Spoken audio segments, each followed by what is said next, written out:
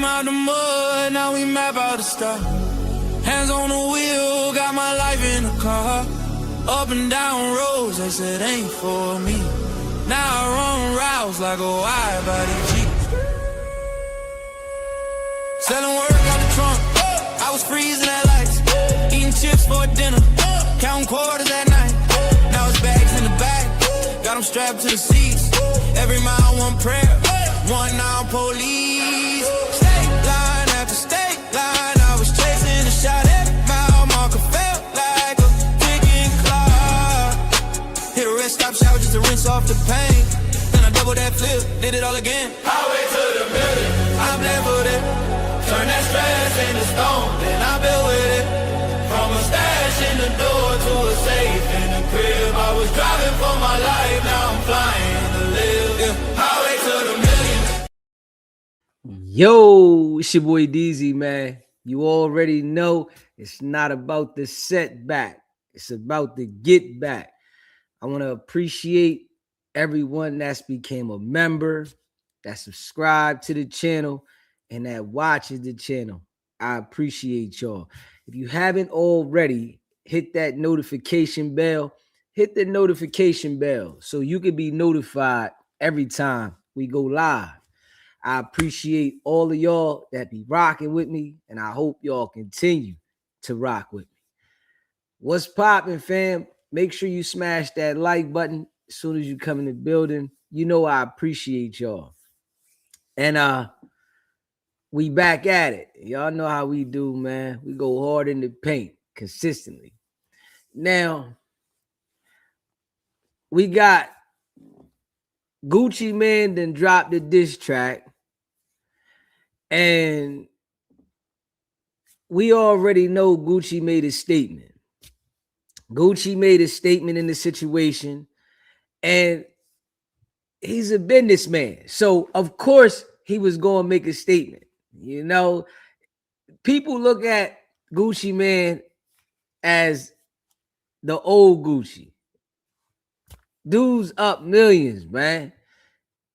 When you up millions of dollars, you up money, period. You don't continue to play the game that you played, that you had to play because of the environment you came up in. You got to elevate mentally. You can't stay in the same type of mind frame or you're never going to grow. It's a lot of people that are on the internet. They might be getting views, right, at the time, but they're never going to grow because they haven't mentally grown. See, in order for you to play the game, longevity, you got to elevate mentally. You got to understand when to let certain things go and when to get away from certain people. It's the only way you're going to elevate in the game of life. Now, in this track that we about to play, right, Gucci Mane basically letting it be known. Pooh Shiesty did what he did, Big 30. They was together. Pooh Shiesty thought he was, you know, sweet and crash dummy. Straight up. Pooh Shiesty is going to get a long time. The sentence they going to give Pooh Shiesty going to be crazy. Straight up. They going to rock him. Big 30 is his first offense. You know, he going to get some time. His lawyer on Vlad talking about the case. Now, you locked up for a serious situation. The last thing you want is your attorney to be doing an interview about it. It's why I tell you, them lawyers don't care about a lot of these people that they represent. It's business. I wouldn't want my attorney to go on Vlad a week after I've been arrested and indicted by the federal government and talk about nothing. And that's a fact. I wouldn't want you going to have a conversation about my case, even if you saying oh, I can't say this, I can't say that. You're not supposed to say anything to anybody about my case that I'm fighting and I just got arrested. Nah, that attorney right there, he looking for attention. He want to be heard. My life on the line. Big 30 should fire him ASAP. And that's just how I feel. There's no way that I would want that as my attorney. Not at all. You know, but Gucci man, we already know that he made a statement as he should. As he should have. You know, as he should have. Smash that like button, hit that subscribe button, man. Share this live. You know, Gucci said, hey, man, they crashed dummies. They crashed out. Listen to this joint. School up. Yeah. What down? Nigga, I hate to see you up. Tell the truth, you went out like a real crash diamond. And after all that, boy, you still signed to me? Wow. I'm like Birdman, and nigga, this my cash money. And your fat ass flunky, he a stone cold junkie. Hold up. Hold up. And you still signed to me. You went out like a crash dummy and you still signed to me. Pooh Shiesty about to get a lot of time in jail, and Gucci man still gonna get paid off his music. Hey, listen, if you don't mentally elevate in the game, you gonna be left behind. You know I got my bread up, I always keep my head up. I thought it was a business meeting, but it was a setup. I walk in the room, you can feel the pressure building.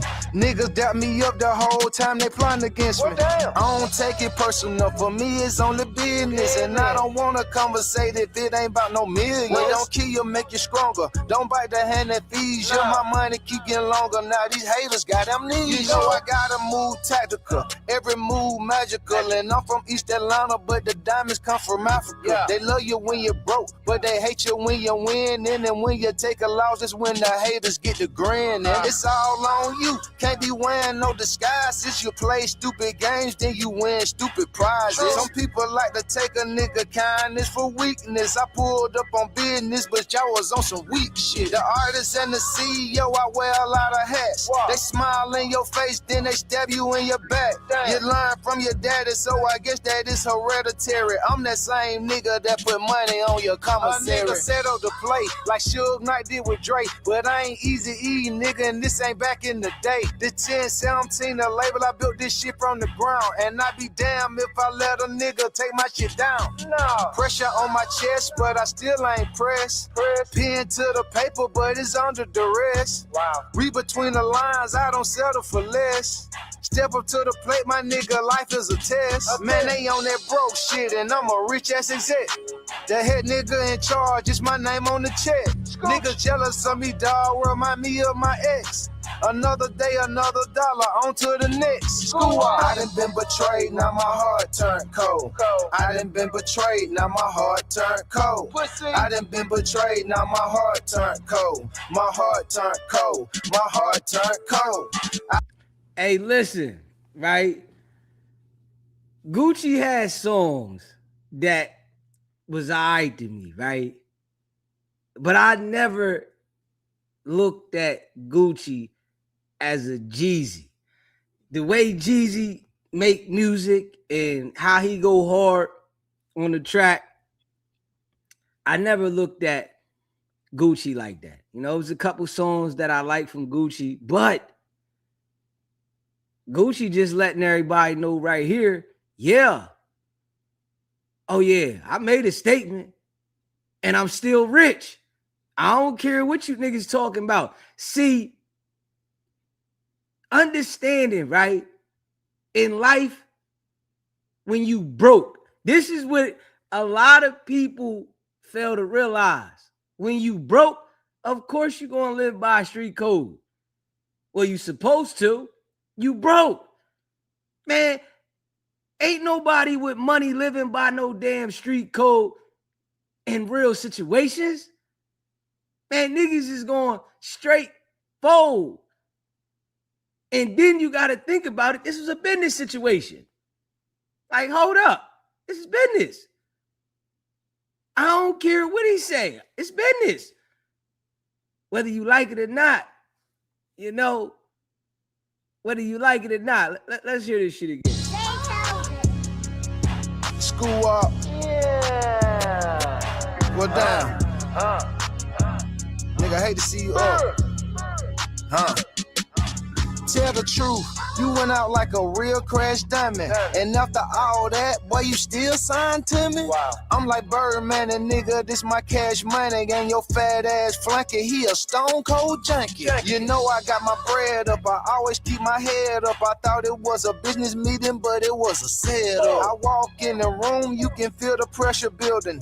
Niggas dap me up the whole time they plotting against me. Damn. I don't take it personal, for me it's only business. And I don't wanna conversate if it ain't about no millions. Don't kill you, make you stronger. Don't bite the hand that feeds you. My money keep getting longer. Now these haters got amnesia. You know I gotta move tactical, every move magical. And I'm from East Atlanta, but the diamonds come from Africa. They love you when you're broke, but they hate you when you win. And then when you take a loss, it's when the haters get the grin. And it's all on you. Can't be wearing no disguises. You play stupid games, then you win stupid prizes. Some people like to take a nigga kindness for weakness. I pulled up on business, but y'all was on some weak shit. The artist and the CEO, I wear a lot of hats. They smile in your face, then they stab you in your back. You learn from your daddy, so I guess that is hereditary. I'm that same nigga that put money on your commissary. A nigga settled the play like Suge Knight did with Drake. But Now, people were saying Gucci Man ain't look out for him while he was locked up. Gucci said he sent him money while he was locked up, man. Gucci said, I put money on his books. I'm the same nigga that put the money on your commissary. So who lying? The people that saying he ain't do nothing? Or Gucci? Yo, I put something on your books. I don't think Gucci would lie about that. I don't think he would say he put something on Pooh Shiesty books and he ain't put nothing on the joint. For what? Yeah, so Pooh Shiesty played himself. Pooh Shiesty played himself, man. Gucci still gonna get paid off his music. And you about to do a bit. Now, like I said before, right? It's a difference between business and something happened and when you in the streets and something happened. If Gucci Man was in the street and he wasn't rich and him and Pooh Shiesty had a situation and he told on that man, that would be different.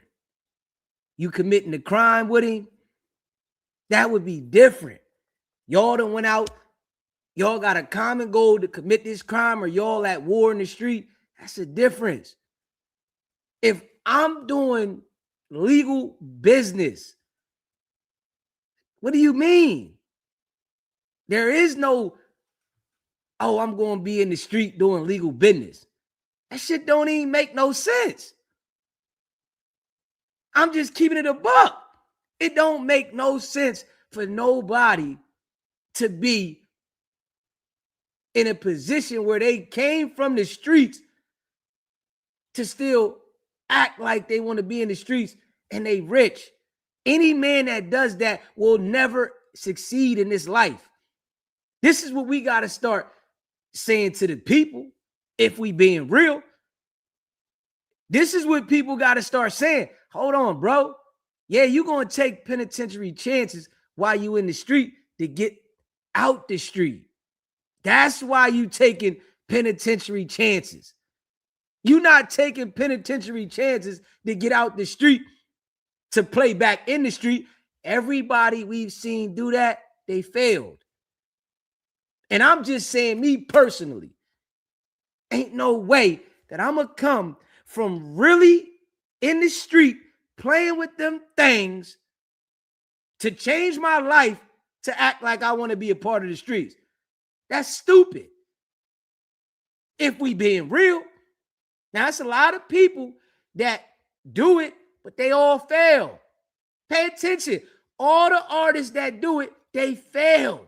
Nigga, you can't succeed playing in no damn street or being rich, acting like you want to be street. See, what's happening, though, with the people that's out there in LA, though, that see Whack, they think Whack is really in the street. They can't even understand that Whack isn't a Paru and he's a 137.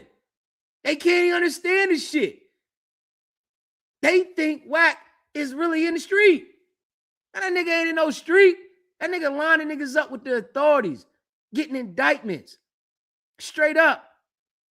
Understanding that you got to separate, man. It come a time when you got to elevate.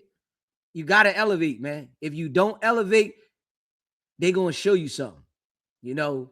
And what I see from Gucci, he's mentally elevated. Hey, bro, y'all want to play around? All right, this is how it's going to go. Now, the diss track, it ain't fire. I ain't going to lie, it ain't fire. He just speaking what happened. He told a story. The story was, y'all play with me, and this what y'all going to get. Now, Gucci already know he made a statement. This diss track right here is verified. This done verified to everybody that Gucci made a statement. That's all it did. And he gonna get paid. So you think about this, right? Niggas was waiting for Gucci to speak out. Gucci spoke out on the track. No matter if a nigga don't like it or not, he gonna get a check for that. He gonna get paid. He's gonna get a bag for this situation regardless. Hey, he gonna get paid from Pooh Shiesty music going up. He gonna get paid from him making music. So let's make it make sense. Who won in this situation? Who won? I'm gonna tell you who lost. Pooh Shiesty, Big 30, and all the homeboys that was with him. See, all the homeboys that was with him, watch when it registers, right? That don't nobody care that Gucci made a statement and niggas is still listening to his music and supporting him, and he's still getting love behind it, but only the small-minded street people is the ones acting like they upset about it, which who cares what you think? The niggas that's sitting in jail about to get some time, they gonna flip. Now they ready to turn evidence. They ready to cooperate with the feds. You understand what I'm saying? Let's just make it make sense. This is what people got to understand. You got to be thinking. You got to be calculating. You got to be strategic out here. If you going to be a criminal, you got to think about what the next step is.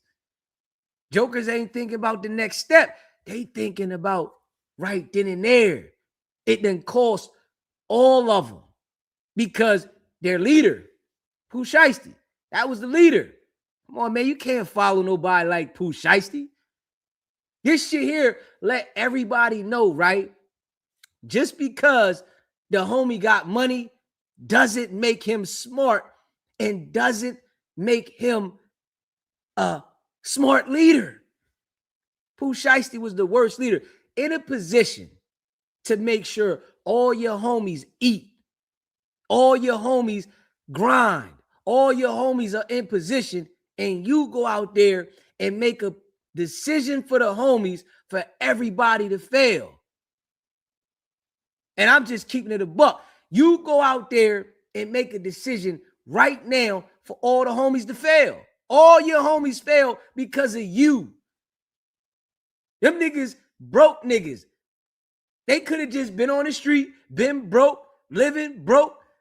Hey, but they would have been free.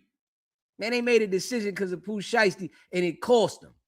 Smash that like button. Let's listen to this joint again. School up. Yeah. Well, down. Nigga, I hate to see you up.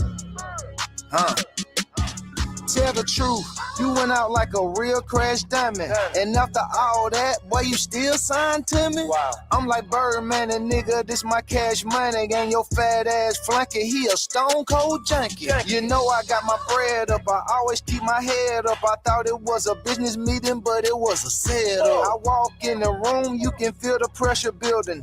Niggas dap me up the whole time they plotting against me. I don't take it personal, for me it's only business. And I don't wanna conversate if it ain't about no millions. Don't kill you, make you stronger. Don't bite the hand that feeds you. My money keep getting longer. Now these haters got amnesia. You know I gotta move tactical, every move magical. And I'm from East Atlanta, but the diamonds come from Africa. They love you when you're broke, but they hate you when you win. And then when you take a loss, it's when the haters get the grin. And it's all on you. Can't be wearing no disguises. You play stupid games, then you win stupid prizes. Some people like to take a nigga kindness for weakness. I pulled up on business, but y'all was on some weak shit. The artist and the CEO, I wear a lot of hats. They smile in your face, then they stab you in your back. You learn from your daddy, so I guess that is hereditary. I'm that same nigga that put money on your commissary. A nigga settle the play like Suge Knight did with Drake, but I ain't easy E, nigga, and this ain't back in the day. The 1017, the label, I built this shit from the ground, and I be damned if I let a nigga take my shit down. No. Pressure on my chest, but I still ain't pressed. Pen to the paper, but it's under duress. Wow. Read between the lines, I don't settle for less. Step up to the plate, my nigga, life is a test. Man, they on that broke shit, and I'm a rich ass exec. The head nigga in charge, it's my name on the check. Niggas jealous of me, dawg, remind me of my ex. Another day, another dollar, on to the next. I done been betrayed, now my heart turned cold. I done been betrayed. Hey, listen, them niggas was on some broke shit. I ain't even gonna hold you. Hey, listen, Gucci always had a awkward flow, but he's still talking that shit. You niggas was on some broke shit. Y'all tried to think y'all was doing something, and all y'all did was play yourself. You still signed, nigga. You still signed. Straight up, you still signed. I don't care what you say. You still signed. I own you, nigga. Now you gotta go sit in the can while I sit around in mansions and live good. You gotta go do your time, homie. Hey, listen. I'm just keeping it a buck. Gucci talking slick. He talking slick. Just because, it ain't the hottest song, he still expressed the way he felt about the situation. Now, it ain't the hottest song. I gotta agree with that. It's not the hottest song, but he's still letting it be known. Listen, man, y'all niggas is goofy. Y'all played yourself. Y'all thought y'all was doing something because y'all set up a business meeting and then y'all gonna rob me. Y'all set up a business meeting to rob me, and who gonna win in the end? Hey, so, y'all let me know in the chat though, man. Do y'all think Gucci was wrong for making a statement at first? If you had a multi-million-dollar business, right, and you was getting paid, making millions, would you still keep it in the street? Let me know that. Put a 1 in the chat if you would have still kept it in the street with a multi-million-dollar business and you came to do a business deal and a nigga robbed you.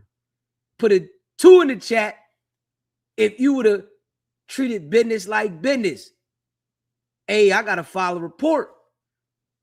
I got to make sure I treat business like business. I'm just keeping it a buck. Yeah, I want to hear that one on some real live shit. Because the worst thing you can do, right, is keep something in the street that ain't meant to be in the street. Yeah, I ain't risking nothing that I worked so hard for nobody. I'm just keeping it a buck. I'm not risking nothing for nobody. I'm not risking nothing for nobody.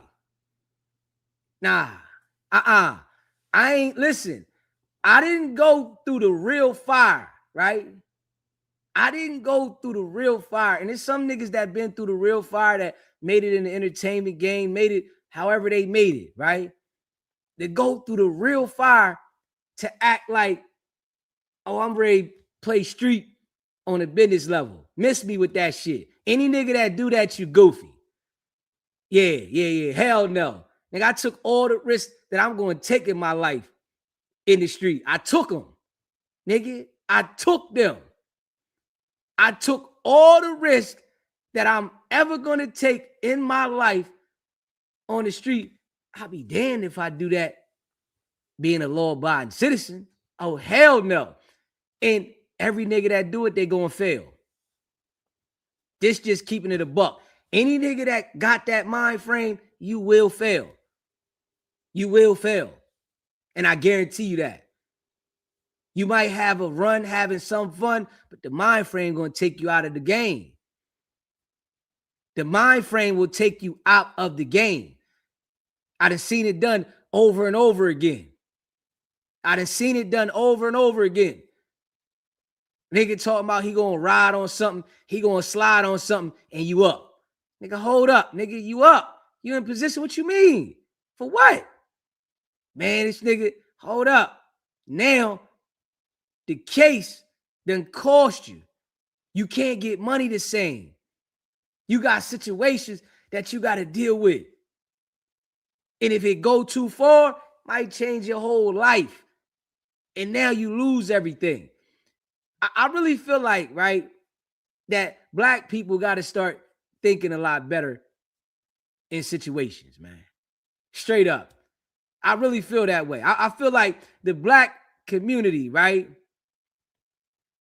don't understand that. Just keeping it a buck. You know, if you haven't already subscribed to the channel, hit that subscribe button, smash the like button, you know, and share the live. Shout out to all y'all that be rocking with the channel, right? Understanding that, you know, it's a lot of people that is stuck in the small-minded frame, right? It's a lot of small-minded individuals. You know, I'm just keeping it real. Nigga, you gotta be stupid to make it out the streets to want to play with the streets. Any nigga thinking like that, you dumb. You stupid. You fight to get out the street, to play with the street. What I look like making it through the street, to act like I want to be in the street. What respect you gonna get? Who you looking for to get the respect from? Nigga, I ain't looking to get no respect from no niggas. Fuck out of here. Think I want respect for some niggas? That's what's wrong with niggas. Niggas is looking for respect from other niggas. Nigga, I don't want you to respect me, nigga. That's the thing. I want you to respect me, nigga. I don't need you to feel like I'm your friend. Like, hold up. Man, this is business. If I'm doing business with you, I'm doing business. That's it, nigga. Fuck out of here, you noodle. Nigga, I'm doing business, nigga. The whole goal to life is to survive. The whole goal to life is to elevate. And you can't elevate if you stuck in a childish mind. It's a lot of childish niggas, right? And one thing, you know, about people, they get to smoking and they get to drinking. Niggas be alcoholics, right? Straight up. The alcohol be giving these niggas real courage. That shit be making niggas crash out. The pills be giving these niggas courage. This why they crash out. Straight up. You hear me? The pills. Niggas be popping pills, drinking, and once they get on, right, they be lost. And I'm just keeping it a buck. You know, and you know I do the late night show, right? So everybody here, it's late nights, niggas that be getting lit.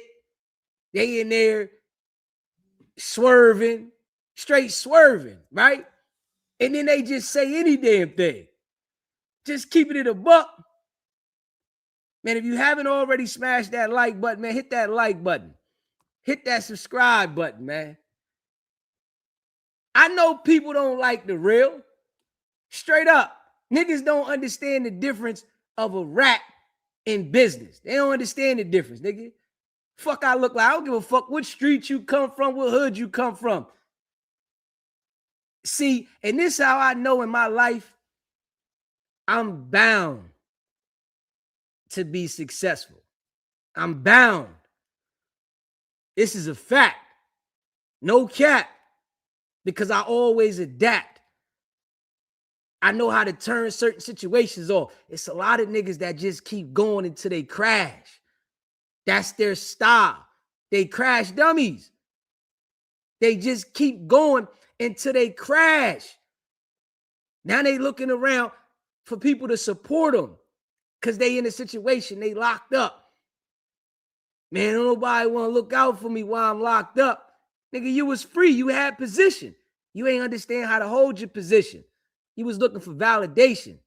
You wanted to be a part of niggas. Straight up. And I'm just being real. Pooh Shiesty made a dumb decision, right? The decision he made was dumb. He made a dumb decision, man. Don't nobody respect the decision Pooh Shiesty made. Any nigga that say they respect the decision Pooh Shiesty made, you's a goofy. That's no cap, nigga. He ain't get to enjoy nothing he did, nigga. Anybody that says Pooh Shiesty made a good decision, you's a goofy. You's a goofy. See, what it is, right? A lot of niggas want to look at people on the internet and they want people to still be gangster. It's only in the black community, right? It's in the black community. Just keeping it a buck. This how the black community think. The black community thinks that you're never supposed to outgrow the streets. Make it make sense. Why does the black people think that you're never, ever supposed to outgrow the street? You're supposed to play with fire the whole existence of your life. And then when something happened to you, everybody supposed to cry and more. My baby. My this, my that. Come on now. Just keeping it a buck. Man, they got 5 people that made statements. Come on, man. They got 5 people that made statements, man. 5 people. 5 people made statements. What do you mean? Where's the evidence? They got 5 people that made statements. Make it make sense. 5 of them. Hey, come on. Hey, hold up. Hey, listen. Man, I've been to trial 5 times. Nigga, you got witnesses testifying against you, and you got 5 of them saying you did the same damn thing. What you think the jury gonna think? Then you got the nigga that's the victim. You think the boy ain't make claims on his jewelry that was taken? Nigga, I'm not taking no $500,000 hit so no niggas in the street can respect me, nigga. Fuck out of here, you noodle. Straight up. I'm not taking no $500,000 hit so a nigga can respect me. Nigga, respect these nuts, nigga. Straight up. Listen to this shit again.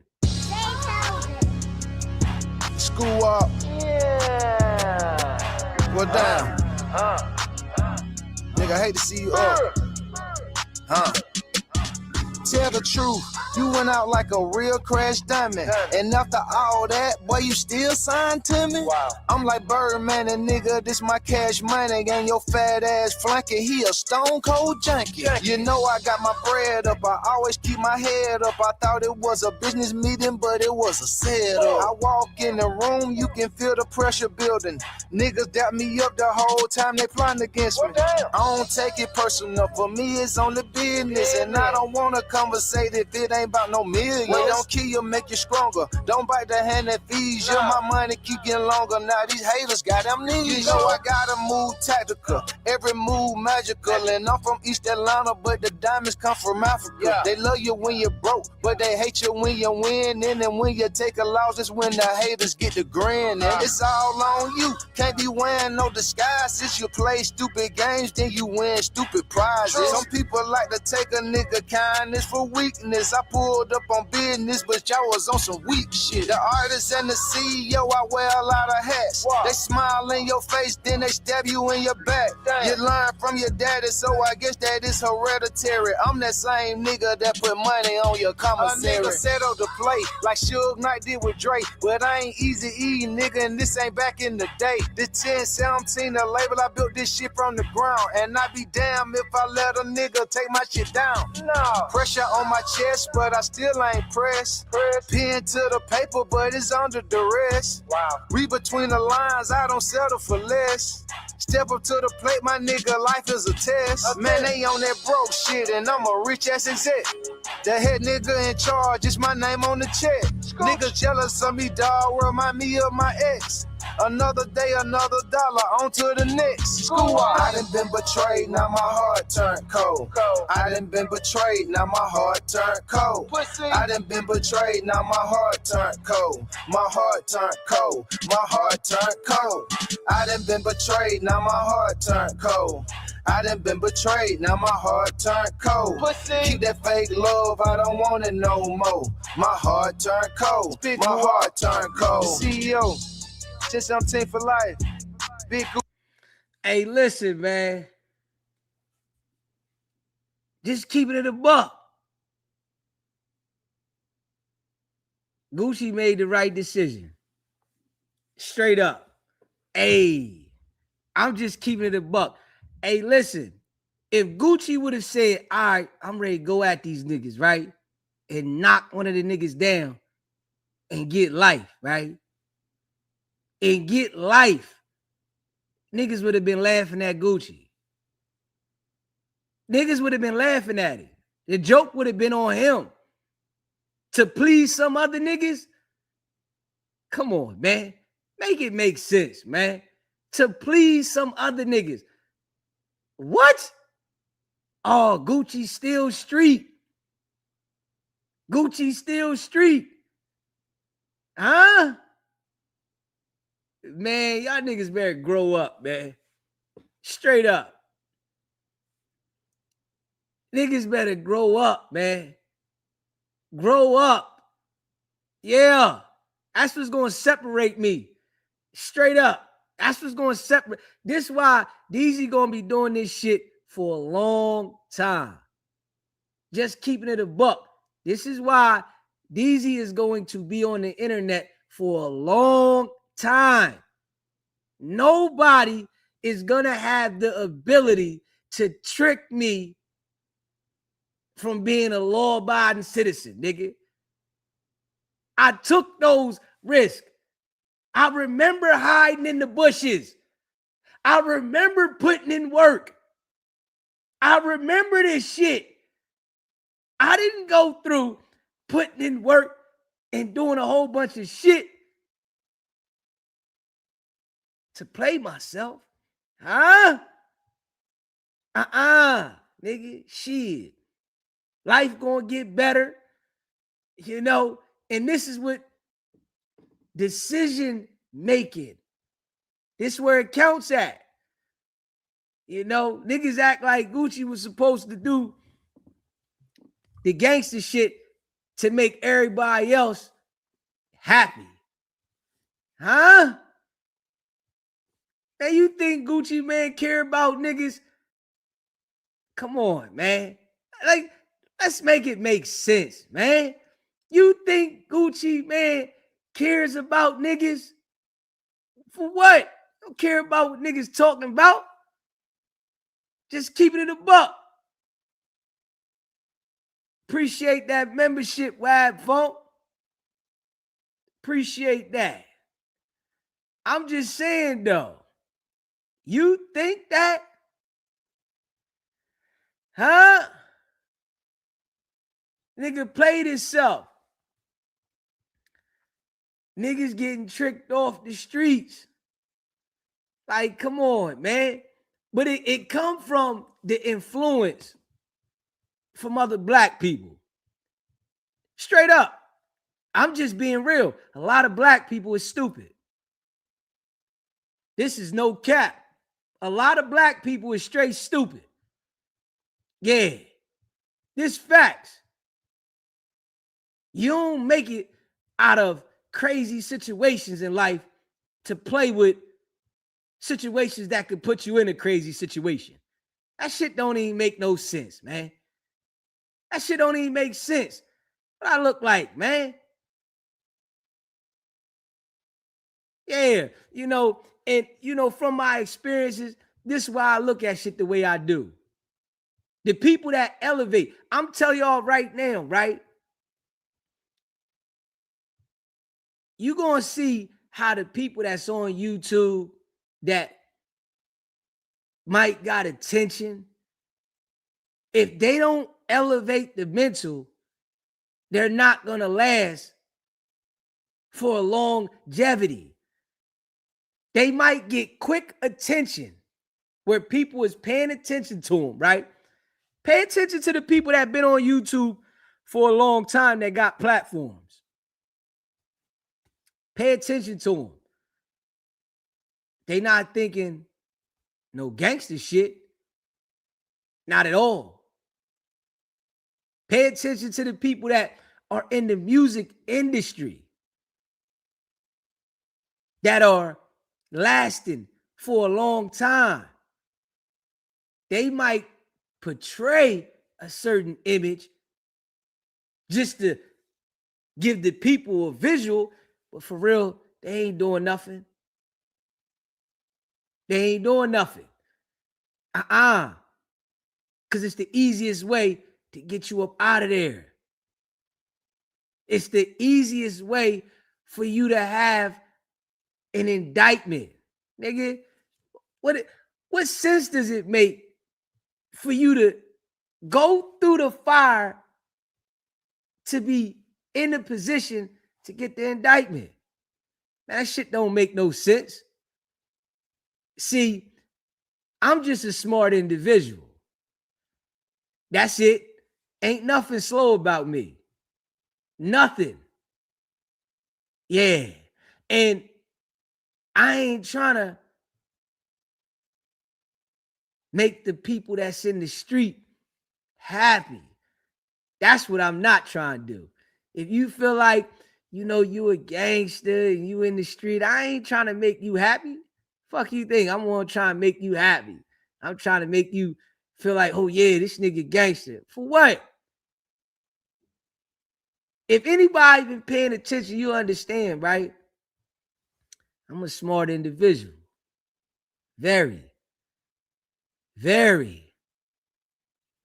I'm a very smart individual. One thing I understand is keep niggas away from you. This is what people got to understand. Black people, keep niggas away from you. Don't let niggas around you. Don't let niggas invade your space because niggas is fufafi.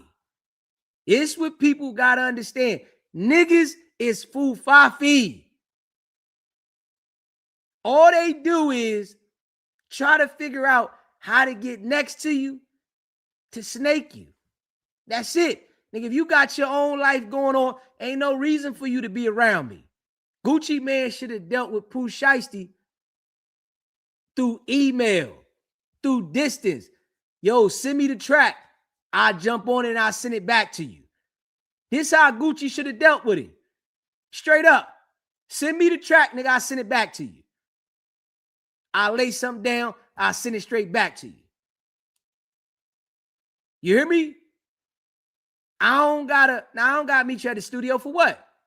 Yeah, go lay your shit down, send it to me, and then I jump on it and I send it back. Everybody know how to do that. That's in the industry. Niggas got Pro Tools. They can put their own shit together, lay it down, send it back. I don't gotta be in the studio with you. Nigga, you got too much going on. Yeah. I don't even need to be around that. That's the mind frame Gucci should have been having. But from this experience, right? You know, because experience is the best teacher. I guarantee you from this experience right here, it's going to make it harder for something like that to happen to him again. Because the nigga going to understand, oh, man, why I got to be around these niggas? These niggas ain't trustworthy. They not trustworthy. And you got to watch niggas. Niggas always coming up with plans. Listen, when you go around niggas, you got to be on the defense. This is just how life is. When you plan to go hang out with some niggas, you got to be on defense. It ain't like going to hang out at a white party. You go to a white party, you can party like a rock star. It's a fact. You go hang out with a bunch of niggas, you got to be on defense. You got to have somebody watching here, somebody watching there. You got to have your homies here. You got to have shit lined up being around niggas. You get around a whole bunch of niggas, they got attitudes. Money fucked up. They can't figure shit out. They want to show that they the hardest nigga in the room. They ain't thinking about, yo, man, let's get into this business. What you got going on? Okay, let's do this. Let's do this with the business. I'll send you an email. We'll get this going. Yeah, we can get this popping and blah, blah, blah. They not thinking like that. You get there, nigga to looking at you. Man, look at the nigga with his chain on. Man, he think he all that. That nigga think he like that. Yeah. Soon as the nigga get a cup of that, you know, liquid courage up in him, now, first thing he ready to do, man, listen, I'm ready to go at this nigga. Yeah, I'm going at him. Fuck it. Man, you gotta watch your own people, nigga. Straight up. Your own people, they ain't trustworthy, you know? And I'm gonna tell you, right? Just keeping it a buck. I'm gonna just keep this a buck. If the situation where Pooh Shiesty tried to do what he did, if Gucci man was to pop one of them niggas, oh, you better know Pooh Shiesty homie. Now let's just say the scenario straight like this, right? And I'm just gonna keep it a buck. If Pooh Shiesty doing what he did, right? And Gucci man would have pulled the blicky on him and wigged Pooh Shiesty, left him in there with his taco meat on the ground and wigged him, Pooh Shiesty homies would have told. Man, he knocked Pooh Shiesty off. What happened? See, this is what people don't pay attention and don't understand. This is what they do not understand. Niggas be popping it. As soon as somebody get knocked off, oh, the scenario changed now. Now, oh man, why he do that? Pooh, he ain't deserve that. He was a good nigga. You know, that's the first thing niggas start saying. Yo, he was a good dude. He ain't deserve that. So if Gucci man would have wigged Pooh Shiesty right there, left him on the floor, the other 8 niggas, they would have made a statement. Because they wouldn't have left him there. Pooh Shiesty would have been on the ground with his taco meat everywhere, and Gucci man and his peoples rolled out. When the people came, and Big 30 and them was in there waiting for the coroner or somebody to come, they would have told, man, what happened? Man, we had a meeting with Guwap.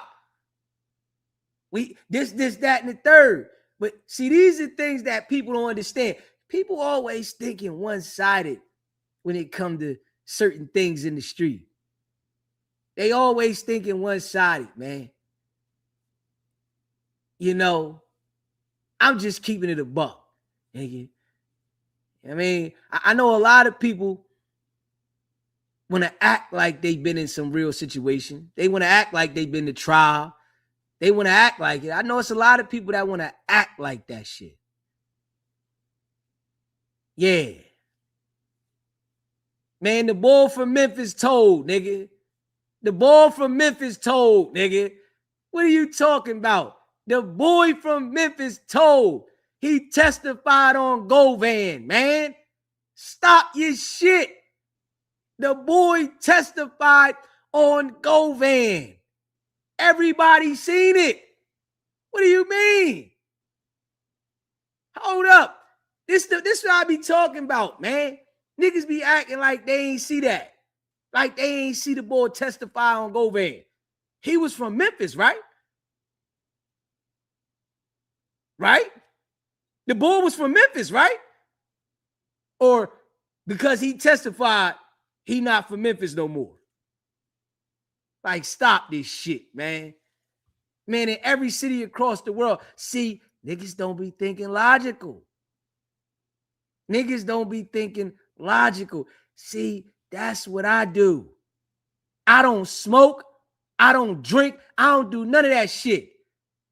I don't do none of that shit. You catch me in that mode, then a nigga might say, yeah, Easy talking crazy. Nigga just be talking all over the place then. A lot of them jokers that be, podcasting, that be on there lit, niggas be high as a kite talking. Straight up. I don't smoke, I don't drink, nigga. Just keeping it a buck. But in this situation, Gucci man, he came out on top. Them niggas lost. And one other thing that I noticed about the black people, right? Black people want to see other black people fail. Straight up. If you got a pass in the street, you never supposed to correct your past in the black people's mind. You supposed to crash.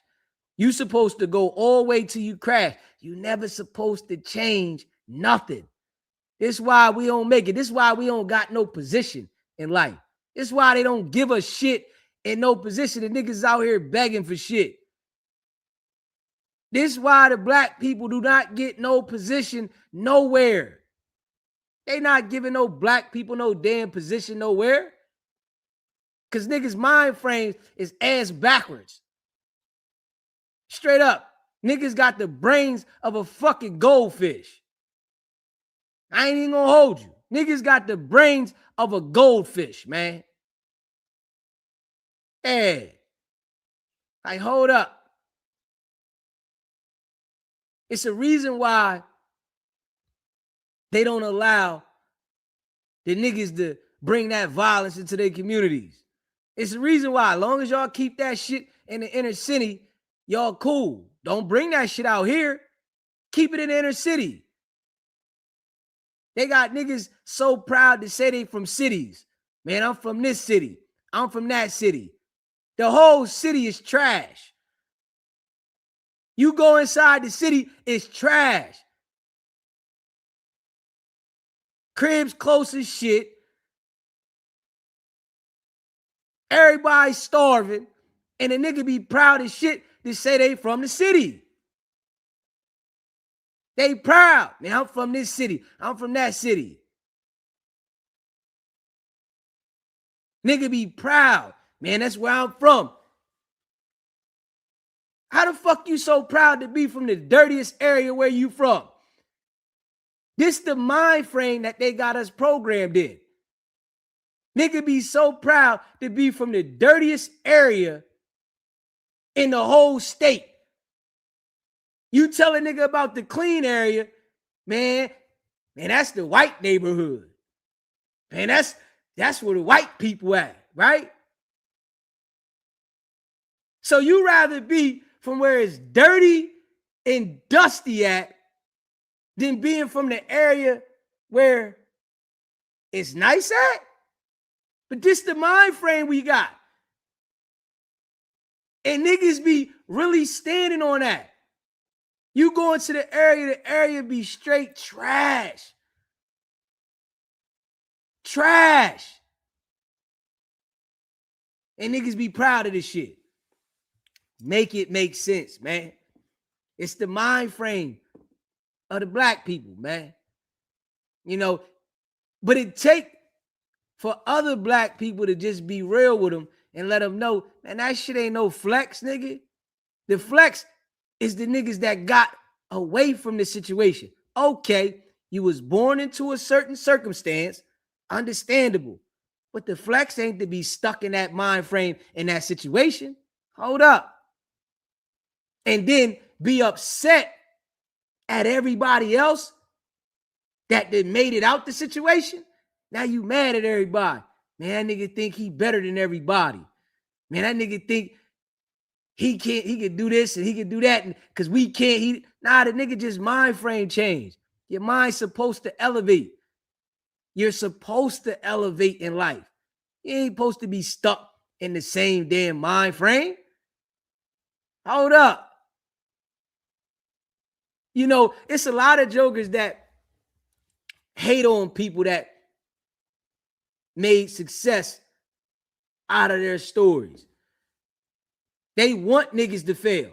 This is what niggas want. It's other black people that want other black people to fail because they made it out of the struggle and they made success out of the struggle. They want them to fail. They don't want to see a nigga up.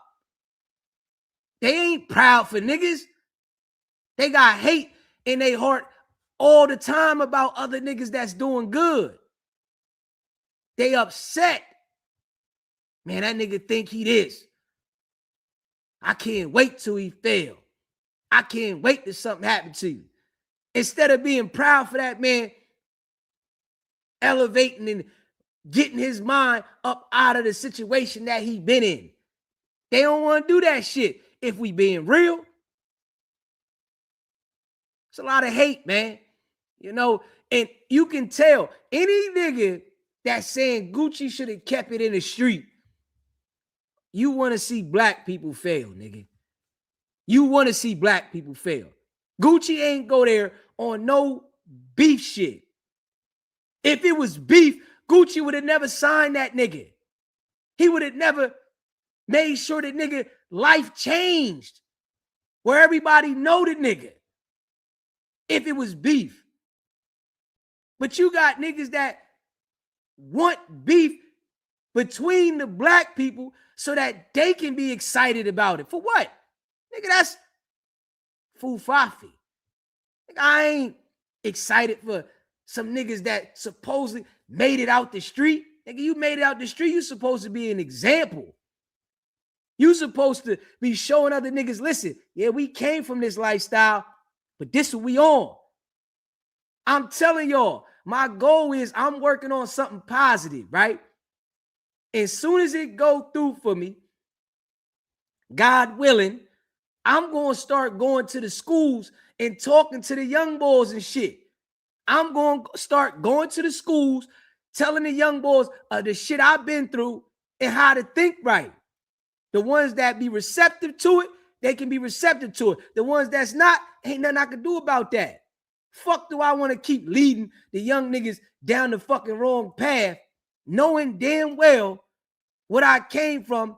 Nigga, I done had many trips praying that I make it to my destination, nigga. Why would I want the young boys not to have the courage to move in a different direction, though? On some real shit. But this is where other black people mind frame be on, because they be smoking, they be drinking, they can't think right. They can't think right. Straight up. Just keeping it a buck. Smash that like button and hit that subscribe button. They can't think right, man. It's how niggas think. Mind gone. You supposed to be enlightening niggas. If you made it out the struggle, right? If you really was in a struggle like that and you made it out the struggle, You supposed to be enlightening, nigga. You supposed to be having a different tune. Yo, man, this shit right here, that shit corny. You got niggas that's in their 50s, 40s out there saying Gucci should have kept it in the street. Nigga, you goofy. Straight up. You a certified goof troop. Old as you is, you saying the nigga should have kept it in the street? For what? So he can lose? That shit don't make no damn sense, nigga. It don't even make no sense. Nigga, 40, 50 years old saying this nigga should have kept it in the street. Nigga, the fuck I look like 50 years old trying to be in the streets? That shit don't even make sense. 50 years old and you in the street? Like, come on, bro. And then you made it out the streets to play with the streets? When you see rappers like Boosie and shit like that, and you niggas is too old for that shit, bro. Niggas is too old. See, what it is, right? And I'm going to just keep it a buck. Them niggas is trying to sell an image so that they can be accepted, nigga. That's all they doing. The rappers that are playing this street image, they want to be accepted, nigga. They want to be accepted. Hold up. They want to keep the agenda going for us to fail. They don't want to tell us the real shit. When they get in court, when they got a case, what these niggas do? I'm going to leave it in God's hands. God willing, please, Lord. You know, my God. Oh, my God. Yes, I got a good God. I got the best God, right? I got the God of a God, right? Then, after they get through the situation, man, we on that gangster shit over here. If they make it through the situation, we on that gangster shit. We gangsters around here. This what gangsters do, right? They want to encourage you to be gangsters, but they was sitting there praying the whole time, my God. Nigga ready to go to church. You hear me? Nigga ready to go to church. He want to touch the spirit. He want the spirit to hit him now. Man, this is why I be saying the shit I say. See, one thing people gonna understand about me, right, is I'm gonna keep it a buck. You hear me? I'm gonna keep it a buck. That's one thing people gonna understand. I'm not gonna be like no other YouTuber. I'm gonna be me. I'm valuing that I made it through the streets. And I don't care what no niggas say. I value that I made it through the streets. I ain't make it to the streets to make no street niggas happy. You got to be kidding me. The whole time I was in the streets, I hated the streets. I was just good at the shit. Nigga, I hated the streets. I just was good at the shit. That's all. I just knew how to hustle. I just had a different hustle than niggas. My grind was different. I call a nigga up right now and tell you, nigga, I used to be outside. I sleep in the car. I'm out on the motherfucking block. Niggas is going to work, nigga. Straight up. Just keeping it a buck. Nigga, I'll feed the block and still be on that motherfucker. I just got a different type of hustle. Just a different type of hustle. This is why I grind so hard on this shit. Because I see the future in this shit for me. Just keeping it a buck. I see the future in this shit for me. Just keep grinding, nigga. You gonna pull it out. Keep grinding. No matter what nobody say. We gonna see what niggas is doing on here 5, 10 years from now. This the type of shit I'm on. You hear me? Just keeping it a buck. Straight up. We gonna see where niggas is at on this shit 5, 10 years from now. I don't give a fuck what a nigga talking about right now. My goal is to be rocking this shit 5-10 years from now. Getting it. It's my goal. And I ain't got no problem with putting that work in right now. I ain't looking for no validation for no niggas. At all. That's one thing I ain't looking for. Because I did the streets. The streets know me. I ain't looking for nobody to validate me, accept me. Yo, you supposed to be this, you supposed to be a street nigga. Nigga, I don't want your validation. Nigga, that shit don't pay this motherfucking mortgage. You validate my street credibility, don't pay my motherfucking mortgage, nigga. Fuck wrong with you? Motherfucking mortgage come every month. Nigga validating some niggas in the street. That shit don't get my mortgage paid, nigga. Fuck out of here. That shit don't let me do what the fuck I want to do. Some niggas validate me in the fucking street. Some niggas. Fuck out of here that I know I ain't gonna ever let you come in my motherfucking house. Nigga, you'll never have the ability to step foot in my house. Fuck, I look like having some validation from them niggas. And I live like a fucking king. That shit don't even make sense. This is what niggas gotta understand. I understand when you are a product of your environment and you trying to get out of that. I understand that.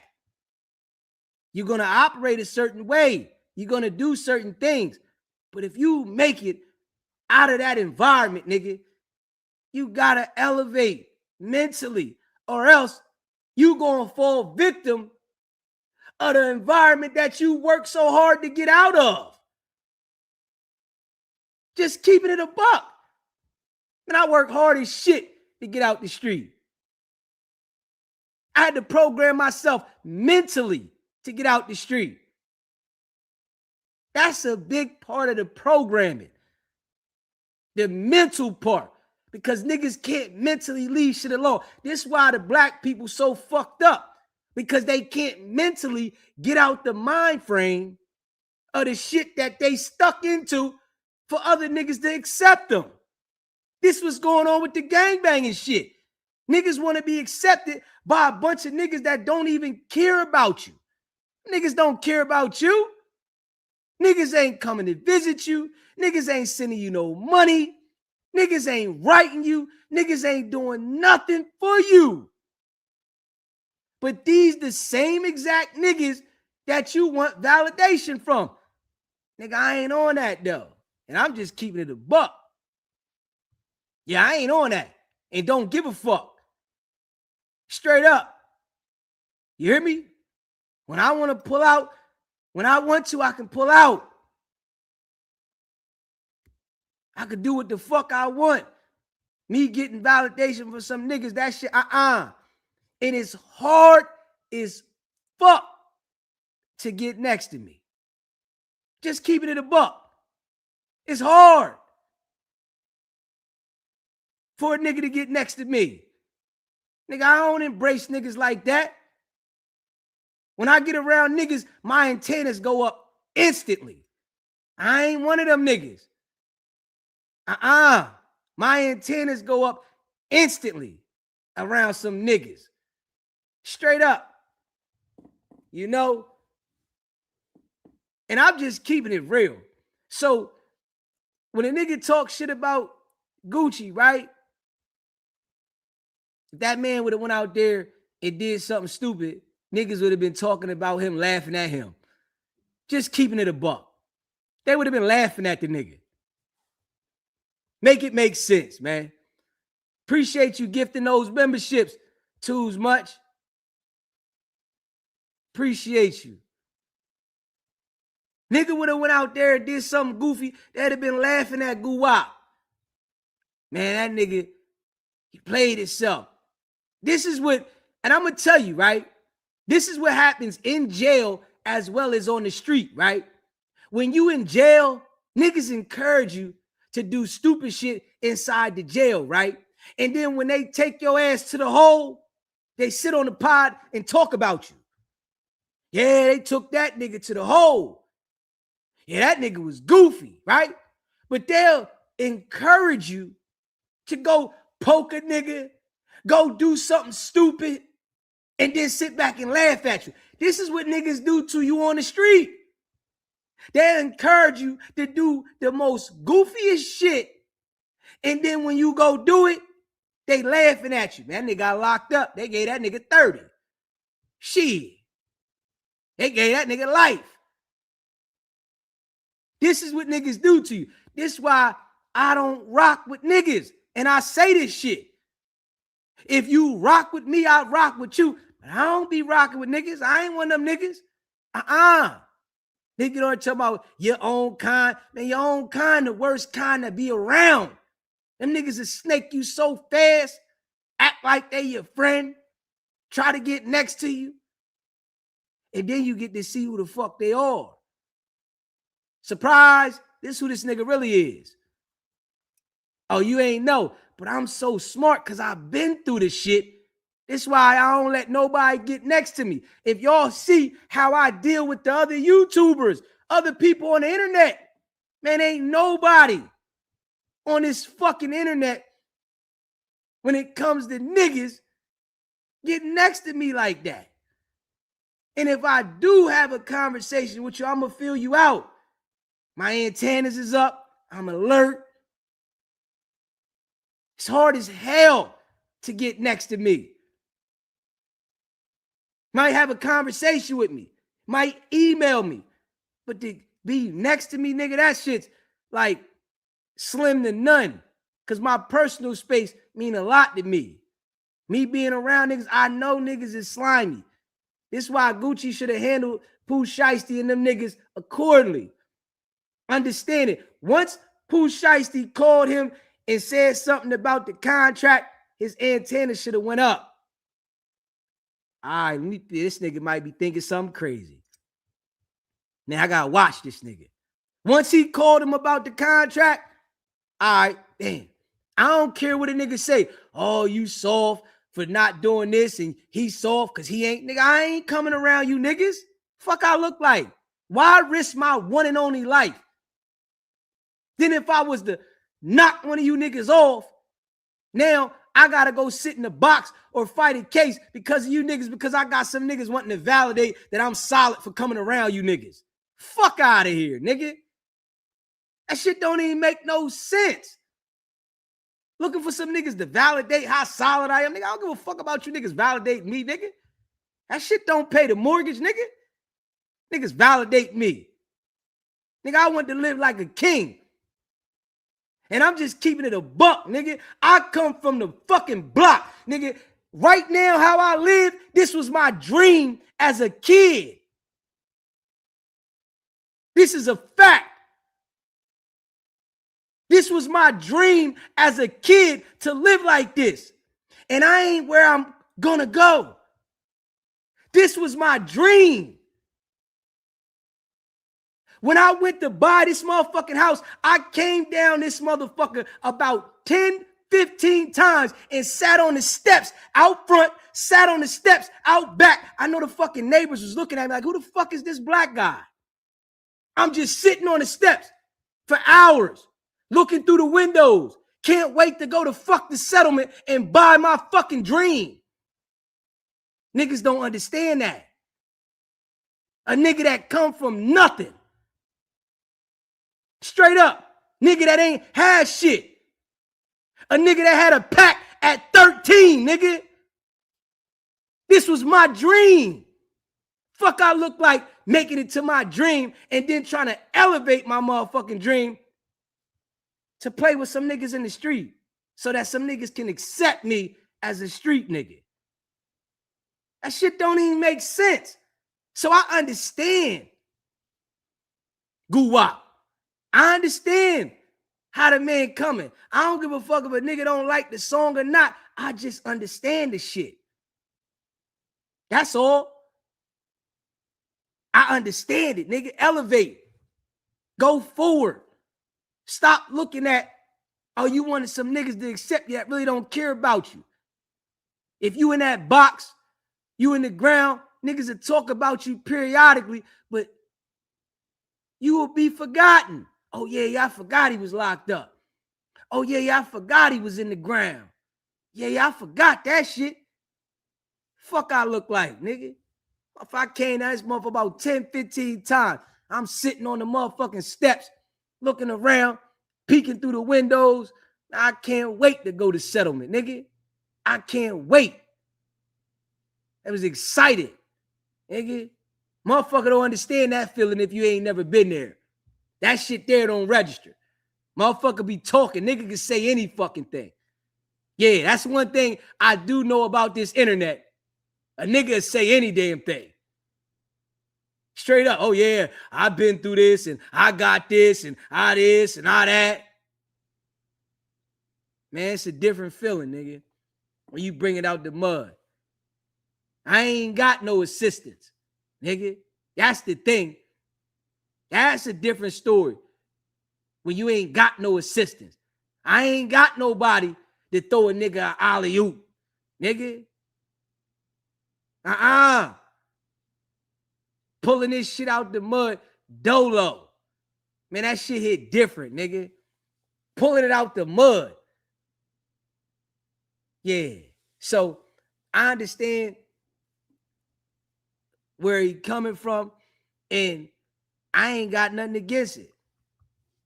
Yeah, he did what he's supposed to do. My street days is over. Yeah, I did the streets.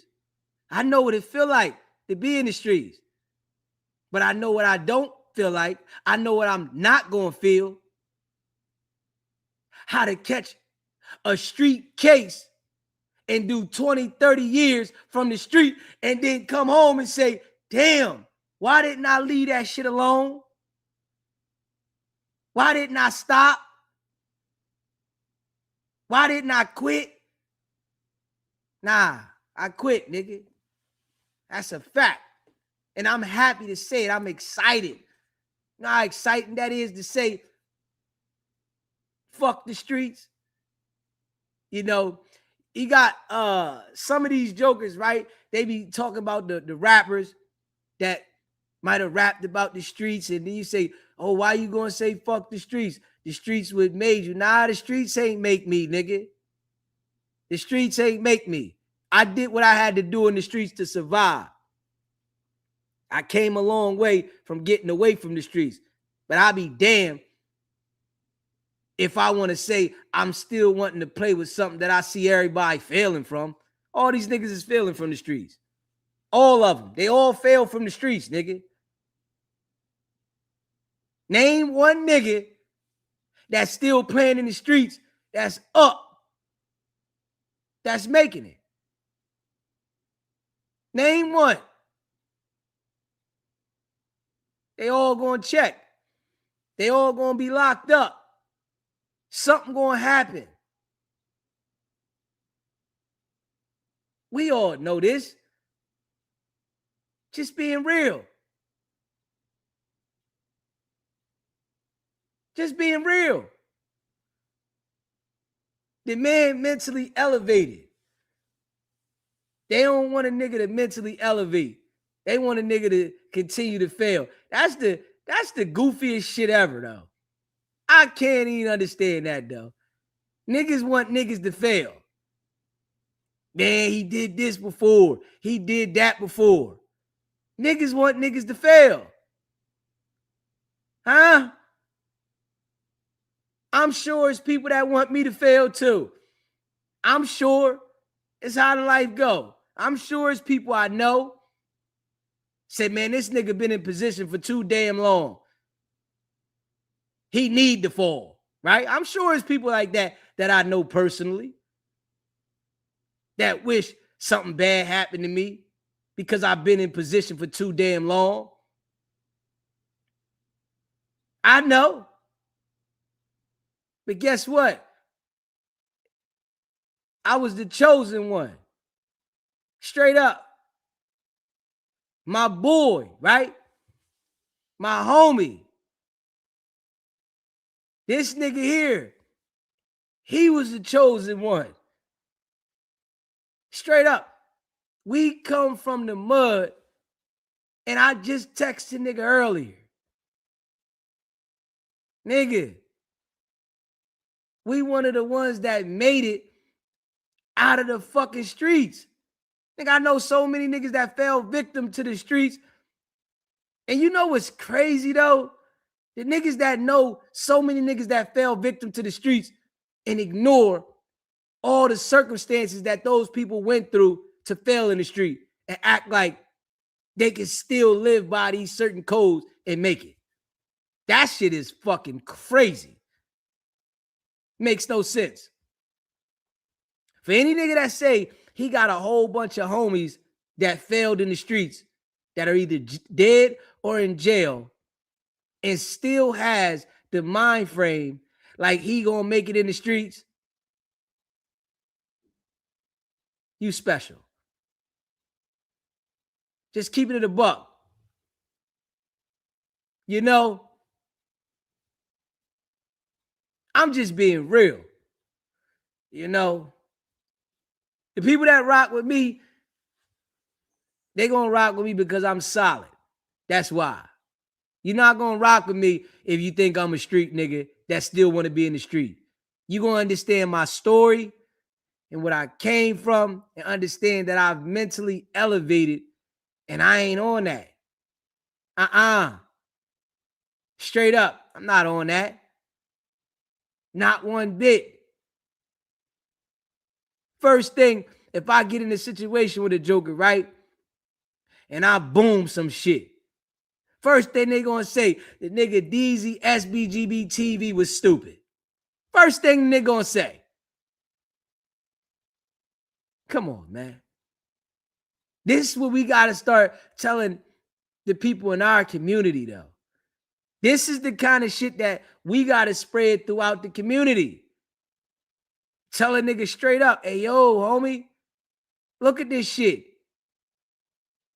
Like, I'm just gonna be real with this. Niggas be talking that shit, right?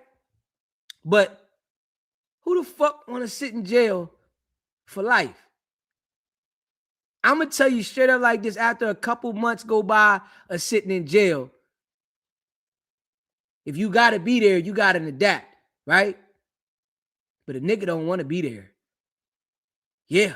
If you gotta be there, you gotta adapt. A nigga don't wanna be there. Fuck type time niggas on not paying attention and making better decisions. Huh? Just being real. So, you know, with the situation with Gucci, Pooh Shiesty and them played theyself. They played theyself.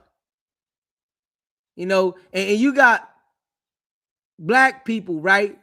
Thinking that because of what they say, this shit ain't gonna go like this every time. Come on, man. Can we be real? What situation that went public like this that the police didn't get involved and it just went away? So I guess niggas want to ignore the business part of it, and they want to act like a situation like this going public is just supposed to go away.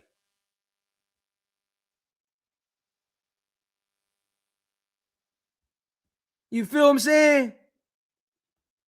That shit don't even make no sense.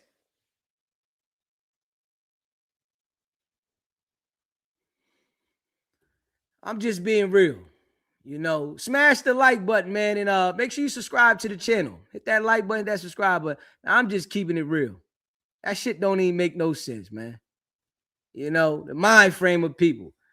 Yeah, you got small-minded people that act like the boy was supposed to crash out with him. Like Gucci was supposed to start chasing them around to get at them. Like Gucci was supposed to start sending people at them. At this level in life. Man, that shit don't even make sense. Black people, you ignorant. Anybody thinking like that, you ignorant, man. You straight ignorant. Ignorant. Ignorant. You know, you got, see, and I'm seeing this, right? This is what they got us black people promoting to each other. They got us promoting this shit. They literally got black people promoting that you should motherfucking keep this all way in the street if it's business. How they gonna allow us to run anything? This why we can't run nothing. This why all the other cultures got all the major businesses, and then the black people got to run to them to do the business. This why? Because of the mind frame. They don't know how to separate business from street shit. They don't know how to separate it. They want to mix the shit. So, of course, they're not going to ever allow us to get no position. Black people is never going to have a position to brag about where people can see, oh, you really running something. Nah. You only get to run what they allow you to run because of our mind frame as a whole is lost. We can't understand that it's a failure mission. The mission will never get accomplished that way. So they're never going to allow us. But then when you think about it and you be real, majority of the people are suffering. So they want other people to suffer as well. They don't want people to elevate. Straight up. They want everybody else to suffer. They don't want people to elevate. Crabs in the barrel. A lot of black people looking at it like, man, I ain't in that position. Shit, let him crash out so I can feel better. Nah, negative. You know, yeah. So for a fact, I already know. I'm saying, and the people that rock with me, remember me saying this shit. Remember what I'm saying. Remember what I am saying. I'm telling you this shit way ahead of time. A lot of these jokers that y'all watch on YouTube that, you know, go to No Jumper, the guys that they watch up there and shit, a lot of them jokers, y'all going, we don't know how the story going to end for them, right? But I guarantee you the story going to end funny because of the mind frame. You have to elevate mentally. You got to change the mindset in order for you to continue to grow. You get stuck in the same mindset, you will fail. It's a guarantee. It's a guarantee. Just keeping it a buck.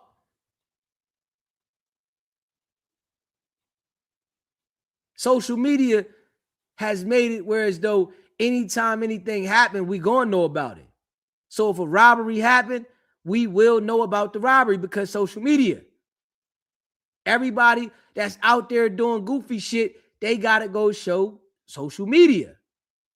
They gotta show it. So we're always gonna know about the shit.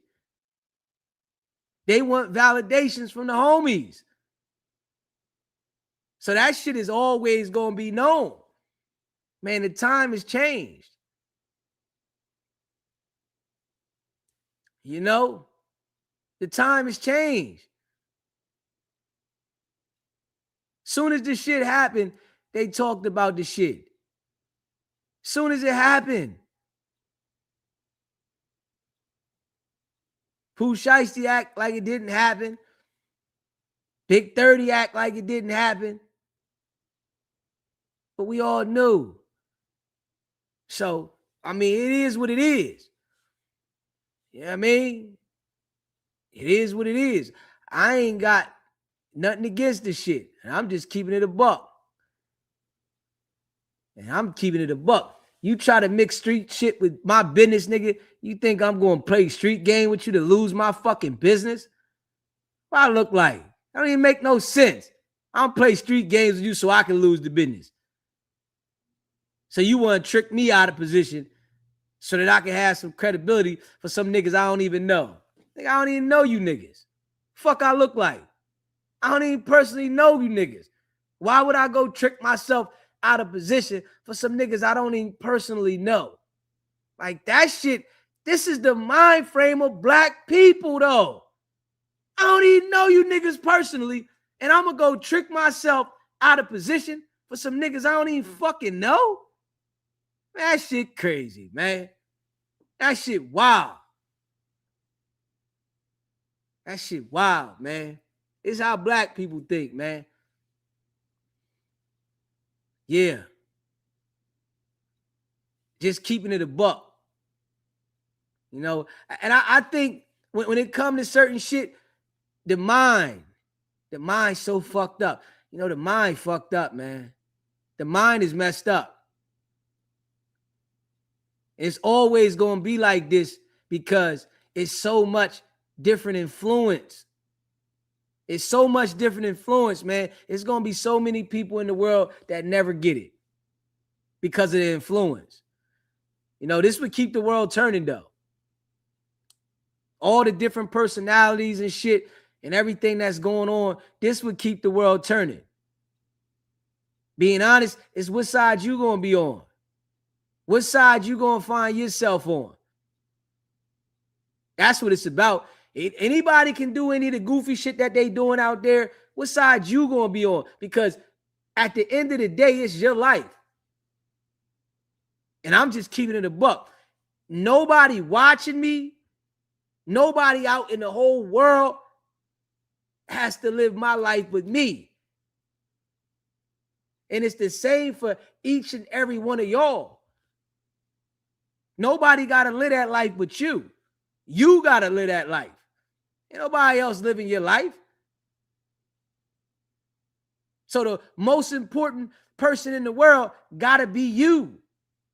Got to be you. The most important person in the world is you and how things operate for you. It ain't how somebody perceives you, because everybody going to have a different opinion. Everybody going to feel different. But as long as you all right with you, that's where it start at. That's where it count at. You know? Pooh Shiesty played himself. That's what he get. That's what he get. I ain't even gonna hold you. That's what he get. Nigga, you ain't playing that right. You don't call a nigga for a business meeting. Nigga, you got Pooh Shiesty got the brain of a goldfish. I ain't even gonna hold you. Pooh Shiesty got the brain of a goldfish. That's what he got. The brain of a fucking goldfish. If that was your plan and you went about it that way, you got the mind of a goldfish. Like, come on, bro. You serious? Come on, man. Niggas is acting like that shit made sense. But what it is, like I say, niggas want to see other niggas fail. Yeah. That's one thing, you know, just being real. Anybody watching me, y'all gonna see. Anybody that rock with DZ and subscribe to the channel, y'all gonna see. Nigga, I'm not like none of these niggas. I don't care what nobody say. Straight up. I don't give a fuck how many people watch the live. I don't give a fuck how big I get fucking with the internet. No. Not crashing out no motherfucker to be accepted me. Nigga, shit. I'm always the type of hustler that's going to find my way. So I'm going to figure it out either way. I'm going to find my way, figure it out. I'm going to grind through this shit the best way I know. Nah. You know, shit. I'm a hustler. You know, some of these niggas don't got to hustle in them, though. So they got to crash out. They don't got no hustle. I can hustle at anything I do. Give a fuck what it is. I'm a hustler. I can hustle anything I do. That's just my grind. You know, and I feel like anybody has the ability to do the shit. But some niggas, they just don't got the patience. They don't got the attention span. because a lot of people want instant gratification. They want this shit instantly. Man, I need mine right now. It ain't always come like that, you know, at all. Just being real, you know, it ain't gonna always come like that. Pooh really thought he could pull this BS and get away with it in front of white executives. Definitely not happening. Not all. Not at all. Like, play this stuff. You know, like, play this stuff. And I'm telling y'all right now, man, that judge gonna rock Pooh. All these bloggers out here acting like Pooh Shiesty gonna get off. They gonna rock that boy. They gotta make an example out of him. You was on home confinement. You had the ankle monitor. They gotta rock him. They have to rock him to set an example. How you gonna play with us? Hold up. They gotta rock him. Don't lay him down for this. And then you do the same exact thing that you in there for. Same exact thing. He didn't even change the crime. He did the same damn thing. Shit crazy. And for niggas in the chat talking dumb, shit, you must be broke niggas. That's a fact. Universal Music Group, Epic Records, Capitol Records ain't handling business in the streets. And they the biggest gangsters. That's a fact. Labels in position. And you got niggas that ain't smart. This shit going down in history, right? And I'm going to tell y'all, right? It's a lot of controversy about this shit going on right now. But I guarantee you, later on, everybody going to say Pooh Shiesty was stupid. I'm willing to bet that.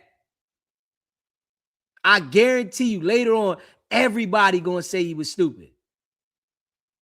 Then why Pooh Shiesty do that? Nigga, hold up. Nigga, what sense did it make? You still signed to the nigga. And you locked up. They say Pooh Shiesty music went up. Gucci eating. Pooh Shiesty, whatever bag he gonna get, nigga, you can't go buy no cars. You got lawyer money. You do got that. Now you gotta take care of your family and let them tell you, yeah, you did the right thing while you give your money to them. Man, that shit don't even make no sense.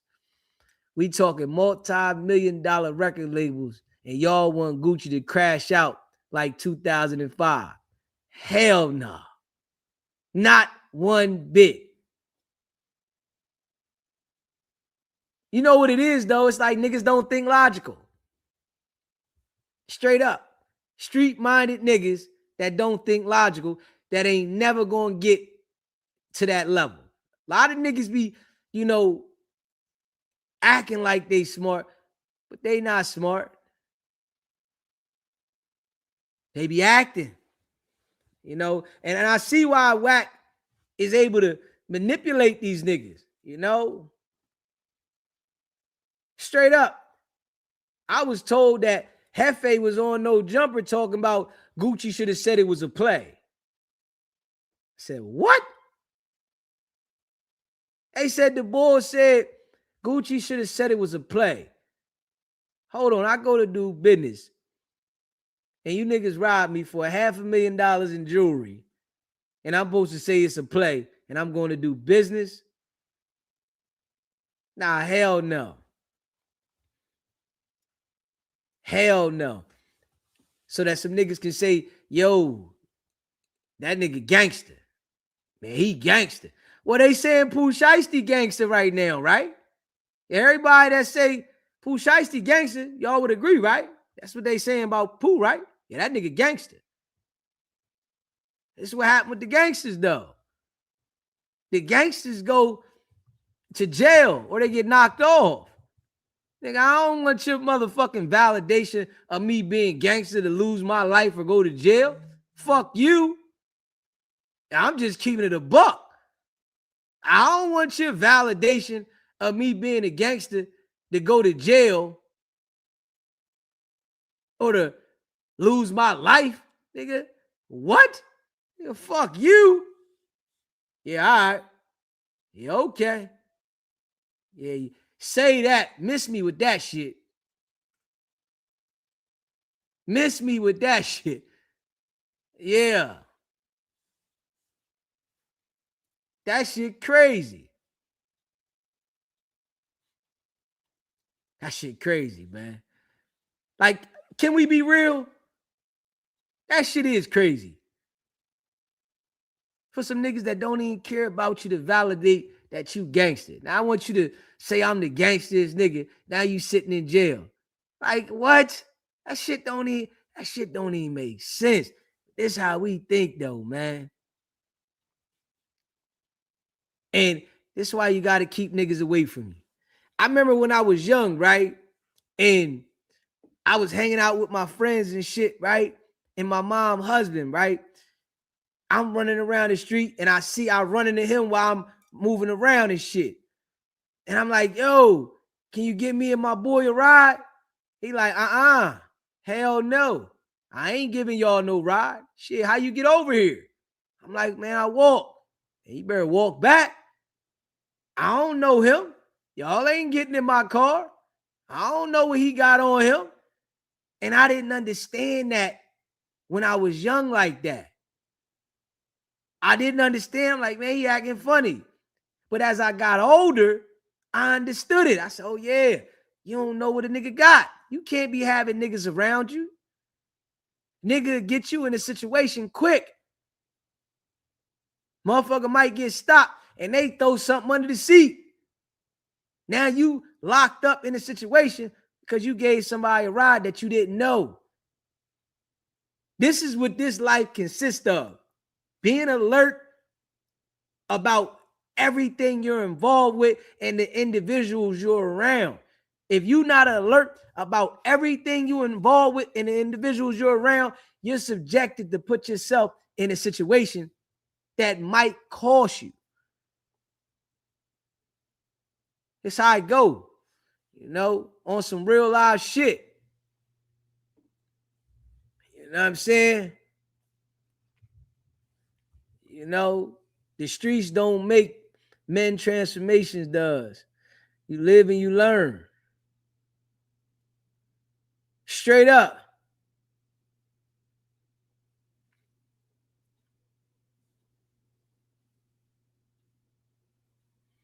And we just being real.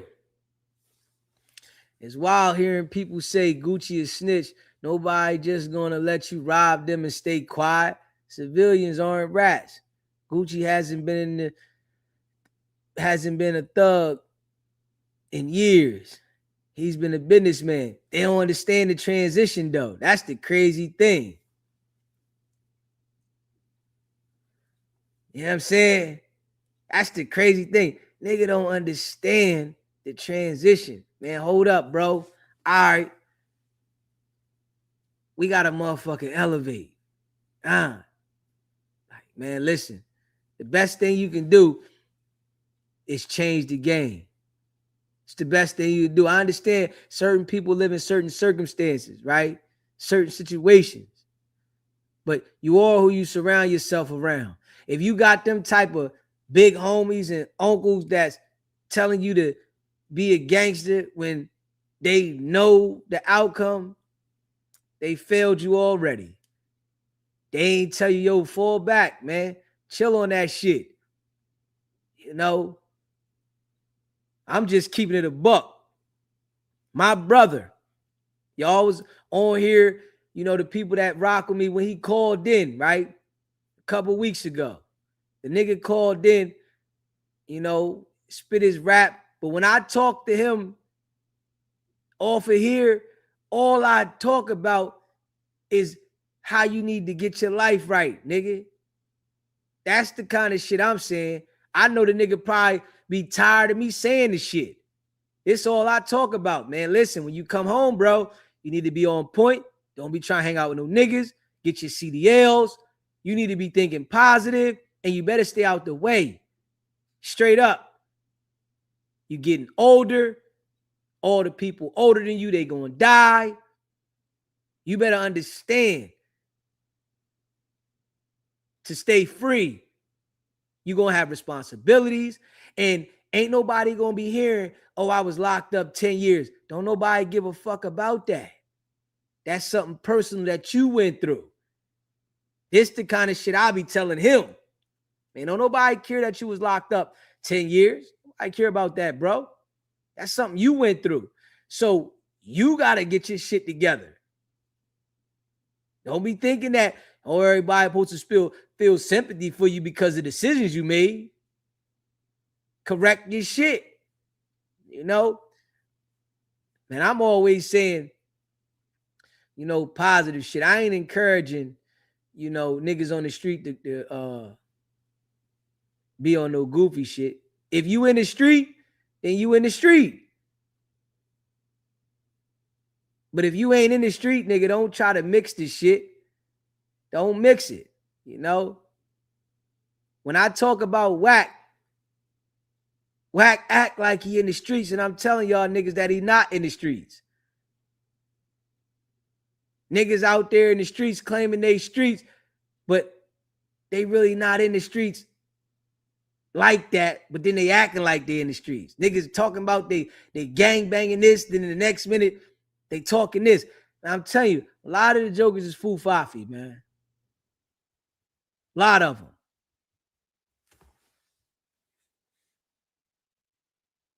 Straight up. A lot of them. Smash the like button, hit that subscribe button, man. You know. Man, I appreciate everybody that be rocking with me. You know, that subscribe to the channel. You know, hit that like button. You know, the people that rock with me, man, y'all know I'm like solid as they come, right? And one thing about me, I can always sense people that be foo-fafi. I can always sense them. I'm very good at this shit.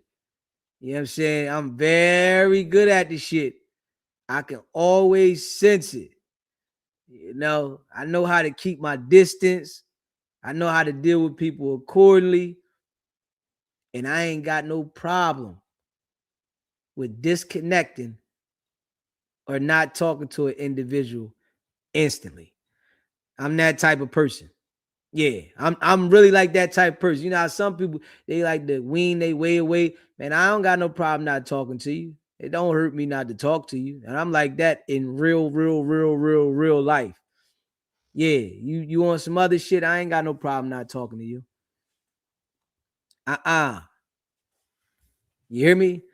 Damo. What's popping? I wasn't feeling Gucci's song. It seems like he didn't write it.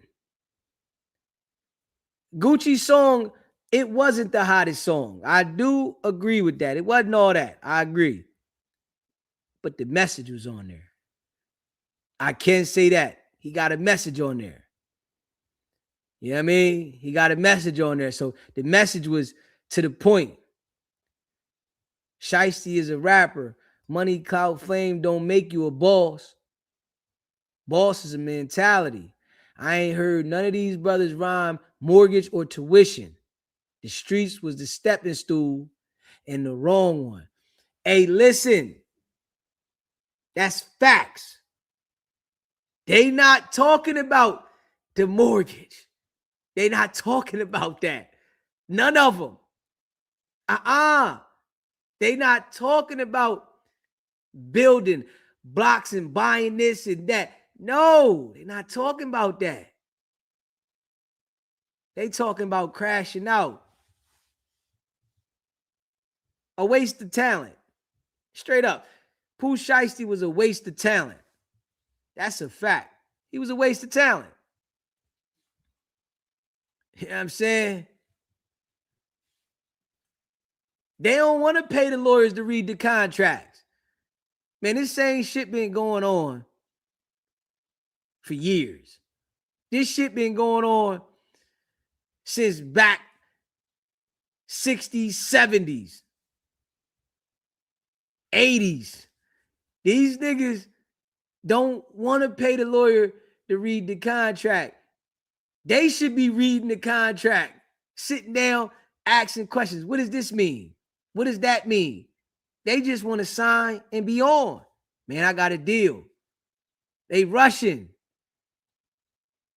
And then they get these results and they don't like the results they get. And they mad at everybody else because of the results they got. Come on, man. And if we being real, Pooh Shiesty made money. He was getting money. But we see how all the artists do that sign those deals. Once they start making the money and they know, they feel like they made themselves. Straight up. I'm going to play it for y'all right now. Listen to it. School up. Yeah. Go down. Nigga, I hate to see you up. Tell the truth, you went out like a real crash diamond. And after all that, boy, you still signed to me? Wow. I'm like Birdman, and nigga, this my cash money. And your fat ass flunky, he a stone cold junkie. You know I got my bread up, I always keep my head up. I thought it was a business meeting, but it was a setup. I walk in the room, you can feel the pressure building. Niggas dap me up the whole time they plotting against me. I don't take it personal, for me it's only business. And I don't wanna conversate if it ain't about no million. Don't kill you, make you stronger. Don't bite the hand that feeds you. My money keep getting longer. Now these haters got amnesia. You know I gotta move tactical, every move magical. And I'm from East Atlanta, but the diamonds come from Africa. They love you when you're broke, but they hate you when you win. And then when you take a loss, that's when the haters get the grin. And it's all on you. Can't be wearing no disguises. You play stupid games, then you win stupid prizes. Some people like to take a nigga kindness for weakness. I pulled up on business, but y'all was on some weak shit. The artist and the CEO, I wear a lot of hats. Wow. They smile in your face, then they stab you in your back. Damn. You learn from your daddy, so I guess that is hereditary. I'm that same nigga that put money on your commissary. A nigga settled the plate like Suge Knight did with Drake, but I ain't easy E, nigga, and this ain't back in the day. The 1017, the label, I built this shit from the ground, and I be damn if I let a nigga take my shit down. No. Pressure on my chest, but I still ain't pressed. Pen to the paper, but it's under duress. Wow. Read between the lines, I don't settle for less. Step up to the plate, my nigga, life is a test. Man, they on that broke shit, and I'm a rich ass exec. The head nigga in charge, it's my name on the check. Niggas jealous of me, dawg, remind me of my ex. Another day, another dollar, on to the next. I done been betrayed, now my heart turned cold. I done been betrayed, now my heart turned cold. I done been betrayed, now my heart turned cold. My heart turned cold. My heart turned cold. I done been betrayed, now my heart turned cold. I done been betrayed, now my heart turned cold. Keep that fake love, I don't want it no more. My heart turned cold. My heart turned cold. CEO. Straight up. All he did was let it be known what the situation happened. That was the verification that yes, Gucci made a statement and that he don't care. He don't care. You know, he didn't let it be known, man, y'all played with the wrong one. Straight up. Yeah. Now, I'm going to tell you right now, man, it wasn't nothing staged about this. It was nothing staged about this. Nothing. You know, but you got to understand, everybody can have an opinion about what they wouldn't do until they was in the position. Everybody. You know what I'm saying? Oh, I wouldn't do this and I wouldn't do that until they was in the position. You know, and just being real, right? We just got to be real with this.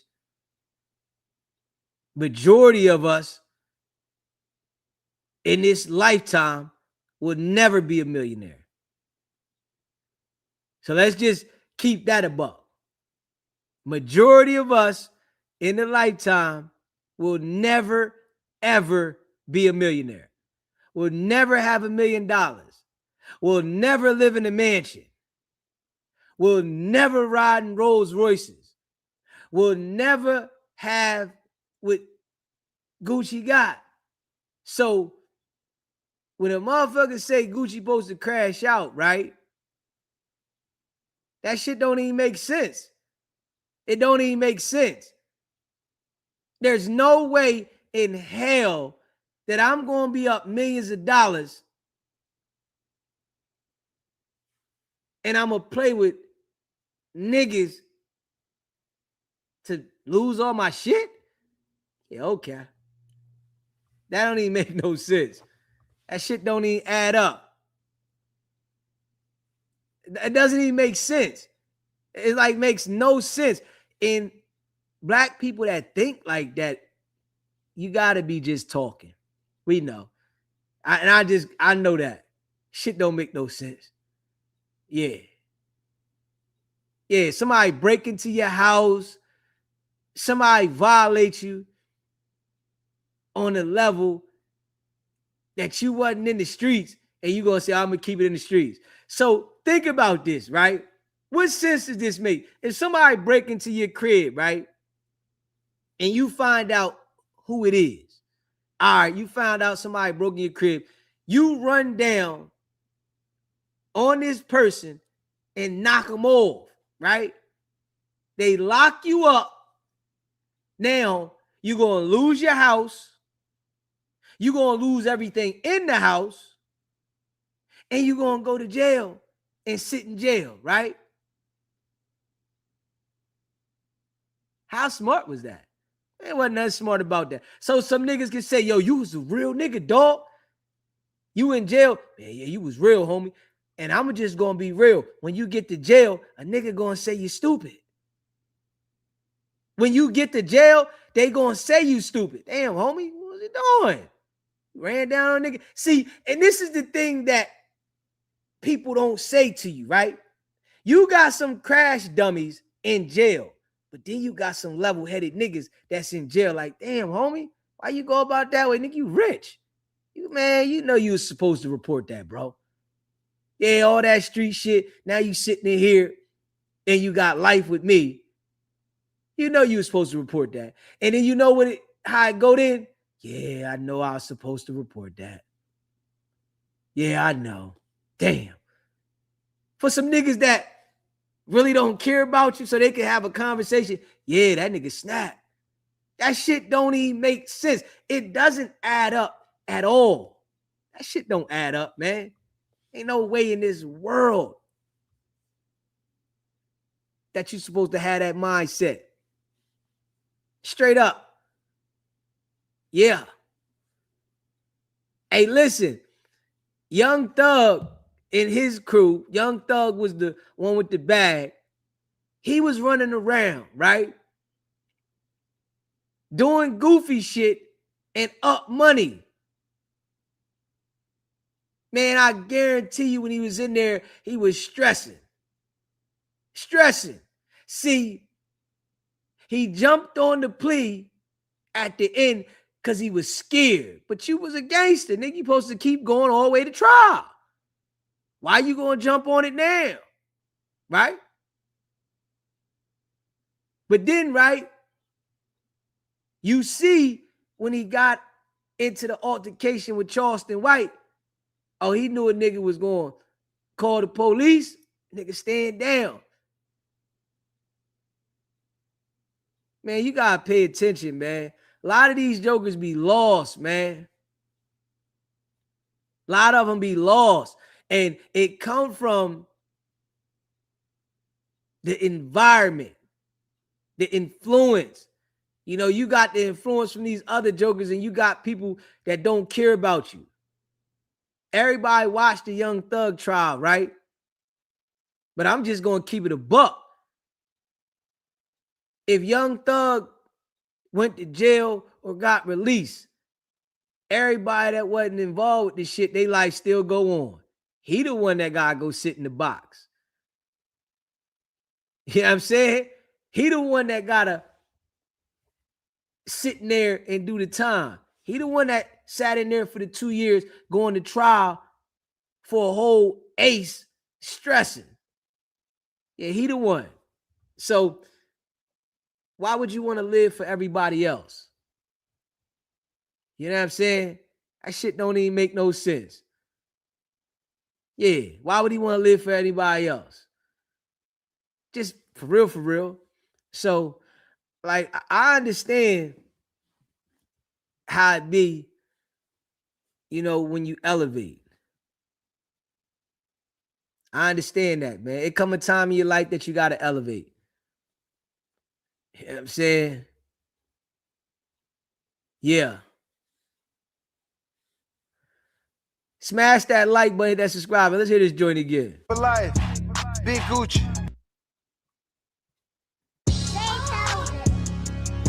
School up. Yeah. Well, damn. Nigga, I hate to see you up. Huh? Tell the truth, you went out like a real crash diamond. And after all that, boy, you still signed to me? Wow. I'm like Birdman and nigga, this my cash money. And your fat ass flunky, he a stone cold junkie. You know I got my bread up, I always keep my head up. I thought it was a business meeting, but it was a setup. I walk in the room, you can feel the pressure building. Niggas doubt me up the whole time they plotting against me. I don't take it personal, for me it's only business. And I don't wanna conversate if it ain't about no million. Don't kill you, make you stronger. Don't bite the hand that feeds you. My money keep getting longer. Now these haters got amnesia. You know I gotta move tactical, every move magical. And I'm from East Atlanta, but the diamonds come from Africa. They love you when you're broke, but they hate you when you win. And then when you take a loss, it's when the haters get the grin. And it's all on you. Can't be wearing no disguises. You play stupid games, then you win stupid prizes. Some people like to take a nigga kindness for weakness. I pulled up on business, but y'all was on some weak shit. The artist and the CEO, I wear a lot of hats. They smile in your face, then they stab you in your back. You learn from your daddy, so I guess that is hereditary. I'm that same nigga that put money on your commissary. A nigga settled the play like Suge Knight did with Drake, but I ain't easy E, nigga, and this ain't back in the day. This 1017, the label, I built this shit from the ground, and I be damned if I let a nigga take my shit down. No pressure on my chest, but I still ain't pressed. Pen to the paper, but it's under duress. Wow. Read between the lines, I don't settle for less. Step up to the plate, my nigga, life is a test. Man, they on that broke shit, and Y'all heard what he said, right? That nigga said pen to the paper, but it was under duress, man. Listen to that shit. He's telling everything that happened in the song. Straight up, he's telling everything that happened. take my shit down. No. Pressure on my chest, but I still ain't pressed. Pen to the paper, but it's under duress. Wow. Read between the lines, I don't settle for less. Step up to the plate, my nigga, life is a test. Man, they on that broke shit, and I'm a rich ass exec. The head nigga in charge, it's my name on the check. Niggas jealous of me, dawg, remind me of my ex. Another day, another dollar, on to the next. I done been betrayed, now my heart turned cold. I done been betrayed, now my heart turned cold. I done been betrayed, now my heart turned cold. My heart turned cold. Man, when you listen to the song, though, he explained everything in the shit. Yeah, it was a business meeting. I got there, it was a setup. Like, hold up. You know damn well Guwap made a statement. And he's gonna make another statement to them feds when he got to go do that. The attorney said that yesterday. Yeah, Guwap made a statement from the door, but he hasn't made one to the feds yet. But he has a meeting to make one with the feds. Damn right he gonna make a statement all the way around the board. Understanding this, right? The niggas in the street They playing the game in the street, right? Because they ain't got shit. So they have to play the street game to survive in the street. They're playing the street game because they don't got nothing. When you got something, you don't have to play the game in the streets. Gucci up millions. He don't got to go back to no hood. He don't got to go back to no hood. I'm just being real. Man, you got to know the difference between snitching and handling business. I don't think you know the difference between snitching and handling business. Snitching is when you go out and do a crime with somebody. That's snitching. When you go out and do a crime with somebody and you tell to get out of the accountability with your crime, that's snitching. If I go to a business meeting and a nigga commits a crime against me and I say what happens, that's not snitching. You got to know the difference. But I know black people, a lot of them don't know the difference because they only know what they've been taught in the hood, and the hood don't break it down to you. The hood don't break it down to you. That's one thing that being from the hood, it doesn't break it down to you. You got to go through the experience to understand it. There's not a handbook in the hood. Straight up. Man, it's a live call-in show. It's a live call-in show. I like when, people like you call in so I can let the people hear you talk. Straight up. I want to let them hear you talk. Just keeping it a buck. Because the way you sound, we already know you ain't got no damn common sense. Yeah. And you're broke. We know that. It's a total difference. Yeah, if I'm doing business, that's business. If I'm in the streets, I'm in the streets. You can't tell me to mix no motherfucking streets with the business. I don't give a fuck where I came from. Yeah, I come from the streets. That don't mean I got to be street my whole life. The fuck, who came up with that damn saying? Just because I come from the streets, I got to be street my whole life. I got the opportunity to change my life around. I got the opportunity to keep business. If you making money, the only way you're going to continue to make money is if you change your life around. I'm going to tell you like this, right? Like rappers like Boosie, right? Boosie going to fail. I'm telling y'all this right now. Boosie is going to fail. Rappers like that, they always fail. You not going to make it longevity. This nigga's getting old, still acting like you in the streets. You going to fail. That's the design of this shit. So he can pretend like he still want to be a gangster. He could pretend, but he going to fail. His son, you can see he's looking up to Boosie, doing the same thing that his dad doing and got a case. Dad got a case, son got a case. Come on, bro.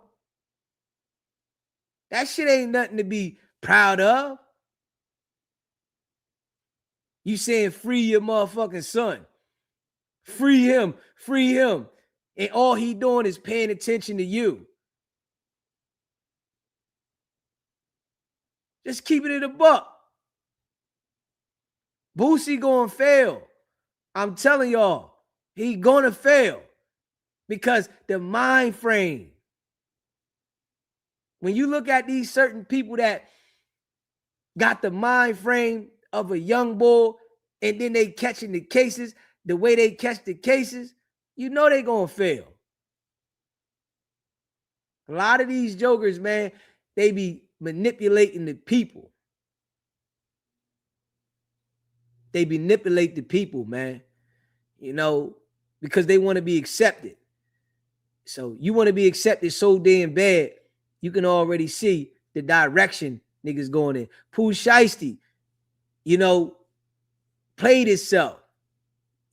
So who won in the situation? Just being real. Who won? With Gucci and Pooh Shiesty, who won and who lost? I want to hear this. Tell me in the chat. In Gucci and Pooh Shiesty situation, who won? And I need some answers from the people that, you know, say what Pooh Shiesty did was solid. Who won? Who won out of Gucci and Pooh Shiesty situation? Just being real. Who won? I'ma just keep it real. I want to win. I ain't playing the game of life to lose. This is the shit that need to be told to niggas in the hood. You playing the game of life to win. Gucci definitely won. Gucci definitely won. Pooh Shiesty lost. Straight lost. Man, hey, listen, that shit hit. Hey, yo, shit hit different when you sitting in that cell. That shit hit different. So now, Pooh Shiesty sitting in the cell and Gucci getting more paper. Who won? He out here having a ball. He get to play with his wife when he want, play with his kids when he want. He get to live free while Pooh sitting in the can and he's sick. Pooh Shiesty's sick right now. He's sick. Yeah, he's sick. I guarantee you, when this shit's all said and done, he's gonna say that's the dumbest shit he ever did in his life. That specific thing, those couple minutes, he's gonna say that's the dumbest thing he ever did in his life.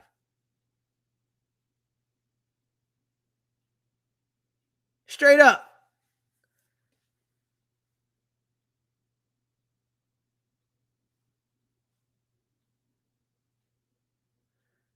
Man, Pooh Shiesty's not getting out at all. Pooh Shiesty, I don't give a fuck what deal, he's not getting out at all. That nigga's not getting out. Pooh Shiesty's done. They gonna give Pooh Shiesty double digits. I'm willing to bet that Pooh Shiesty get double digits. I'm willing to bet that. He's gonna get double digits. You just got a 5-piece McNugget that you did, what, 3 and some change on, you got out. And you didn't even get all the way out off the ankle monitor, so you still was in federal custody and you committed the same crime. Man, they gonna rock Pooh Shiesty. They gonna rock Pooh Shiesty so hard, right? All the people that got these imaginations about if Pooh do this and if this happened, all that fairy tale shit, they gonna come back later. Man, they rocked Pooh. Damn, yeah, they rocked him. That's crazy, man. Guap really did that. But they ain't gonna say Pooh Shiesty did it to himself. They ain't gonna have the reality check and say, man, that boy did that shit to himself. He really played himself out of position when he had everything right there waiting for him. Hold up. He couldn't fulfill the obligations. He couldn't fulfill the obligations. That shit don't make no sense. He couldn't fulfill the obligations. SBGB TV live call-in show. Yeah, bro. Who we speaking with, bro? Who we speaking with? Young man. Where you calling in from? Syracuse.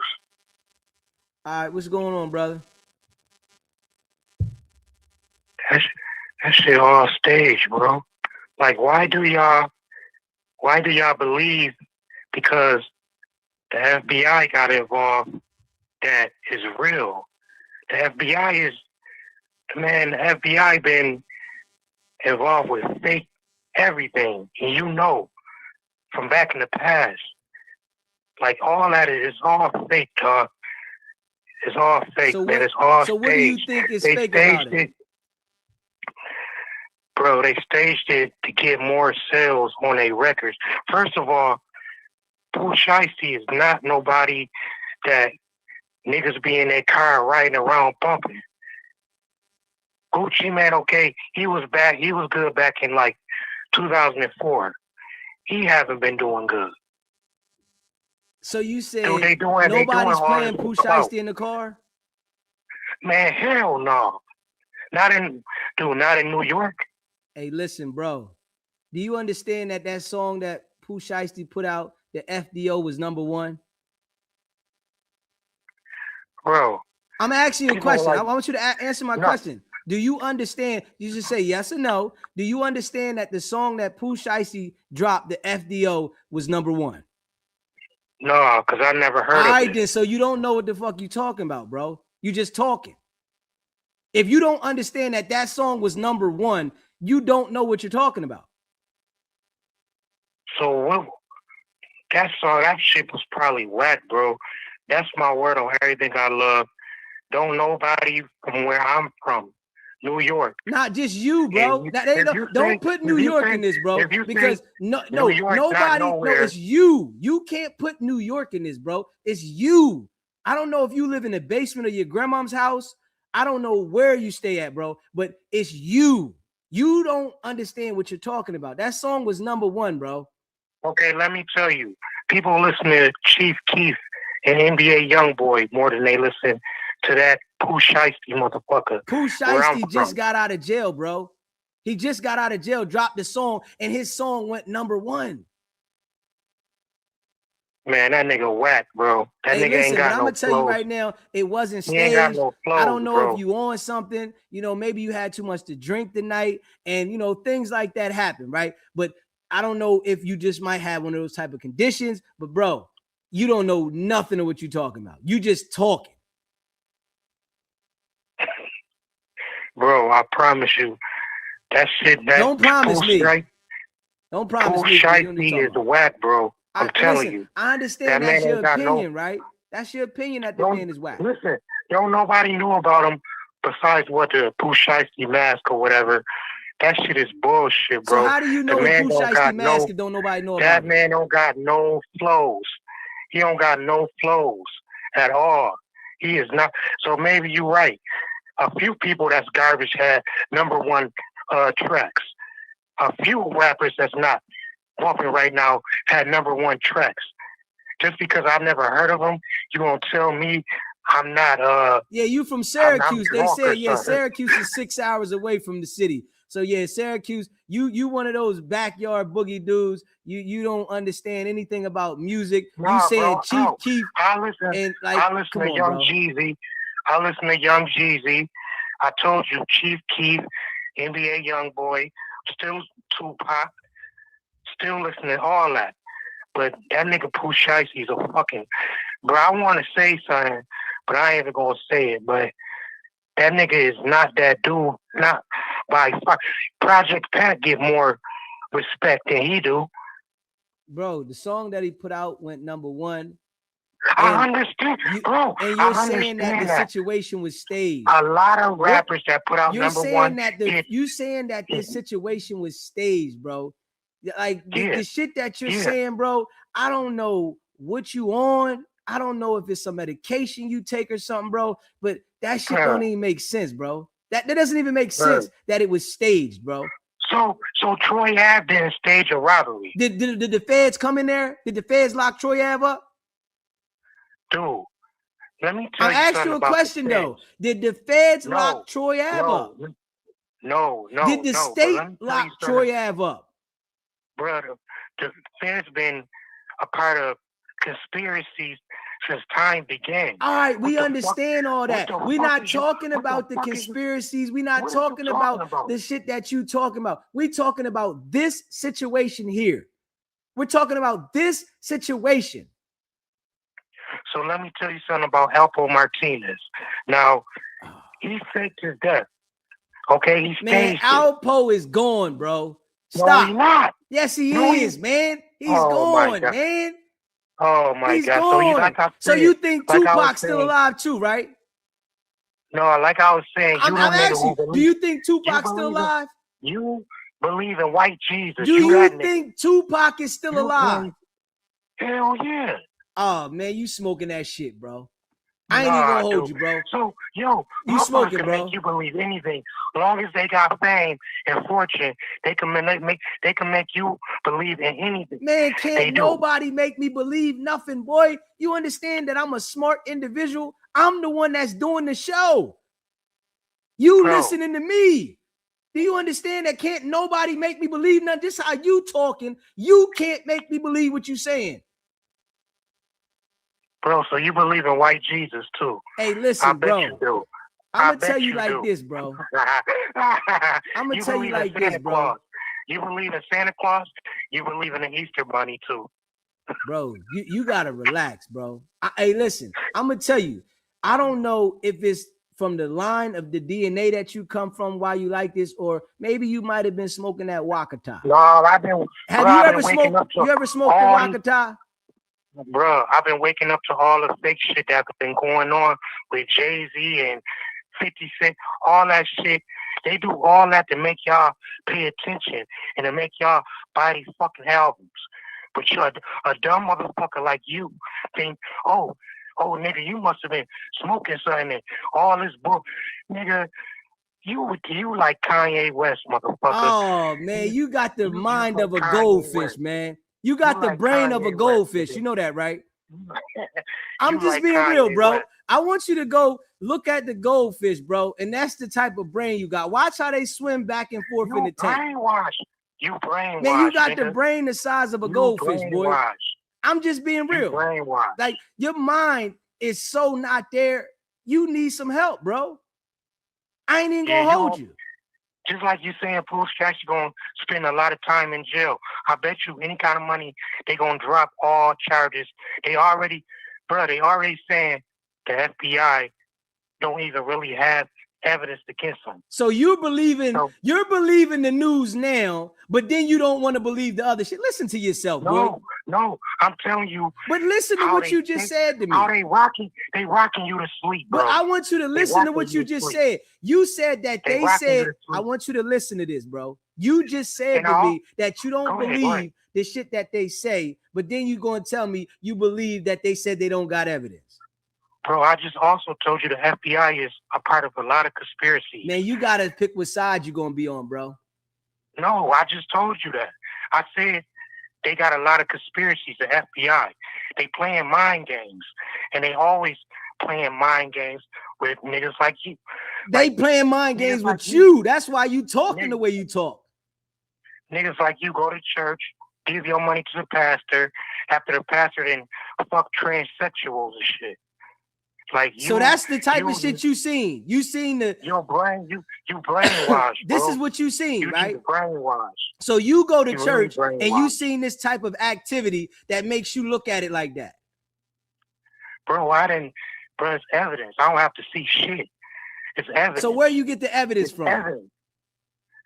Bro, I don't want to go through all that. but you know- Nah, we don't want to hear why you don't So, want to yo, go through that. yo, Go through tell where me- you got the tell evidence me- from. Where did you Bro, get the tell me evidence what from? Okay, can I ask you something? No, Where did I'm you asking from? you a question. I'm asking the questions. Where did you get the evidence from? I got the evidence directly from the place. From where? What place is this? I told you the church, nigga. So the church you went to, the pastor was doing this. He was doing all types of foul, gay shit. All right, so the But pastor that you tell know, me- right? tell Did you me where believe you in that from. pastor at one point? Bro, do you I'm asking you a understand question. that- Did Go you ahead. believe in that pastor at one point? Yeah. So you When I believed was in young, this pastor, right? And you when I went was to this young, church. How long did you go to this church for? I was young and brainwashed, bro. I'm saying, how long did you go?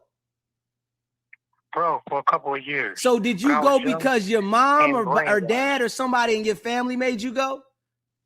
No, I was living with somebody. So you was But- living with somebody. Okay. So you Right, grew up right. living with somebody else. You didn't grow up with your parents. Yeah, you want to go into all that? I'm asking you questions so we can get to the bottom of why you think the way you think, bro. Don't you see that I understand you talking to somebody that's sane, bro? And I understand you dealing with some issues. So I'm trying to talk to get where you are coming from. So now listen to No, yourself. I'm not. Bro, Did you live I'm doing with good. these other people because your parents were not around? Of course I did. Okay, then. So how long did you live with these people? What happened? What made you have to go live with them? You gonna send me? Can I ask you something? Nah, Where you from? listen, I'm asking Where the you questions, from? bro. What made you go live with these people? What happened with your parents that made you have to go live with these people? See, now you're trying to distract and trying to get off the No, subject. I'm what trying to saying. get to the bottom of why you think the way you do. And I'm going to let Why you do know that why in a matter? minute. Why do that matter? Yeah, that's You the talking whole about- point. That's the reason why you're talking that way. No, it's not. No, it's not, bro. I'm sitting here No, it's telling not. you, this is the reason why you talking this way, boy. You understand Can you how tell smart me- I am, boy? Tell me why. Tell me where you from. Do you Tell me where you understand what happened to your parents that made you have to go live with these other people? My parents went out of town. So your parents just moved away and left you? Yup. So your parents moved away and left you, and you went and stayed with these people for how long? Couple of years, bro. But you. So they just left you. Did they ever come back? What I'm trying. Did they ever come back? Yeah, my parents, bro. Of course, my parents came back. So they left for a couple years and came back. So your parents collectively got together as them being a family, and they left you with some other individuals for a couple years, and then they just popped back up. Why did they leave? So my mother was in the army. My mother was a vet. So don't talk to me about your sucker ass. So your mother was bullshit, a vet, nigga. right? Okay, Right, your mom was a right. vet. I'm So not why that didn't your dude. mom take you with I'm her? not the Because dude. when you're in the I'm not army, the dude. you can take your kids with you. No, the fuck you can't. Yes, What you is can. talking? Dude, you crazy. Oh, you talking. When you get stationed talking somewhere, off the wall. you can take your kids with you. How the fuck you know your mother was a vet? Yes. No, the fuck she See, wasn't. you don't You gotta understand, admit. boy. I've been doing this for a No, while. she wasn't. I've been No, doing she this for a wasn't. while. My mother was a vet. But I understand that Yeah. you don't understand that I'm smarter than you, and you're calling me talking irrationally, my brother. Tell me where you from. What does that have to do with the questions I'm asking you? I'm the one I- asking these questions. I answered your question. No, you though. didn't answer the questions. I need to know what had you living with these people for years. Your mom, if she was in the army, they get stationed in different places, and you are able to go be there with them. I was with my mom stationed in different places in and out the country. So I understand how the army works totally. So that shit you said, why weren't you able to go with your mother? I don't believe you, bro. I just told you I don't have to prove to you that my mother is a vet. You understand? Hey, So, listen, bro. we not even- I'm just trying to we let not you know, even- bro, you're we not not that even smart. on You're that calling level. me, right? And you're talking about Mhm. something that you don't understand. I don't know if you have ingested That's all I something. said. Bro, that's Have all you I said have was you shit ever was been staged. hooked on any narcotics in your life? All I said the shit was staged. Have bro. you ever been hooked on any narcotics in your life? Have you? I'm asking you the question. I'm not the one that's talking like I'm irrational. Bro, I'm not talking like I just said.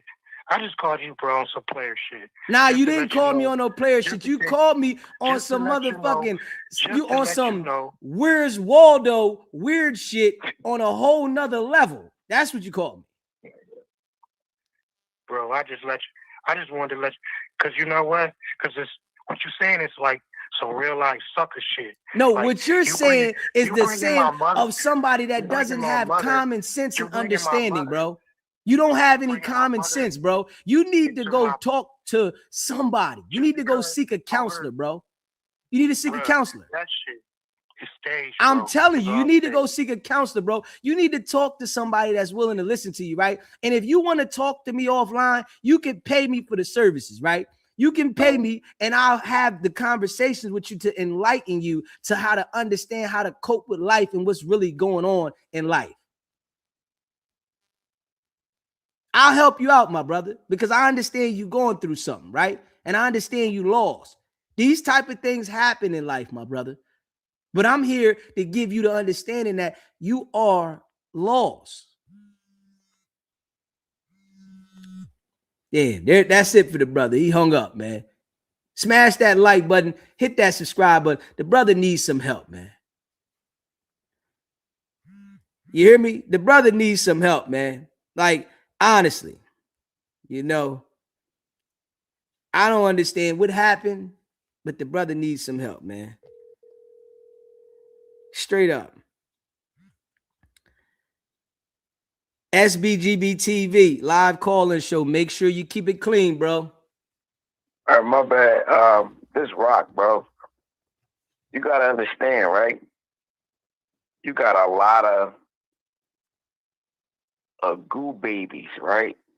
And when you know what Clubhouse is, the goo is the comments, is the people that don't come on stage. These people that be calling with no mind, just dead brain. Those the goo babies that follow Snitch 100. You feel me?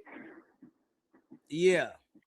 Like these the dudes, like that dude is a goo baby to the 100 side. They don't know what the fuck they got. They don't know what the heck they got going on. They don't know why they got it going on. I just want to tell you, man, I salute you, bro. Like, you really been putting your foot on that man's neck for the last 18 days, like, heavy. You've been doing it before, but now, like, you putting that extra weight on it, man. I just want to salute that, man, and let you know that them boys, man, them boys is deep to these. You hear me? Yeah, I already know they definitely in the special class, and they just, I don't know why they call and play with me, because I'm not the one, and I'm gonna give you what you need. They think they gonna get you on their side and have you like the boy Dell. You feel me? Yeah, that'd never happen. Dell done changed his whole channel name, everything. I'm still trying to find that boy. You hear me? Yeah, he changed everything up. He got a new channel and everything. Yeah, me and him gotta have a conversation. You feel me? Like that's real rap. Like, I came close, but it wasn't him. It was a dude on Twitch and doing some gaming. But me and Dell gotta have a conversation, because I don't. You've been doing a very excellent job in getting that boy out of here, man. And I ain't gonna lie, like you said, you don't follow no politics. You don't have to follow no politics. You don't gotta be politically correct with how you deliver it, right? And that's how main man be getting people. Yeah. Oh, Crips can't get into power rule business. Oh, power rules don't go against power rules. That's how he been getting them handcuffed to the point where people really can't speak about it. And the fact that you can speak about it from either side, backwards, forwards, up, down, like, you ain't got them type of politics. I ain't gonna lie, bro. Good looking, bro. Like, good looking, bro. Like, appreciate you calling in too, brother. You already know, man. Yes, sir. Or if you haven't already smashed that like button, hit that like button, hit the subscribe button. Shout out to all y'all that rock with the channel, man. You know, I really appreciate all of y'all. G from the Bay. Appreciate you gifting those memberships. Greatly appreciate that. You know, and if you haven't already subscribed to the channel, make sure you subscribe to the channel. Smash that like button, you know, and hit that subscribe button. Listen, main man that called in first, oh my goodness. Facts. I don't even know why they try that shit. Like, come on, bro. Like, come on, man. Stop it. Like, I understand there's some funny things going on in the world, right? But goddamn, there's certain things in the world that you got to understand. Like, you just got to use the common sense. And then I understand some of these people don't have common sense. Some of them, they just really don't have it. You know, and I understand that. But listen, sometimes you got to deliver the message. You know, sometimes some of these individuals need that. Yeah, because I'm not the one. You know, dude talking, this is a stage situation. Like, come on, bro. Come on, bro. Like, I don't even know why he said that. Pooh Shiesty locked up on an ankle monitor and gets locked up, plastered all over the world, and he says it's staged. You understand that that's playing with his constitutional rights and shit. They not, listen, it's certain things that, you know, publicly like that, they not going to do no shit like that. What is he talking about? Yeah, it's staged. So Pooh Shiesty going to call the feds and tell him, yo, lock me up, charge me with this crime so that we can be talked about everywhere and they can buy our music. Like, yo, man, am I in the Twilight Zone? Like, come on, man. Am I in the Twilight Zone? Man, come on, bro. Stop it, man. You know, I don't even know what the hell he was talking about. And then y'all see this, right? Everybody that been watching the channel, right? If y'all was watching the channel a few days ago, I put a picture up of me when I was a kid and my mom, right? And she had her military suit on. This nigga say, man, your mom wasn't in the military. Nigga, I put a picture up there with me and her with her military suit on. What are you talking about? But he didn't expect that. So I know he didn't expect to say that I was going to be able to understand that my mom been stationed in different states and out the damn country. So I know how the process works. When you're in the military, they move you around every 3 years. Every 3 years, they move you around. They station you somewhere else. Like, the hell, I said, well, but I know I'm going to get them kind of guys. You know what I'm saying? I know I'm going to get them kind of guys. I know. You know what I mean? The guys that don't understand, you know, that I'm on here, no smoking, no drinking. Yeah, I'm on here, no smoking, no drinking. So you can't make me believe some shit. You know, and I know I get some people that get drunk and they might call in. You know, it's late night. They get there, get saucy, and they want to call me all saucy. But you got to remember, I ain't saucy. I'm not saucy. So I can't get jiggy with the saucy talk. You know what I mean? They can be on this motherfucker. You know, that shit crazy. That shit crazy. Yeah. Smash the like button to subscribe. We about to talk about this other thing in a minute. I want to talk about the Anton Daniel situation. Let me see here. Hold up, y'all.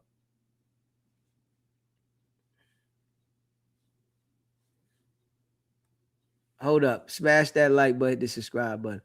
I wanted to talk about this joint right here. Hold up.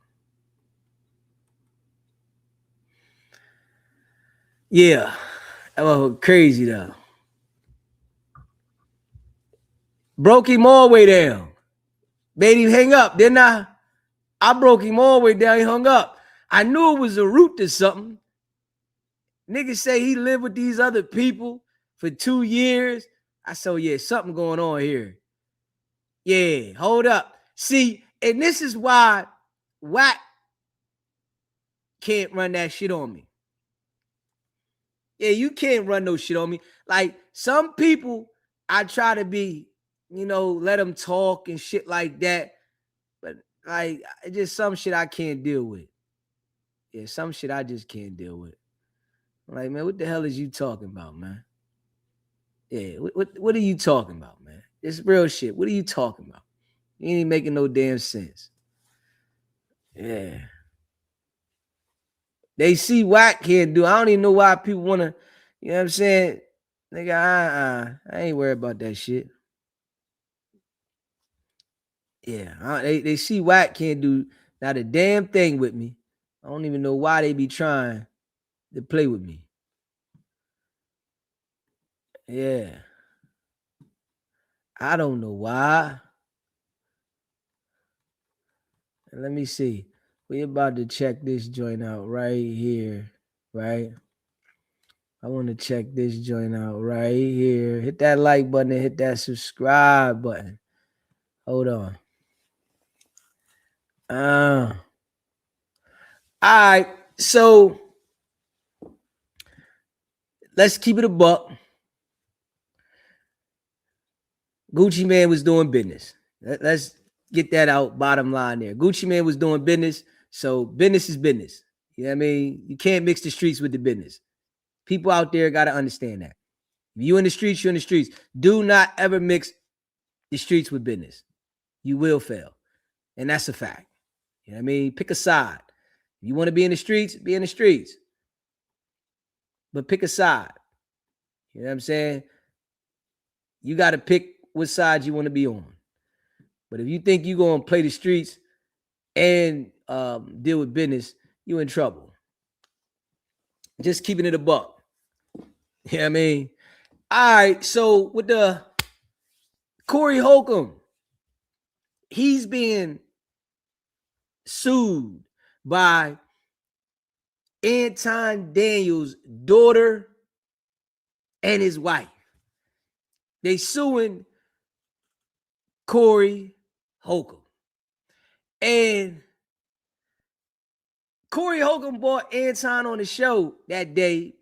You know, he wanted the show to go up. He was looking for views, attention, and the situation that day on that show, that episode, it went all the way left.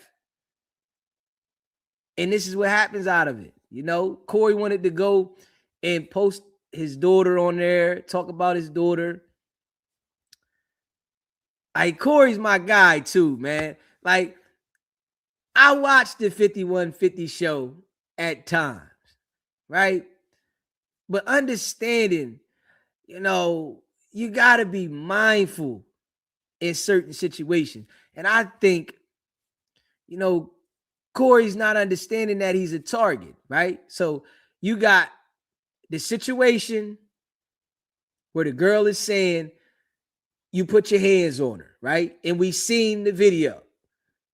Whatever he did, you know, we seen it, right? They put him out there, TMZ situation. Then you got the situation with Anton that you went through, and then you post the daughter up, and now they want to sue you. It's like you a target. This is the specific reason why I understand when people start making money, they stay away from everybody. When you are surrounding yourself around people, you might have a temper.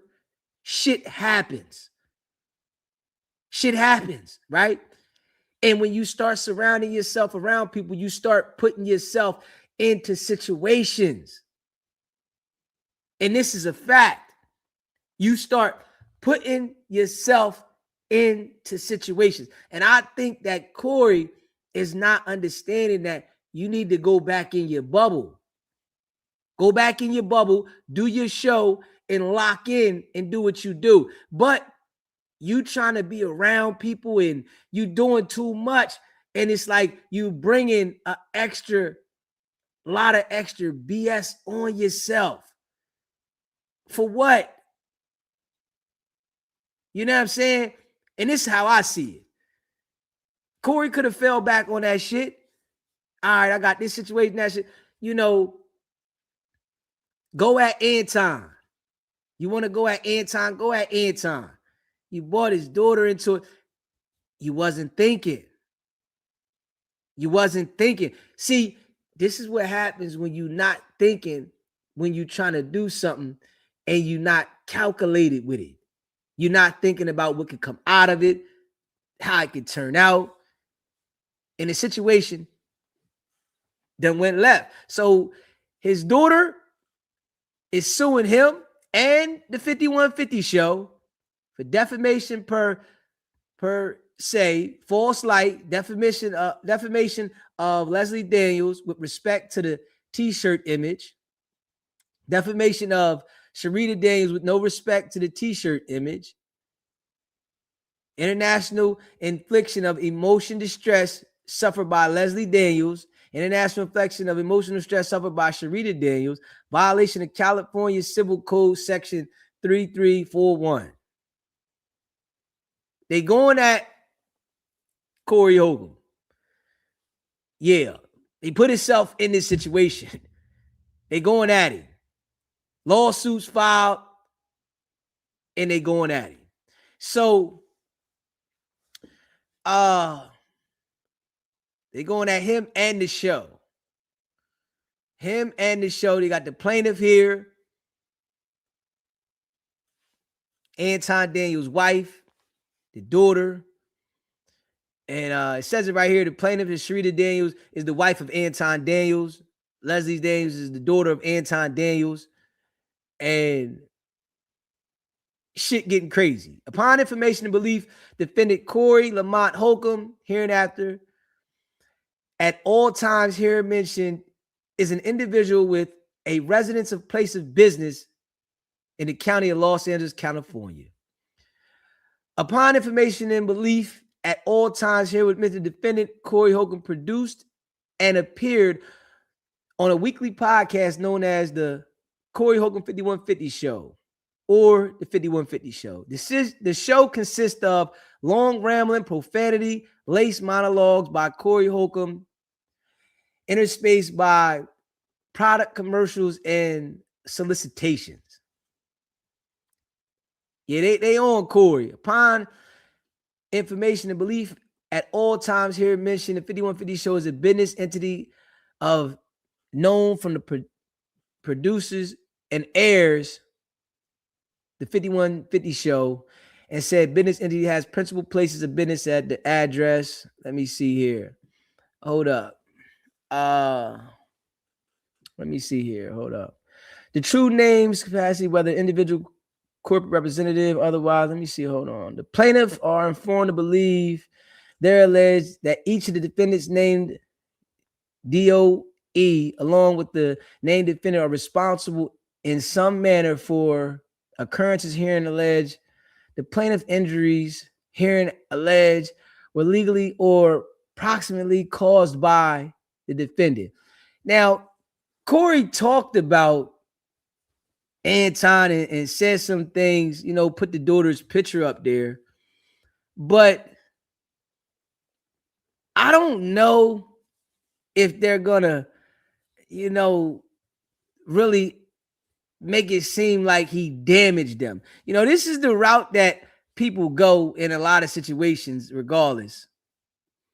You know, they want to sue. So, you know, Anton said he was going to do this, man.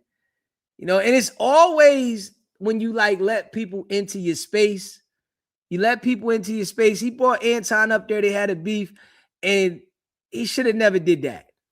Straight up. It's like that episode, the money you gonna make off that episode, the couple $1,000 you make off the episode, that shit wasn't worth what you going through. You know what I'm saying? It wasn't worth what you going through.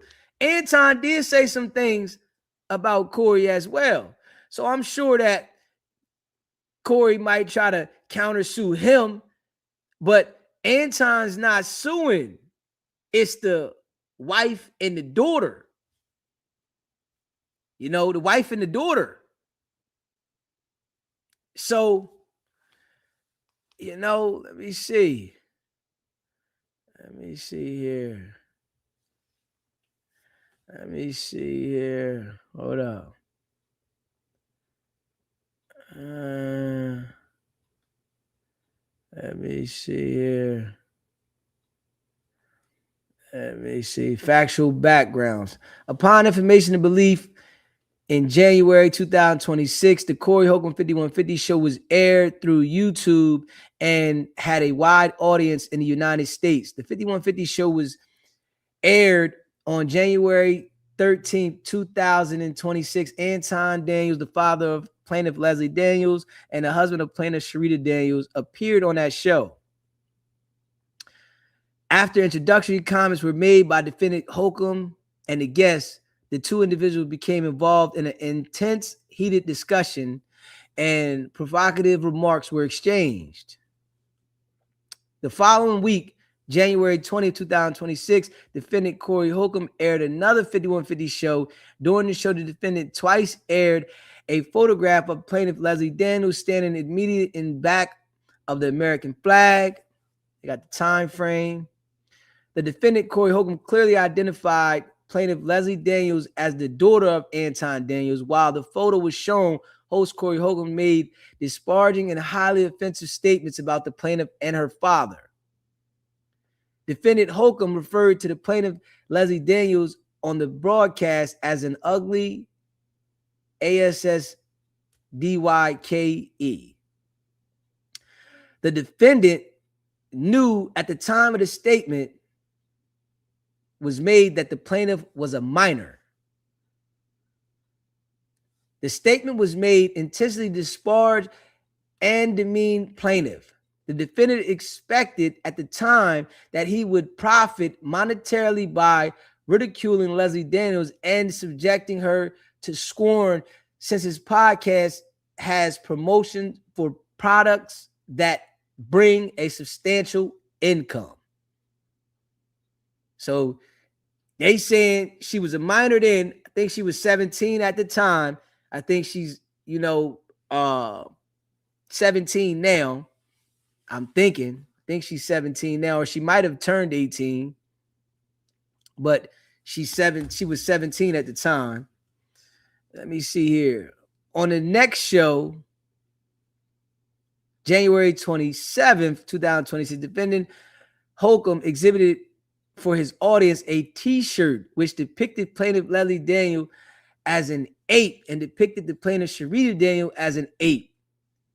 Defendant Holcomb explained that viewers of his podcast could purchase the t-shirt.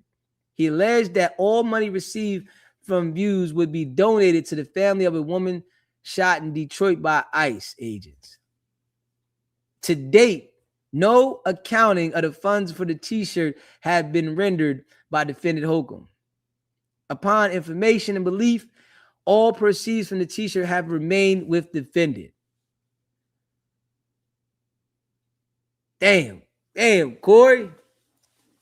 So they try to go at Corey about this, man. This how the game go, though. It's how the game go. Yeah, I bet Corey wish he would have never even dealt with Anton like that. Yeah.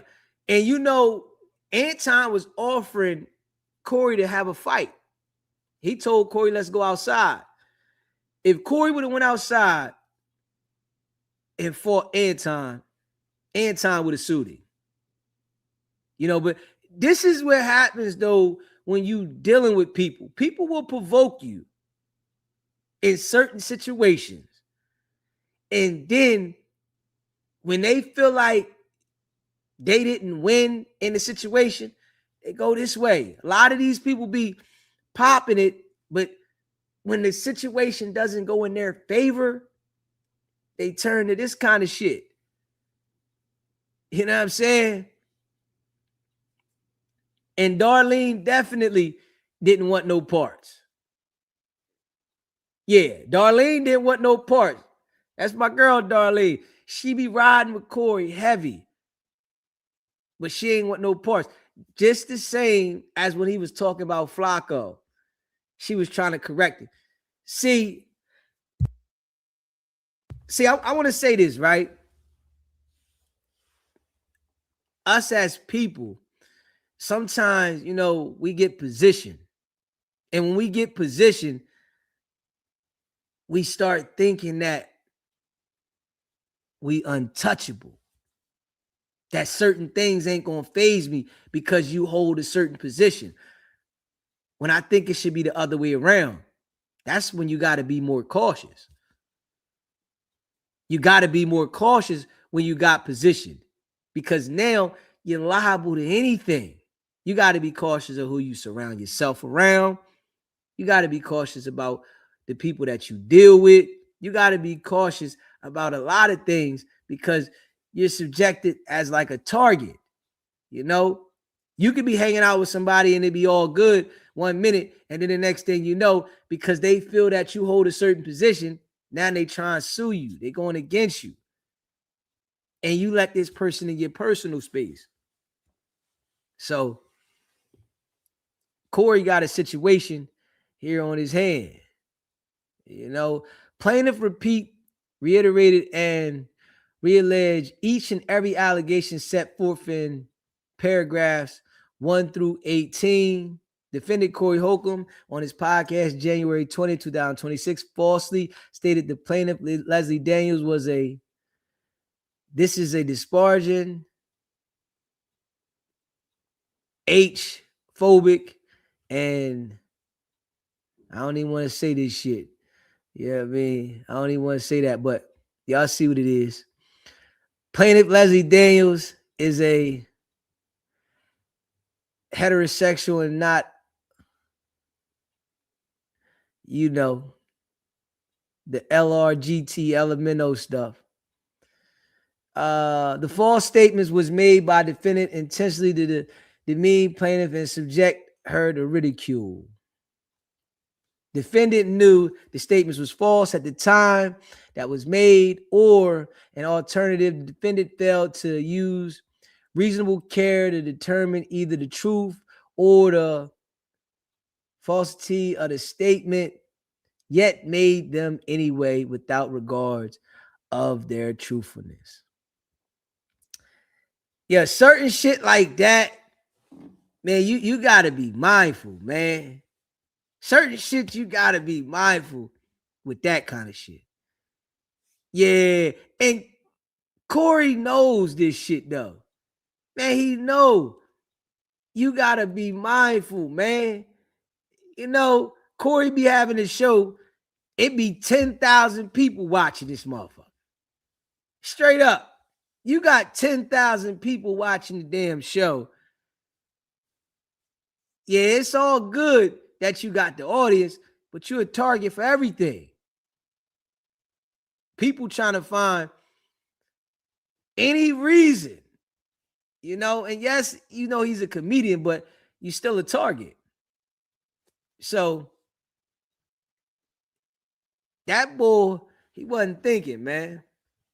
Plaintiff maintains the defendant knew the statements were false and acted with conscious disregard of a child's rights. The statements were made with oppression and malice in an effort to disparage plaintiff and damage her personal reputation, and to subject her to ridicule among her friends, classmates, and the viewing audience. As a result, plaintiff is entitled to recover punitive damages. They try and get a bag. They try and get a bag. Straight up. They try and get a bag out of Corey. That's a fact. Yeah. they try and get a bag out of it. You hear Flacco. Flacco can't wait. See, this is what they do, though. This is what they do. You see Flacco. Flacco, he hoping Corey say something crazy and add his name in there. Yeah. This is what they do, though. They do shit and say shit, and then they want you to say something to them. You say something to them, oh, shit. Now they trying to, yeah, you did this and you said this and shit be crazy. Let me see here. The defendant's statements about plaintiff Leslie Daniels on the podcast on January 20th showed plaintiff in a false light. Defendant falsely stated the plaintiff was the word is a disparaging and a, you know what I mean, slur for talking crazy. The false light created by the defendant would be highly offensive to anyone in the plaintiff's position. At the time of the statement were made, the plaintiff was vulnerable, unshielded high school student. Defendant knew the statements made would create a false impression about the plaintiff. Defendant acted with reckless disregard of the truth. Plaintiff Leslie Daniels was harmed by the public statements made by the defendant. The statements made by the defendant were a substantial factor in causing harm to the plaintiff. As a result of the foregoing, plaintiff requests compensatory damages in the amount determined at trial. Yeah.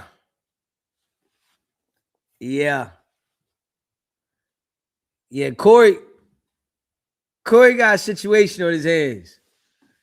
Yeah, he got a situation on his hands. You know, y'all think he went a little too far? We know he's a comedian, but do y'all think Corey went a little too far, though? He might have said too much, you know, and then him targeting the daughter. You know, maybe he should have just kept the energy towards Anton. You know, he ain't had to go to the daughter, directed it straight at Anton, whatever you wanted to say about that man, then y'all could have went back and forth, right?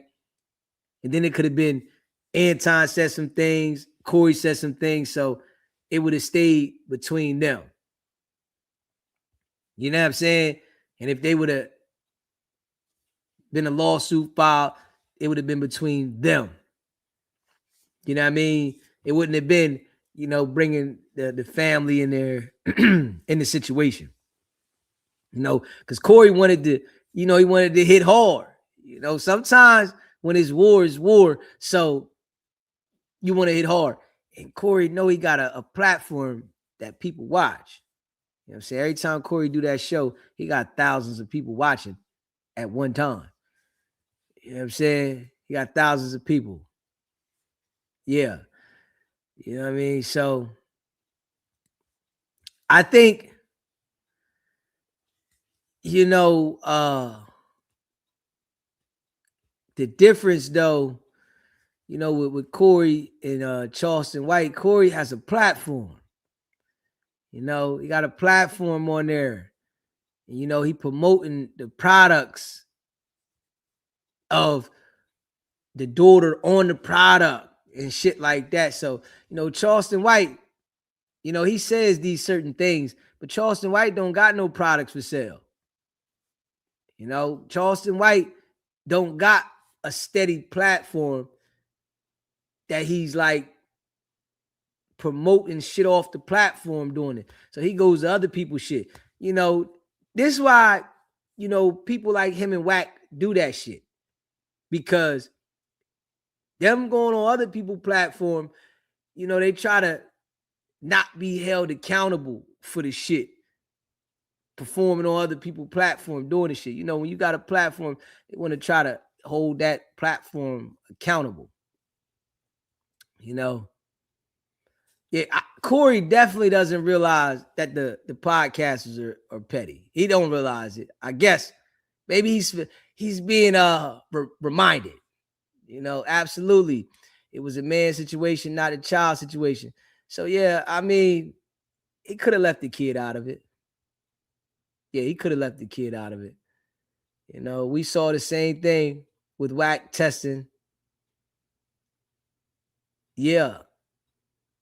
Aiden. Yeah, you know, they going backpedal. Corey thinks he Bernie. Bernie knew how to slide it in. And you got to know how to do that shit. You got to know how to slide it in. You can't just be, man, I'm going to just say what I want to say. You definitely got to know how to slide it in. Yeah. Especially like when you targeting, right? When you targeting, the shit get crazy. Yeah, when you targeting, it get real crazy. Make sure you smash that like button too if you ain't hit that like button. Yeah. So let me see here. The defendant exhibited a t-shirt with the picture of the plaintiff Leslie Daniel portrayed as a monkey, was demeaning and unmistakable racist image. I don't know. They could say that it was racist. I don't know if they can say that was racist. I can't, you know, I don't think they're gonna go for that. Yeah, I don't think they're gonna go for that. They say that what Corey did was racist. Yeah, I think that was a reach right there. At the time the t-shirt appeared on the screen, defendant Holcomb made clear his viewers that the figure appeared on a t-shirt were members of Anton Daniels' family. The depiction of black people as apes and monkeys is deeply rooted racist and dehumanizing trope with a long history designed to deny humanity of African descended people and justify slavery discrimination. This image is understood to be degrading and demeaning that it could not possibly be passed off as satire or humor. I don't agree with that one. Yeah, I don't agree with that one.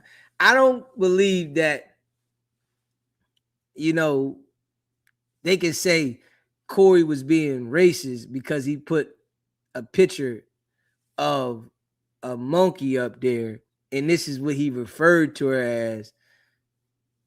I don't think that. I don't know if she looked like one, but I can't go with that one. That one ain't selling me on that one. Let me see how much we got here. Yeah, I can't take that one. For real. I ain't going for that one. Let me see here. I'm gonna scroll down here. So smash that like button. Hit the subscribe button.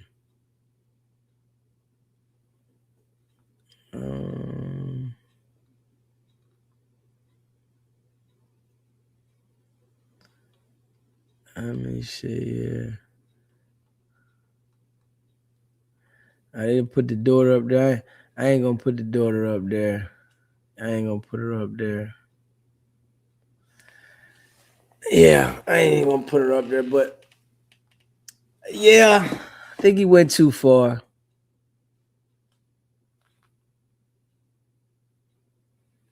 Yeah, he might have went too far. Involved the man's daughter, did too much. But it's up to the court to make that decision. You know what I'm saying? So I think it's up to the court to make that decision in that situation. So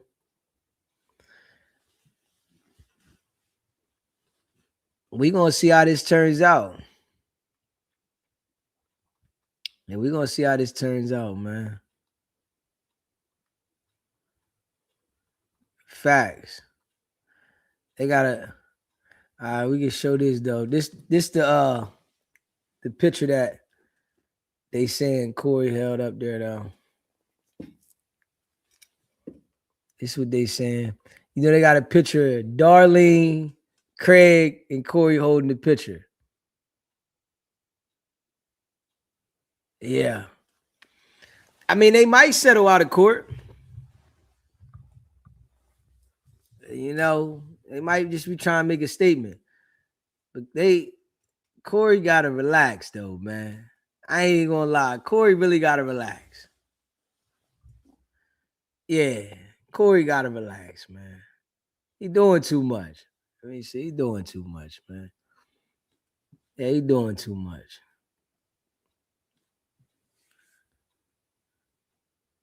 And they got up close and personal joints. They ain't playing no games.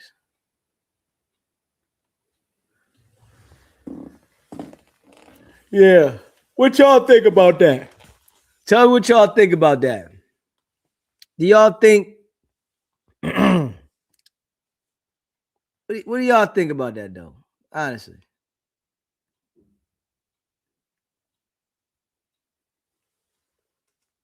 Yeah. What do y'all think about this one?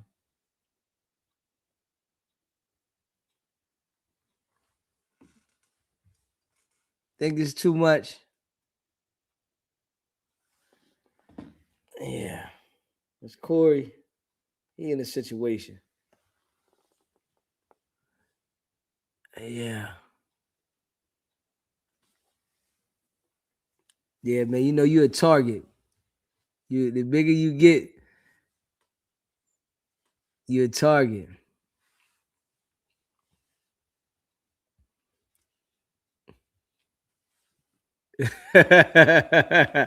He said another example of a man who loses his wife. He goes downhill. I think his wife been going though. I think Corey's wife been going. Yeah, I think he was, still married to her, but I think the relationship had been gone. Yeah.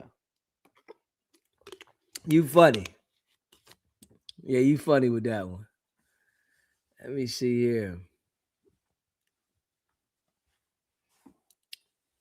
But it could be that he's gonna have to pay some money. You know, he could have to pay some money and then they settle. But it could be they try and go hard. You know what I mean? We gonna see though. You know what I mean? Corey might have should have left this one alone. You know, he might have should have left this one alone and said, I'm gonna relax on this one. I'm gonna relax on this one. Yeah, situation's crazy. Smash that like button, hit that subscribe button. Yeah, he should have left that one alone. He might have should have left that one alone.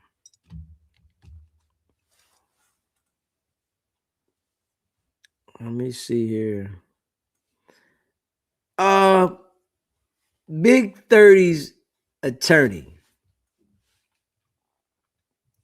Big 30 attorney did an interview with Vlad. Now that shit's crazy. That shit's crazy. The ball is down, right? They denied his bond after he was supposed to get a bond, right? Right? But let's think about this shit, right?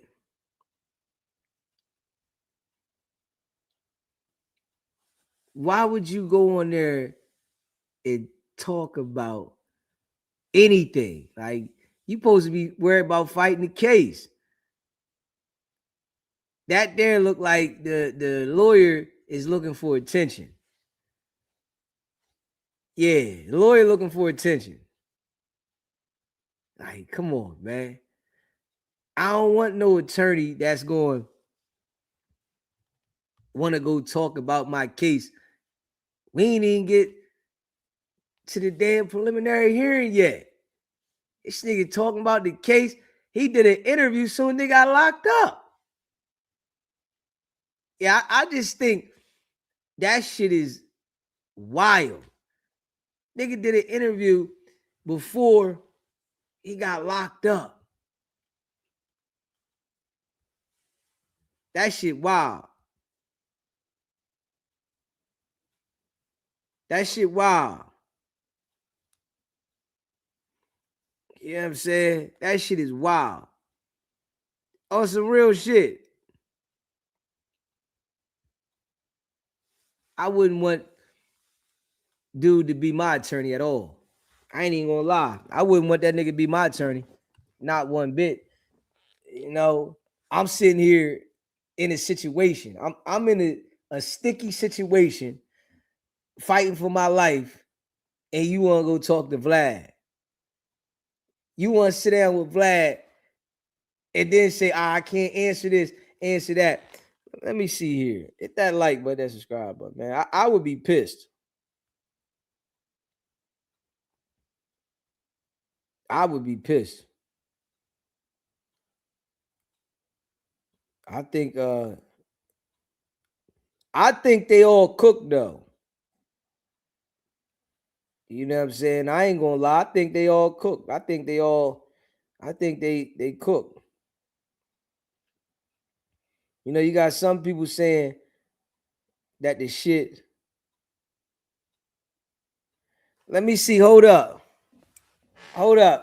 I just seen something. Sean Cotton said this shit was fake. Oh, let me see this shit. Hold up. Smash that like button, man. Hit that subscribe button, man. Hold up, y'all. Hold up, man. Hold up, y'all. Hey, listen. Ain't no way in hell that I think this shit fake. Ain't no way in hell. Let me see here. Hold on. Smash that like button, that subscriber. Stay here, man. Let's see what he say here. Ain't no way in hell. Sean Cotton talking about, is it fake? Let's see this shit right here. Hit that like button for me if you ain't hit the like button yet.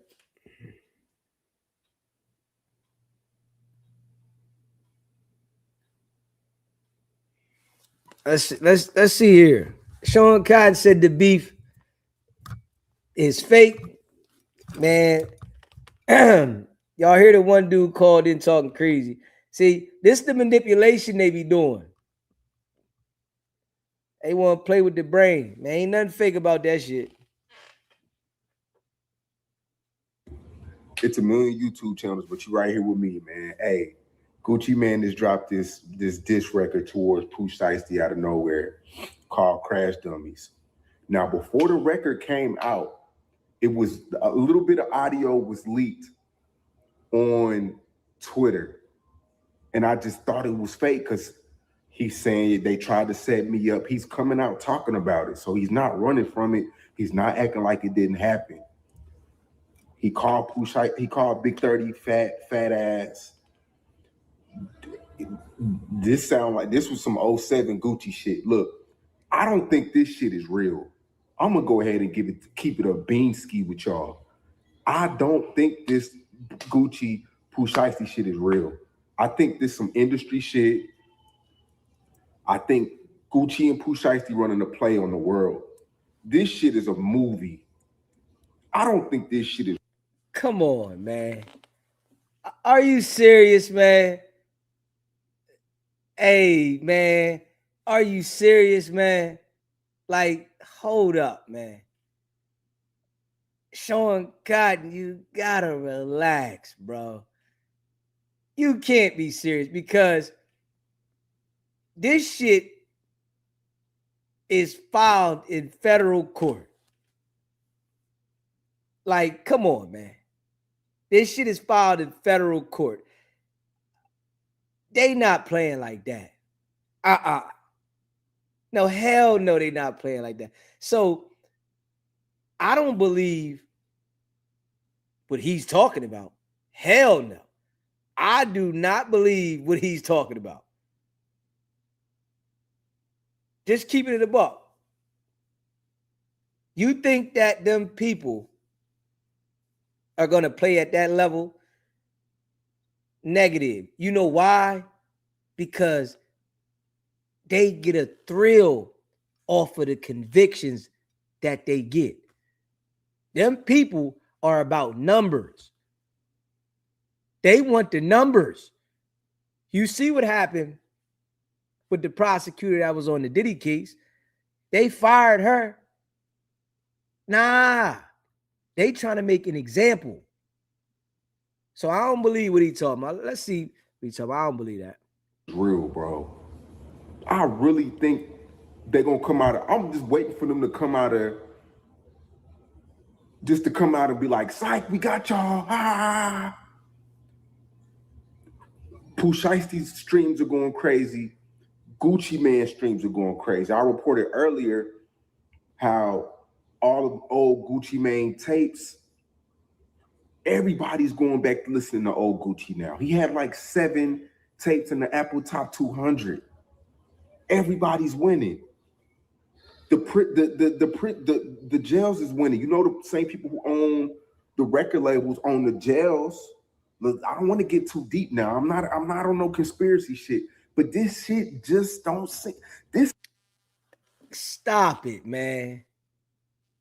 The people that own the record labels, they don't own the feds. I'm just saying, the people that own the record labels do not own the feds. The feds run the United States of America. They not running no play so that Gucci Man and Pooh Shiesty can make more money.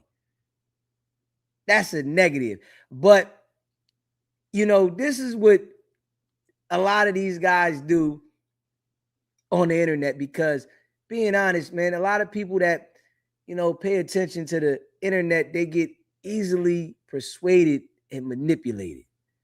They do this shit. And they know that people watching will fall for a lot of BS. Y'all know I be on here keeping it a buck. I don't do this kind of shit, but it's people that do this. Knowing damn well this ain't gonna be no play. And the feds gonna put the indictment on record. You can go look the complaint, the indictment. You can look this shit up. It's on the websites. Pooh Shiesty's in jail. Pooh Shiesty didn't benefit. Well, when Pooh Shiesty get rocked upside his head for a lengthy sentence, we're gonna see if he really say that it was a play still. This is a movie. This shit is a movie.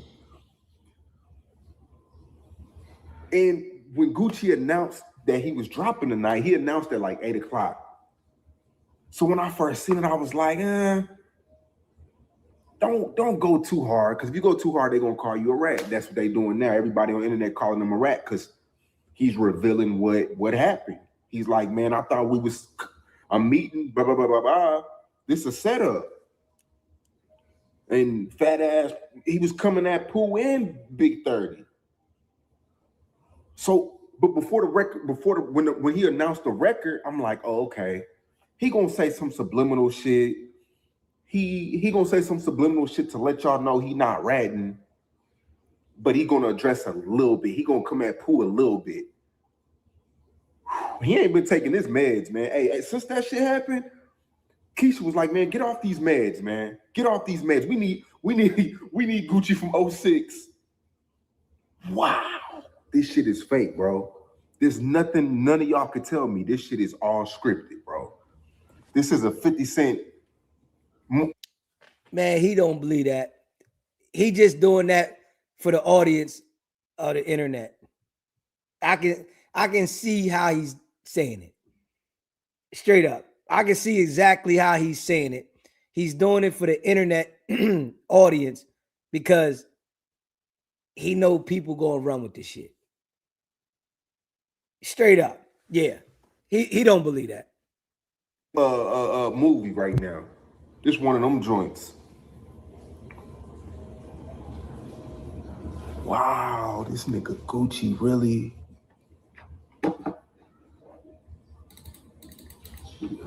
So let me know what y'all think, because I actually like the record, man. He came harder than what I thought he was gonna come. Cause I'm like, yo, if you gonna release a record, go crazy. Fuck what the internet saying, go crazy. Fuck all that rat shit saying, go crazy. Why you got the spotlight? It's the first song. You can't tippy toe and then on the second song. No, the first song, you gotta hit him in the mouth. Knockout punch. And he didn't let up.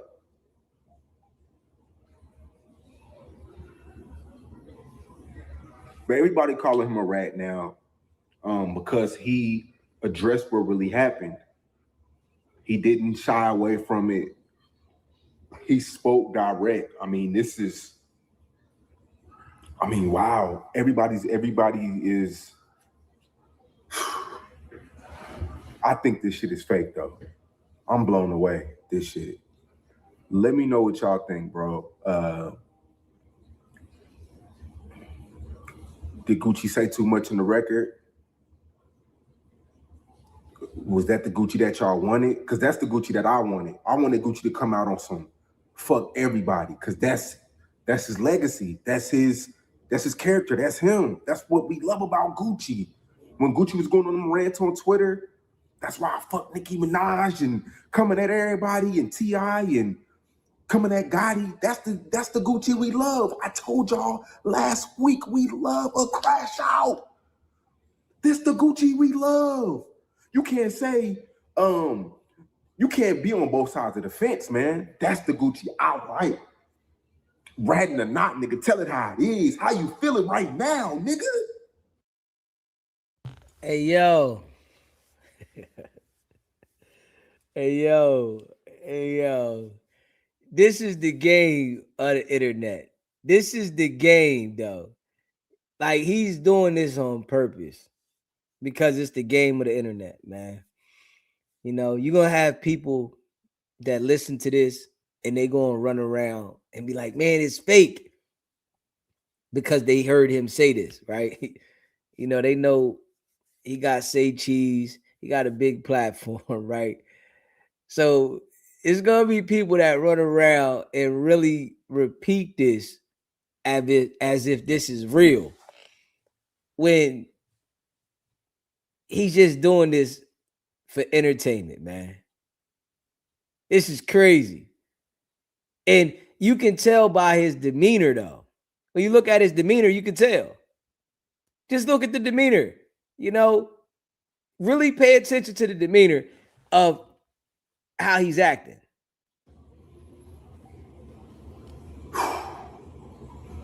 I guarantee y'all in a week or two, something's gonna happen where it's just everybody's gonna win in the end. I don't know how, but this shit just don't seem real. This beef is some scripted shit, yo. Like, something's not adding up to me, and I'm gonna figure it out. But this shit seemed like the label heads say, you know what? I'm gonna get y'all two to go at each other. We need them streams, man. Atlantic, we not eating how we used to eat. Hip hop is declining. We haven't had a Billboard hit. I'm gonna have y'all two go at each other. The two alphas. Something's not right.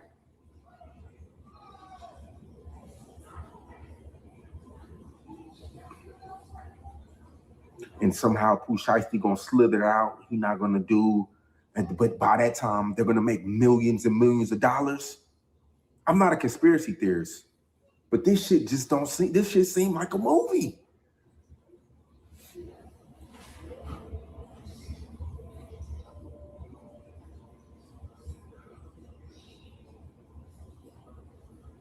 I hope Gucci don't stop.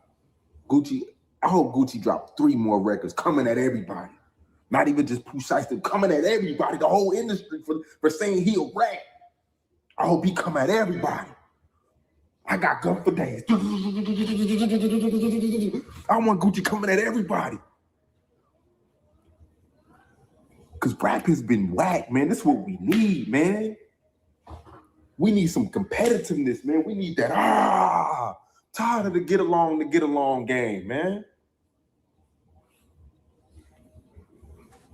So I ain't gonna hold y'all up, man. That's a fact, too much.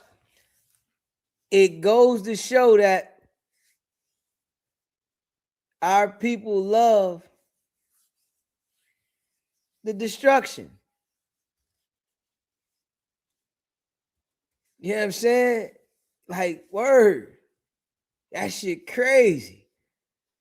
You know, if you ain't destroying yourself, you're not entertaining the people. You got to be destroying yourself.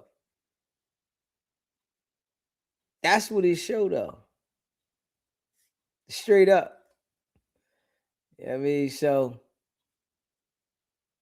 yeah, I don't believe the shit he's saying. I know it's, you know, for entertainment that he's trying to, you know, get the views.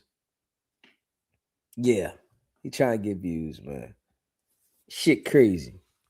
Smash that like button and hit the subscribe button. Yeah, and share this live. Yeah, he's trying to get views, man. Yeah, he's trying to get views. Let me see. But Big 30's attorney, though. I wanted to see this shit here. Big 30's attorney. Let me see. Smash that like button, hit that subscribe button, man.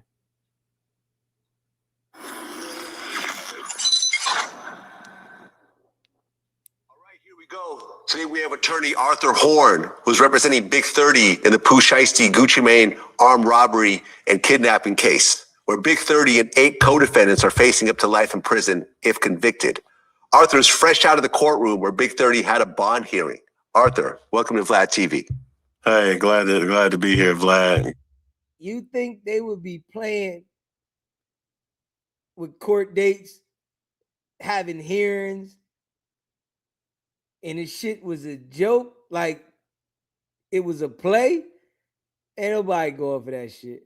Glad to see you again. We talked before. Well, this is what the feds are alleging. On January 10th, 2026, at 4:50 p.m., Gucci Mane, his cameraman MM, aka Matt Mazral, and someone listed only as BP were kidnapped and robbed at gunpoint at a music studio located in Dallas, Texas. There were 9 people currently charged, including Pooh Shiesty and your client, Big 30. Now, Big 30 just had a bond hearing. What exactly happened? We just put proof on to show that, 1, he wasn't a flight risk, and 2, that he wasn't a danger to the community. He has no record, no prior record. And so after we were able to put that proof on and to show where he'd be living and that he has employment and actually has another big deal on the table moving forward in his rap career, the judge granted him a bond of $100,000, which he'd have to come up with 10%, wear an ankle monitor, and some other stipulations or requirements. Okay, so coming up with 10,000 is probably pretty easy for someone like Big 30. Man, I'm not running no play to go to jail. I'm not sitting in jail for no play. Yeah, I did 3 years in jail. I'm not going to jail running no play. Not at all. Not me. Yeah, not playing no games with the judicial system at all for no money. Not me. Yeah, that shit don't make no sense. So anybody saying this is a play, you tweaking. And Big 30's lawyer sitting down having the conversation is tweaking. Now, you got to remember this, right? Little Durk's attorney sat down and did an interview too. This lets you know that these attorneys, they only care about the check, the notoriety, the fame. They don't care about you per se.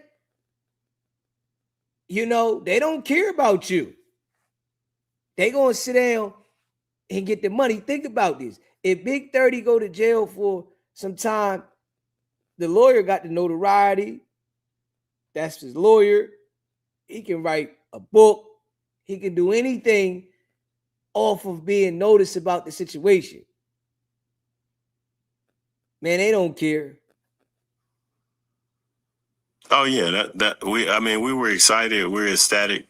The problem is, I think the government has until 5 o'clock tomorrow to appeal it to the federal judge in Dallas, which means if they do that, which we anticipate they will, then we'll have to go through this whole process again. Right now, is Big 30 sitting in jail or he's out? He's sitting in jail and he'll have to wait. If they appeal it, then he'll have to sit in jail until we have the hearing. I think Lontrell's hearing has already been set for next Monday, April 13th in Dallas.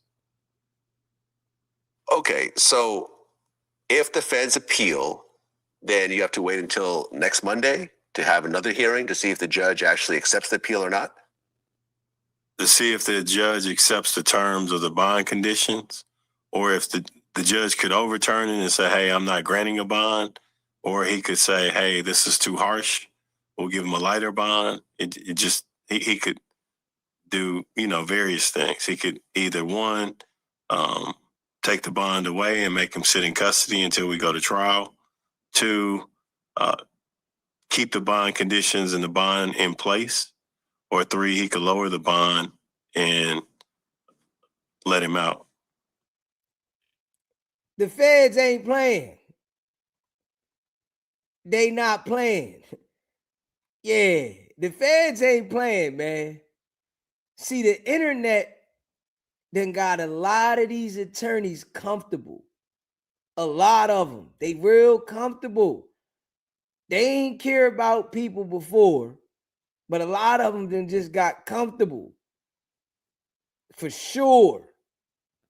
And they just willing to go talk about some shit that's supposed to be quiet. There ain't supposed to be no conversation about this. When you got a case, man, you ain't supposed to talk about your case at all. Nobody, your attorney, nobody. It's nothing to talk about. Let me fight my case. I don't need you mentioning nothing. I don't need you sitting there trying to explain nothing. I don't need you to do that. I got a case. Yeah, so I wouldn't deal with none of these type of people. Like, hold up, man. That shit crazy. Well, I hope your client does get bond, because it's a lot better to sit at home than sit in jail for something that may potentially take a long time. Yeah, particularly when this was not something that really involved him. He has no affiliation to 1017? He was there. Like, I don't know. Like, today's world is crazy. And I'm just going to keep it a buck. The whole world today is crazy. He said he ain't got no affiliation with 1017. He ain't got nothing to do with it, but he was there. Why the hell did he come then? They just be saying anything. He's not signed with them. He's been back and forth to Dallas to record music with Pooh Shiesty. As I said earlier, those two have been friends for a long time and have made great music together. They just have a natural bond and they just make good music together. Okay, so let's talk about that for a second. So Big 30 and Pooh Shiesty grew up together. They went to school in South Memphis, and they started their rap careers right around the same time. Yeah, that's correct. And they have a bunch of songs together as well as a friendship. That's correct. So Let's talk about allegedly what happened. And this is what the feds are laying out. Not that this is necessarily true or not. And this is an active case, and you are the lawyers, so there's certain questions I understand that you can't answer, but I'm just going to go ahead and lay it out based on what everyone is facing right now. So at 1 p.m. on January 10th, 2026, the alleged victims flew to Dallas, Texas. So this is Gucci Mane, his head of security, a second security, as well as his cameraman, Matt, and someone named BP. And according to the feds, Gucci Mane and Pooh Shiesty were scheduled to meet because Pooh Shiesty was upset about the terms of his contract and he wanted to be released from the contract. So he asked Gucci Mane to come to Dallas so they could meet about business. Anything to state about this? All I can tell you, and I think I'll keep saying this over and over again, the facts that are alleged in the criminal complaint, we view the facts very differently from the government. And as it relates to Big 30, we really view the facts very differently than the government. Hey, yo. This shit here crazy. Like, the internet really got these attorneys bugged all the way out. Man, you my lawyer. I want you to worry about the motion we about to put in. I want you to worry about how we gonna fight this case. Understanding, right, that his client is in a situation. You talking to Vlad, that shit don't help your client though. Why? I'm not getting that. You talking to Vlad does not help your client one bit.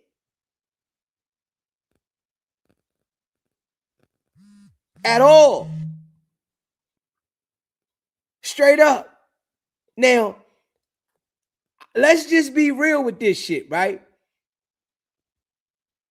Let's just be real. If this case goes to trial, right? The jury members, they not watching Vlad. Them old people ain't watching no Vlad. Like, I'm just being real. This shit is wild. The jury members be like 50, 60-year-old people. Paying attention to the facts over the case. They not watching Vlad. Like, this is the shit that I want people to really like pay attention to. This shit here, you know, is crazy. You ain't supposed to be talking to nobody about my case at all. Like, you not even supposed to be, oh, I'm going to say this, but I'm not going to say that. That shit, man, I wouldn't want no attorney like this. Nah. Big 30 sitting in the box right now. Straight up. Your attorney going to talk to Vlad ain't going to help you get a bail. That ain't going to get you bailed out. It's not our belief that Big 30 drove to Dallas to meet with Gucci Mane and Pooh Shiesty to commit a robbery and a kidnapping.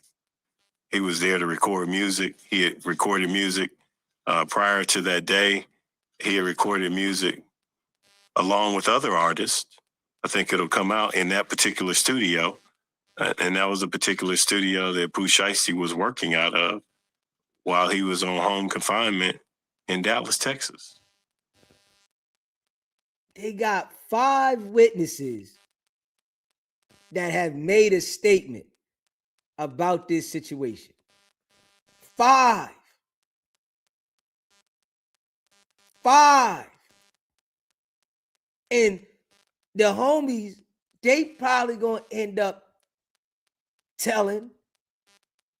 And the attorney's on here saying, yeah, he was at the studio to record music, and you supposed to be quiet, worrying about trying to get the bail, putting the motion in. I wouldn't want no attorney like this. Right, because Pooh Shiesty got out of jail, I think, about 100 days ago after doing 3 years on a 5-year bid. Correct, but he was still under federal. So even though he was released to the halfway house and eventually put on home confinement, you're still considered to be in custody. And so he was still considered to be in custody and allowed, I think he was allowed to work, which is why he was able to go to the studio to record. Okay, so based on the federal paperwork at 1:45, Gucci Mane, along with his head of security and his second security, they arrived at the location, which was a music studio, which was part of a bigger office building. And when they arrived there, the recording studio was closed. So while they're waiting, they went to the liquor store, they bought some liquor and some plastic cups, and they went back to the studio. Now, Pooh Shiesty's father called the studio owner multiple times, and eventually the studio owner answered around 2:53 p.m., and he found out that he was trying to book the studio, so they went ahead and opened the studio at 3:15. Okay. So at 3:39, an employee at the studio arrived to help with production, and Pooh Shiesty and his dad were outside, and the feds claimed they were having some sort of argument over the phone. Now, at 3:43 p.m., a few minutes later, Pooh Shiesty's dad, your client, Big 30, Baby Slime 375, KD, CMO Damn Fool, Mookie Roo 375, Glizzy 375, and DeMarcus Glover, they entered the building on the east side.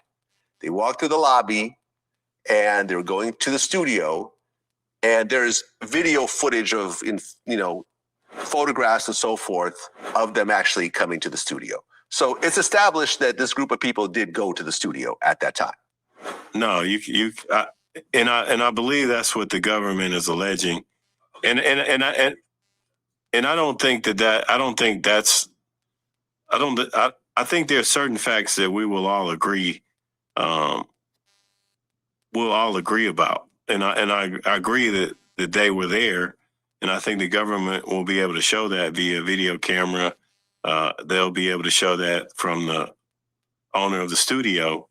I think where we kind of the story differs will be in whether my client engaged to cross state lines with the purpose of kidnapping and robbing Gucci Mane on the 9th.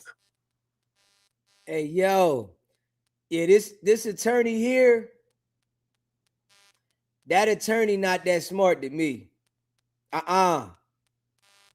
Yeah, this attorney is not that smart. You go do a Vlad interview, right? The prosecutors are going to look at this interview. That's a fact.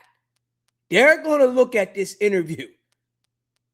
And you sitting in there acting like they wasn't in the studio with Gucci Mane. Come on, bro. They got video surveillance.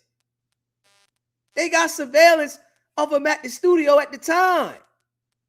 He acting like, oh, they didn't go to the studio for that. What? This is one of the worst attorneys ever. Yo, man, them boys cooked. Them boys cooked. Them boys is cooked. And the lawyers acting like these people that really prosecute cases haven't done no investigation. Yo, that shit is wild. Y'all hear this shit. This is wild.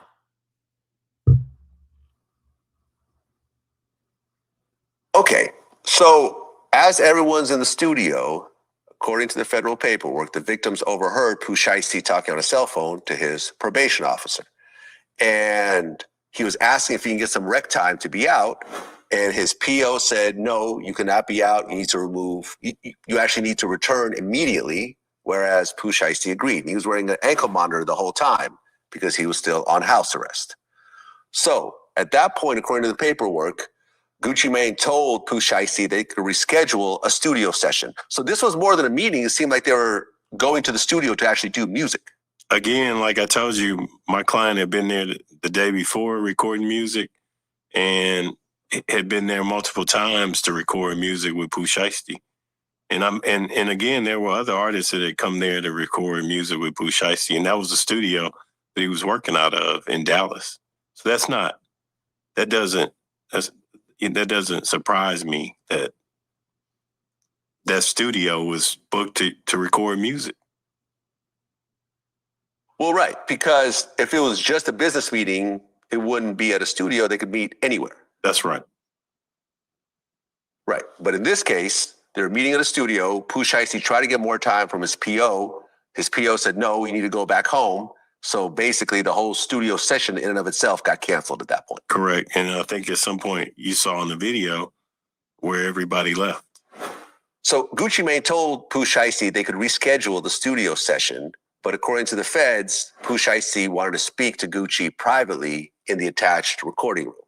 Gucci agreed, and they entered the room with Gucci, Pooh Shiesty's dad, and Big 30, according to the complaint.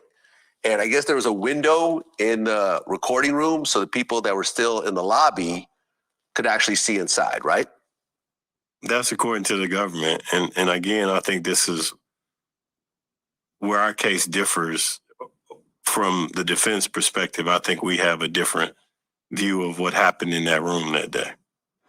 Okay, so at 3:43 p.m., according to surveillance footage, Pooh Shiesty's dad, Big 30, Baby Slime 375, KD, CMO Damn Fool, Mookie Roo 375, Glizzy 375, and DeMarcus Glover entered into the building. Now, they walked into the lobby, but then, according to the paperwork, Mookie Roo 375 could be seen on video exiting the office building and coming back with a bag slung over his shoulder.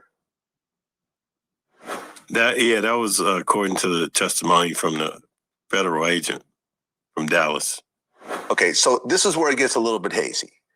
So inside the control room, and this is Gucci's there by himself, his security guard is outside the door of the studio, and his other security guard is actually by the car that they drove in.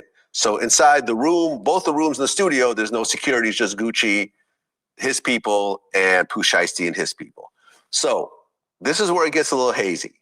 Inside the control room, the feds say that Pooh Shiesty pulled out a contract which terminated his agreement with Gucci and told Gucci Mane to sign it. When Gucci declined, Pooh Shiesty became agitated and they started to argue. Now, Matt, the cameraman at BP, could see, inside the recording room, and originally it seemed like they were discussing business, but then when the argument started to ensue, he texted Gucci Mane's head of security, who was still in the lobby. Any comment about that? If there was a disagreement between two men that are in business together, there was a disagreement between two men that are in business together. Again, that doesn't make it a robbery or a kidnapping. Okay, so according to the paperwork, as the argument started to ensue, they say that Pooh Shiesty told Big 30 to get his bag. Big 30 complied, and he left the recording room and came back with a bag. And they said that Pooh Shiesty pulled out what appears to be a black AK-style pistol from the bag and pointed at Gucci Mane. Now, who is saying this part? I have no idea, because in the criminal complaint, there's no allegations of Big 30 ever having a gun or pointing a gun at anyone. Okay, well, it said that Big 30 at this point did not point a gun, but they're claiming that he went and got a bag, gave it to Pooh Shiesty, then Pooh Shiesty pulled a gun out of the bag. I can't comment on whether that happened or not. I wasn't there.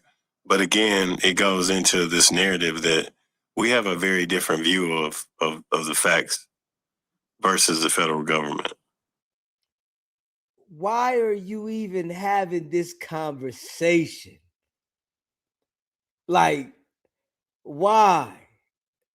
The case just started. This ain't the time for this, man. Well, as the complaint goes on, they're saying that Pooh Shiesty demanded that Gucci Mane sign the release paperwork. And then at one point, Gucci Mane did sign, and Pooh Shiesty gave the paperwork to his dad. During that time, they're saying that Gucci was not allowed to leave because of the gun involved.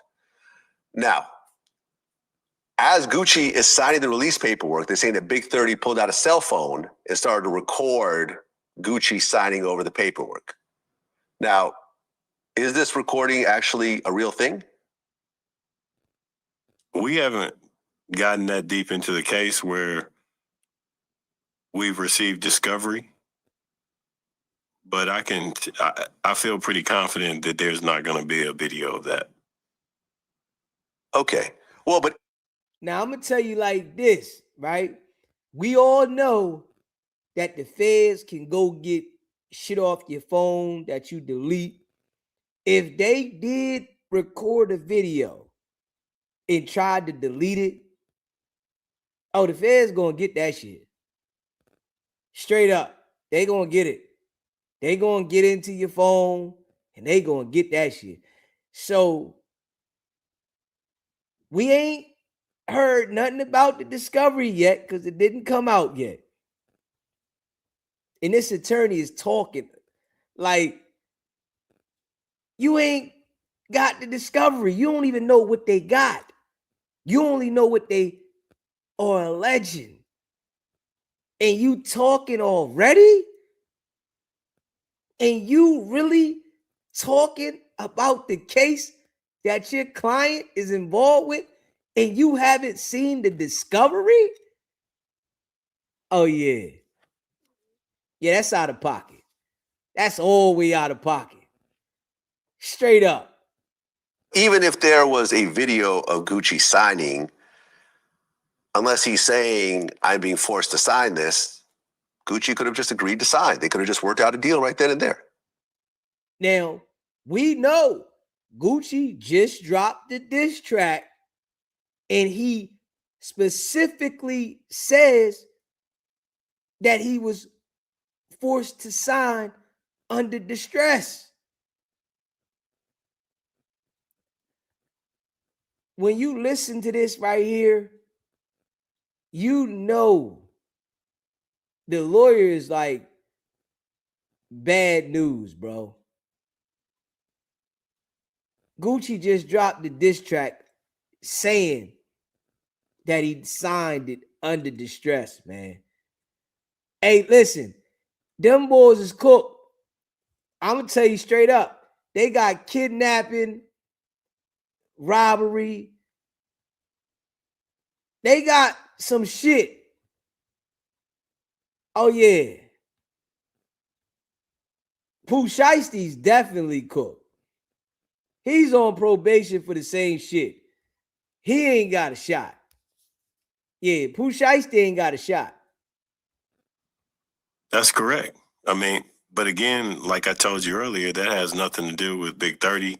He's not signed to that label. He has no interest in Pooh Shiesty being signed or unsigned with 1017. I mean, it doesn't.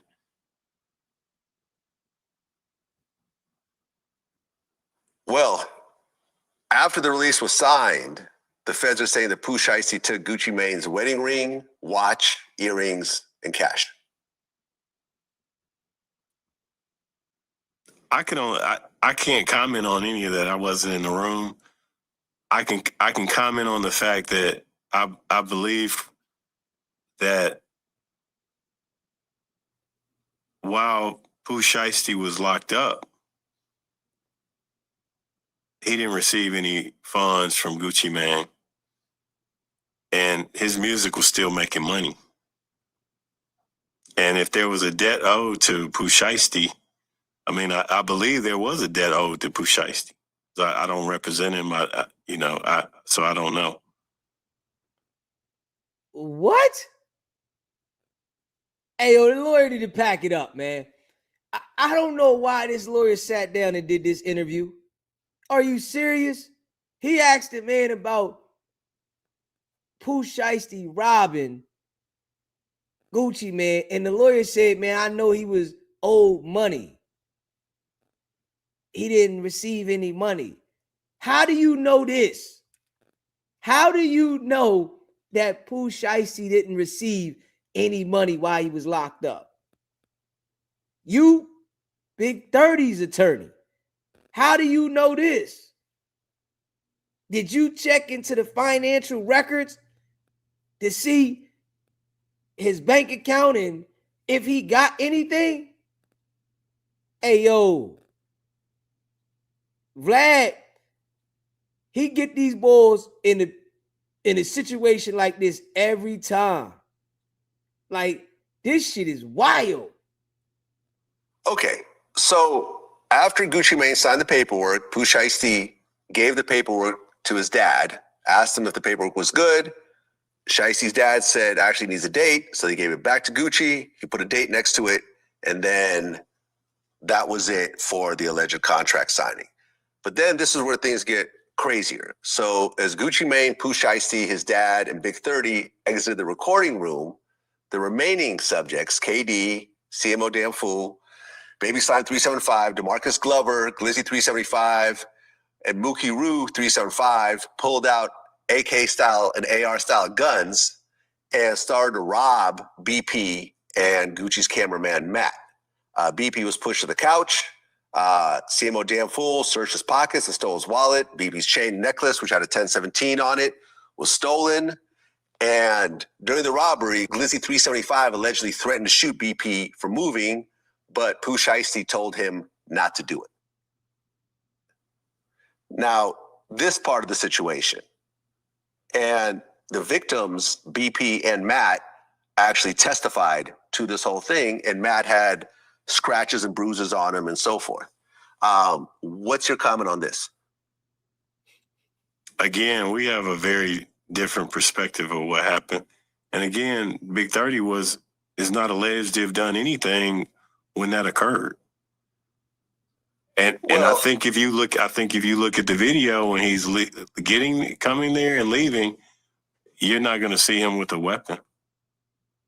Okay, well, the cameraman Matt got choked from behind, almost losing consciousness, and he was robbed of his Rolex watch, Louis Vuitton bag, which had other watches in it, and there was air tags that were actually in the bags that they took. Now, this is where Big 30 gets pulled into the situation again, because as the... Hold up. Do y'all hear this shit? Like, come on, man. The bags had air tags in the bag. I'm telling you right now, the feds did not reveal everything they got. I'm just being real. The cameraman choked till he damn near passed out. He got air tags in his bag. They know exactly where the bag went, man. Now, I'm going to tell you, the feds ain't telling them on some real shit everything they got. They ain't telling them if the bag went directly to the hotel. These niggas took the bag somewhere. Straight up. And for what they did in that situation, they wasn't smart. So I don't think they thought about the bag having air tags in it. Hey, man. Let's just be real, man.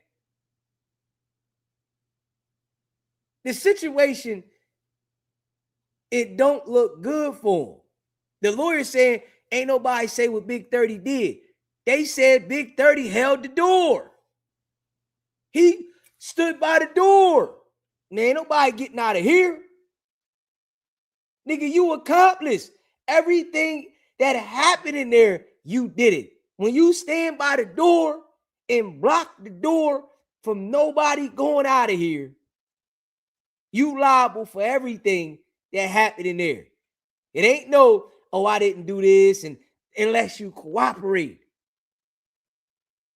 That's the only time you able to be accountable for what you did. And I'm going to tell you like this when it comes to them people, right? If you cooperate,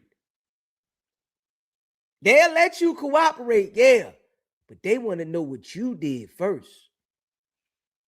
Before you start saying such and such did this and such did that, they want to know, what did you do? Oh, yeah. The lawyer is having a conversation with Vlad about an open case. For what? Why?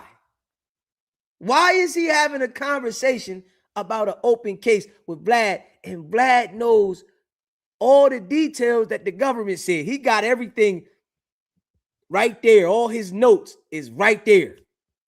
And he's asking them detail by detail about the case. Man, this lawyer ain't smart. This dude went to law school and he ain't smart at all. It's nobody could convince me that this lawyer was smart. Nobody. This case just happened and Vlad is asking them everything that's in the complaint that just came out. Like he's detailing everything that just came out in the complaint. Nigga, what? Man, I wouldn't want my lawyer doing no shit like this. Hold up, bro. Man, you can't make... Man, I'm glad I got the brain I got. I'm going to be real. I'm glad that I have the brain that I have. You ever got the brain they got, that's your brain. I'm glad that I have the brain that I have. This shit is crazy. This shit's crazy. This is wild. The robbery was happening inside the studio. The feds are saying that Big 30 walked over to the studio door to the lobby, closed it, and blocked it with his body, preventing people from leaving. Now, Gucci's head of security tried to get in and try to push their way through, but they're saying the Big 30 barricaded the door. With handguns drawn, Gucci Mane's head of security and the second security partially got the door open, but then realized they were outnumbered by a bunch of other guns that were in the room. So this is where your client gets thrown into a bigger situation.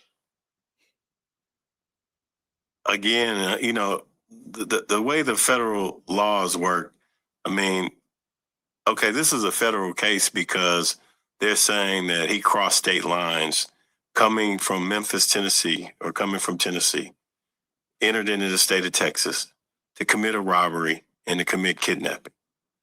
That was his intent. So the government has to prove that he had the intent, and that was his reason for coming there. And again, as I've explained, they recorded music in that studio multiple times, and they had recorded music, from my understanding, the day before. And that was his reason for being there. So now, when his attorney says that, right, I want you to peep this, right? Okay, Big 30 recorded music in the studio the day before. Okay, whoop-de-doo, right? What the feds is going to do, they going to look at, did Pooh Shiesty say 3-4 days before that, a week before that, yo, I'll be at the studio next week. Meet me at the studio at such and such time. So with Big 30's lawyer saying, that shit don't hold no weight. Because if Pooh Shiesty talked to Gucci Mane a week before, 3 days before, and said, meet me at the studio, just because y'all go to the studio the day before, this was already pre-planned days before that y'all was going to meet Gucci Mane at the studio. What the hell? This is a bad lawyer. I'm not going to lie. It's a bad lawyer.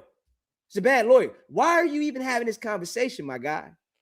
So I think you still run into the issue of the intent. Well, the intent is going to be hard to prove. I get that. But even if you take the intent out of the equation, they're still saying a crime occurred in that studio. Well, but now the feds are involved, so there has that. If it's a state case, right, then that's different. But this is a federal case, so part of what they have to prove is that there had to that he had the intent of coming across state lines to commit these particular acts. And what's telling to me is if Pooh Shiesty had this gun drawn on Gucci Mane, why isn't he charged with a 924G or 922G? What is that? Felon in possession of a handgun. Because he's a felon.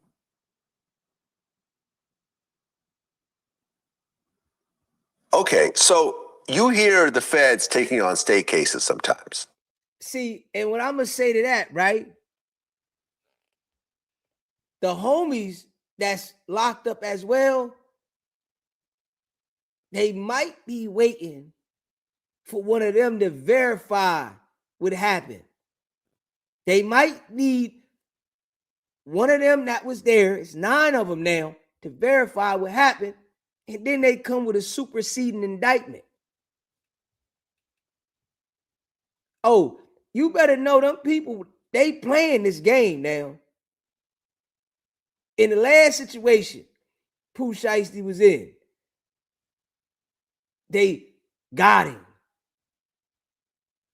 They did an investigation and they not revealing everything up front, man. But can the state take on a Fed case?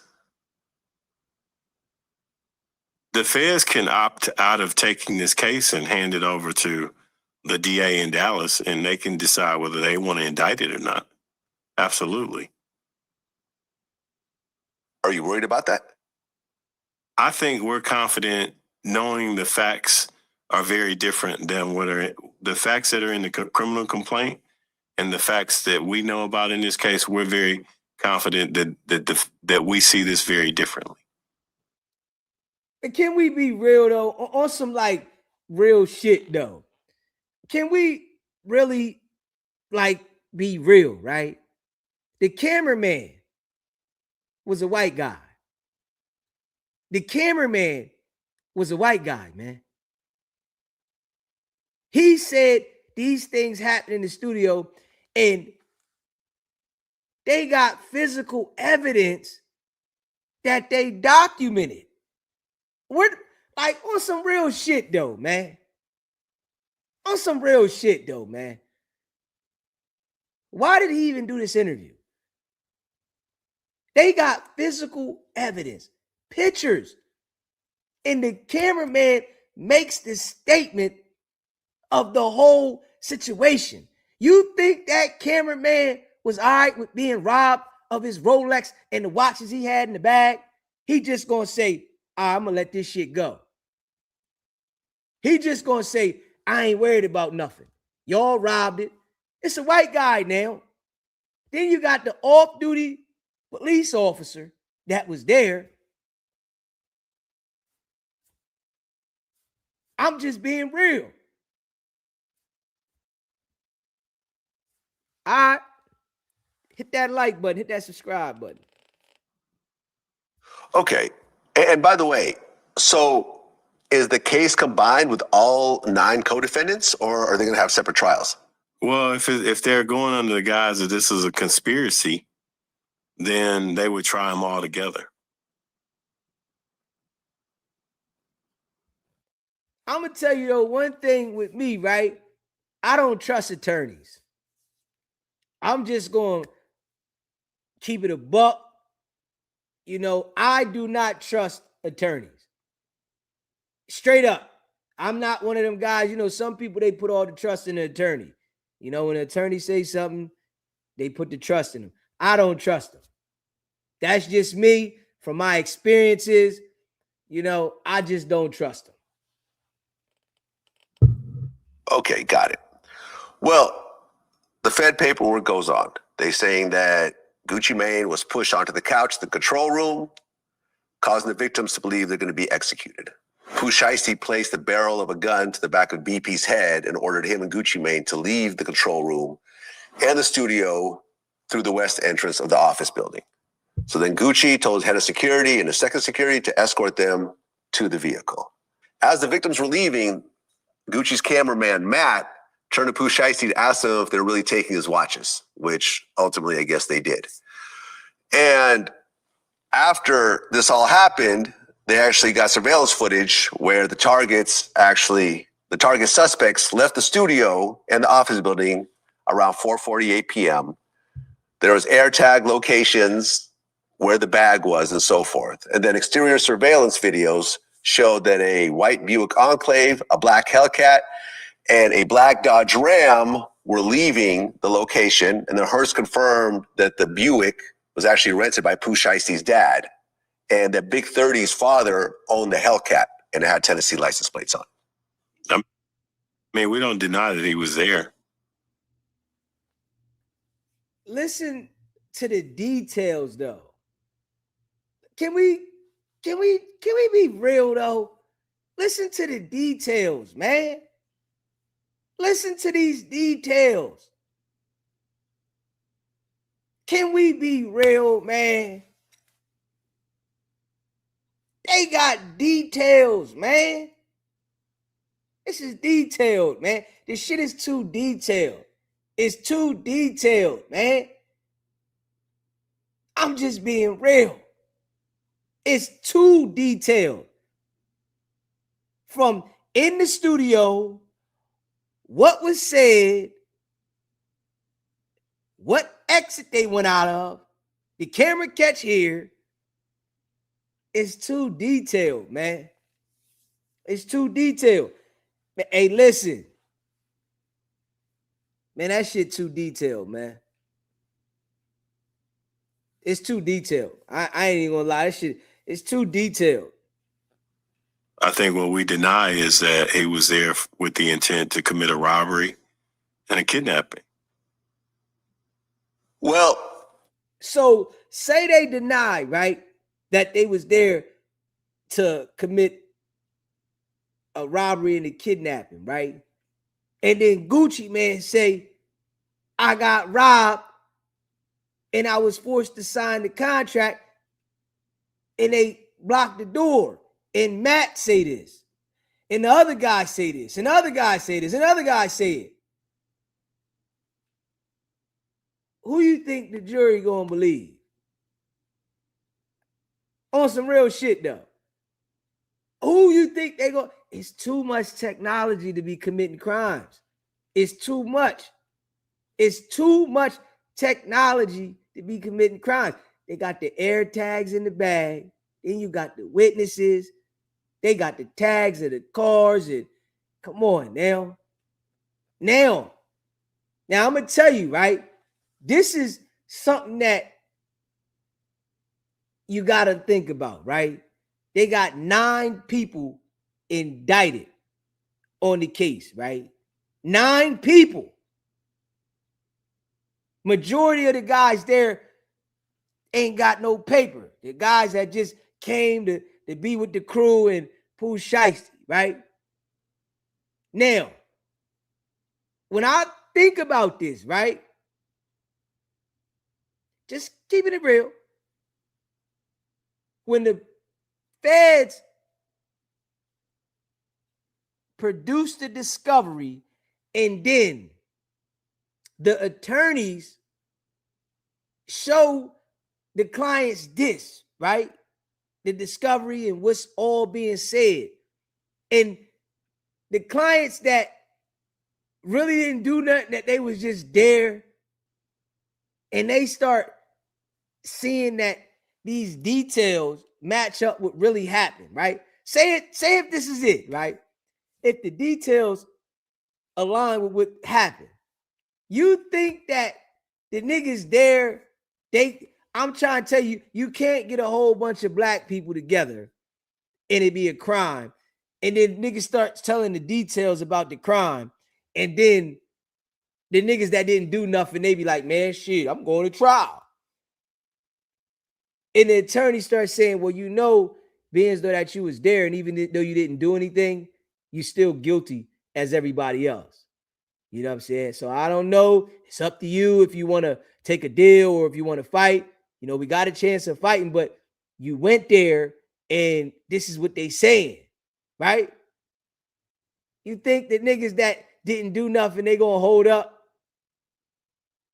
You think so?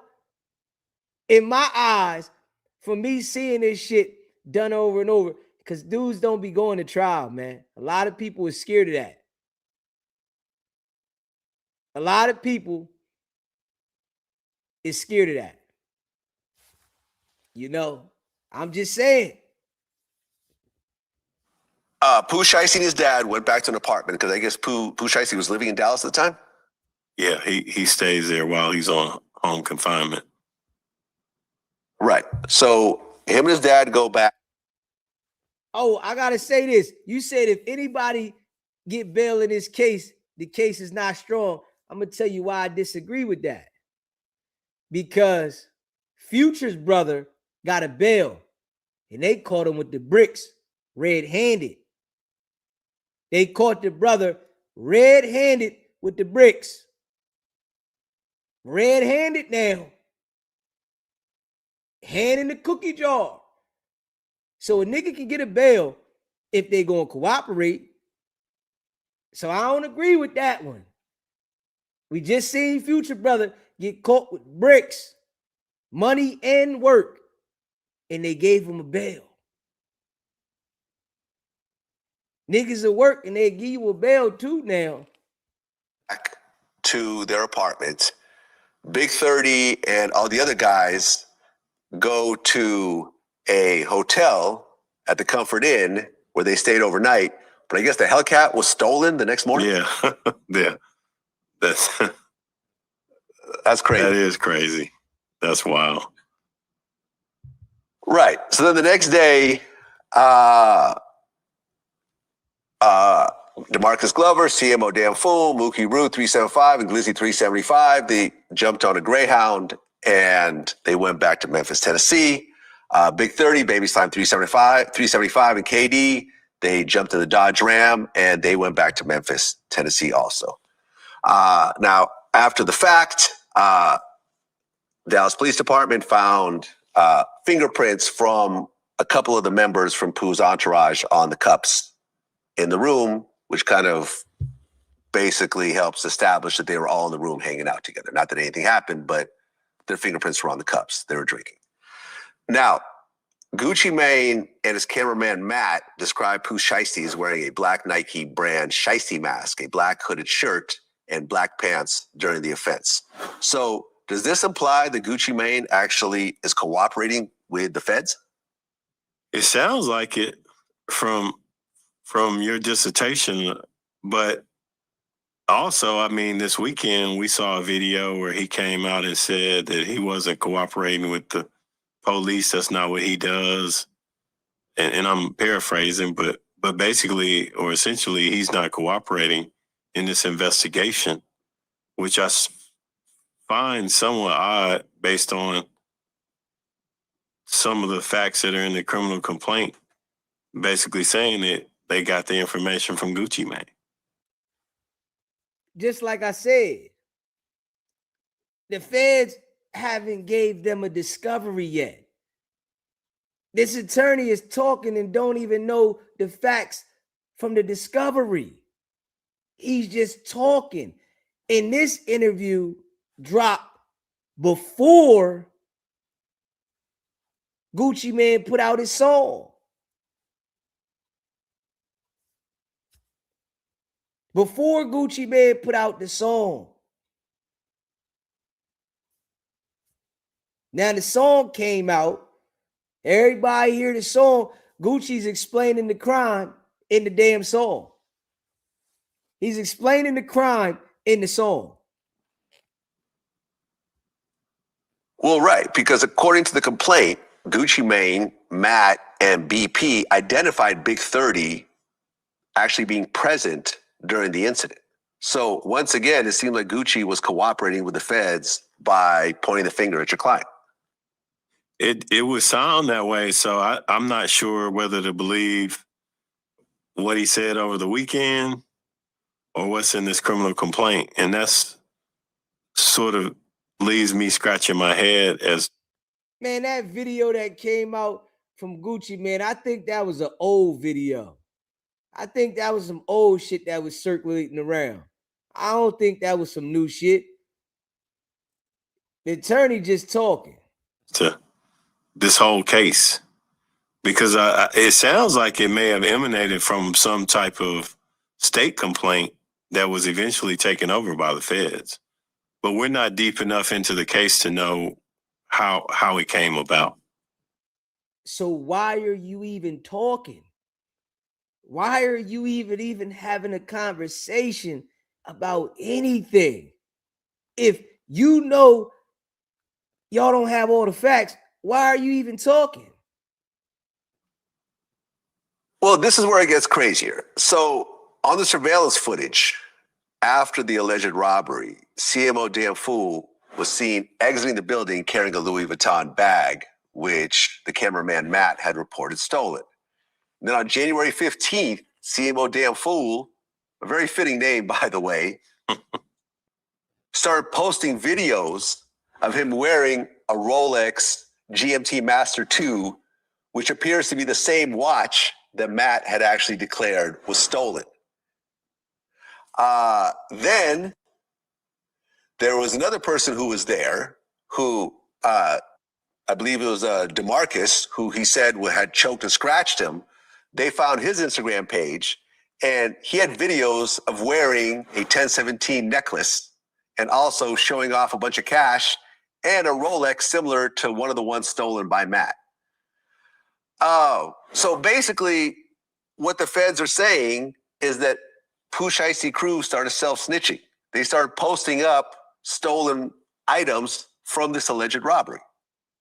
I can't comment on what they posted on their Instagram page. I can't comment about whether they own Rolexes or whether they had a 1017 chain through Pooh Shiesty or Gucci Mane or somebody else affiliated with the label.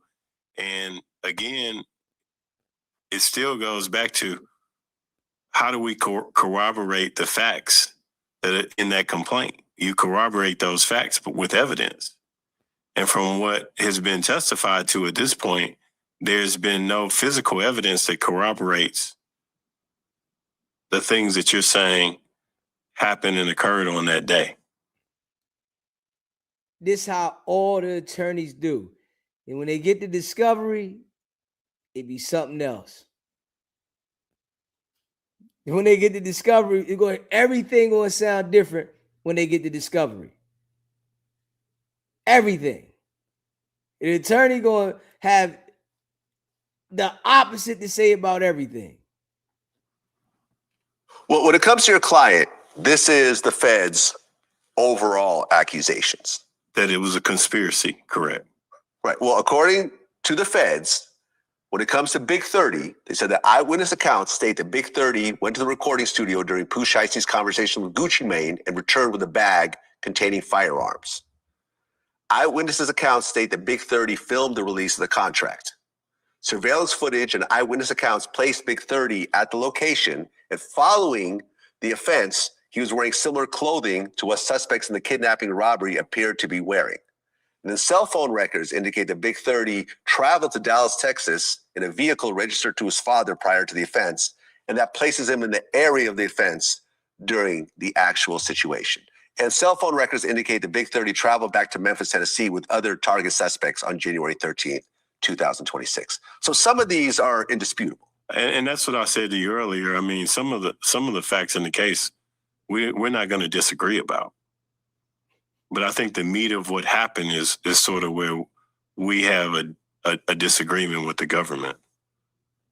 And you think about the guys that, I mean, and this is just common sense, Vlad, like the guys that rode back on the Greyhound. I mean, the car that was rented for them, probably once it got stolen, they had to take a bus back to Memphis instead of driving back to Memphis. So, and two, if there was some conspiracy to commit some big robbery, why would they go back to the same hotel they were staying at, spend the night, and just Why did they do whatever they did, man? hang out and then leave the next day? I mean, that's sort of a common sense would say. Man, they didn't have no damn common sense, man. None of them, man. Hey, if they had committed this robbery, like, let's get on the road and get back to Memphis, or it just, some of it doesn't jibe well with what's being said. It just, the behavior. Well, as Big 30's lawyer, what is your version of the events? I can't go into I can't go into what my client and I have spoken about, obviously, for attorney-client purposes. All I can say is that we have a very different view and version of what happened today. Are there plea deals on the table right now for Big 30 to cooperate? Right now, there's a criminal complaint. They haven't been indicted. I would expect there to be an indictment very soon. And I think the criminal complaint gives you an indication of what the indictment will probably look like, if there is one. Well, it was reported that Pooh Shicey's dad didn't get bond, but that was actually false because he did get bond. Correct. How big was the bond? I think it was $250,000, 10%. Okay, so you put up $25,000. Correct. And now he's out. Are any other co-defendants on bond? So from my understanding today, everyone was granted a bond except the last person in the criminal complaint, and I can't remember his last name. And Mr. Rogers that's in Atlanta, being held in Atlanta, has also been denied bond. So it's my understanding that everybody was given a bond except for Mr. Rogers, and there was another individual, the last name in that criminal complaint. Okay. So, but is Pooh Shicey's dad the only one that's actually out right now on bond? Nobody's out. Oh, even Pooh Shicey's dad's not out? Yeah, so those bonds so those bonds are going to be appealed. It's my understanding they'll be appealed to the district judge in Dallas, and we'll have to go back and have the entire hearing over again, the entire detention hearing over again. Got it. So what's applying to Big 30 is applying to every other co-defendant. Everyone that's been granted a bond. Yeah, correct. Exactly. The bond Because part. the government is basically saying we don't agree with the magistrate's ruling, and we want the sitting judge to rehear the detention hearing on all these individuals that were granted bonds. Well, if this does go to trial, will every co-defendant have a separate lawyer, or will there be one central lawyer and a legal team representing everyone at once? No, everyone will have their own counsel. And sometimes in cases like this, if everybody is working together, you can have a joint defense agreement where all the individuals agree to work together. Typically in federal cases, if somebody flips and becomes a cooperating witness for the government, then they wouldn't go to trial, obviously. They would be a witness. So they would be severed from the case, in a way, severed from the defense. Correct. Got it. Okay. And I'm not saying that there's a joint defense agreement right now. I'm saying that's potentially a possibility, but everybody will have their own counsel, and everybody will have to decide based on the evidence what's best for what's in their best interest going forward.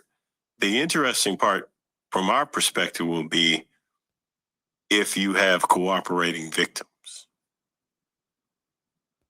Because in the past, well, right. in the past, I handled cases involving where a young Dolph was a victim, or alleged victim. I represented Black Youngster in Charlotte, and there were two other individuals charged along with Black Youngster. We were successful in getting that case dismissed. and we worked really hard to get him dismissed prior to trial. But the other issue was young Dolph was not a cooperating victim or alleged victim.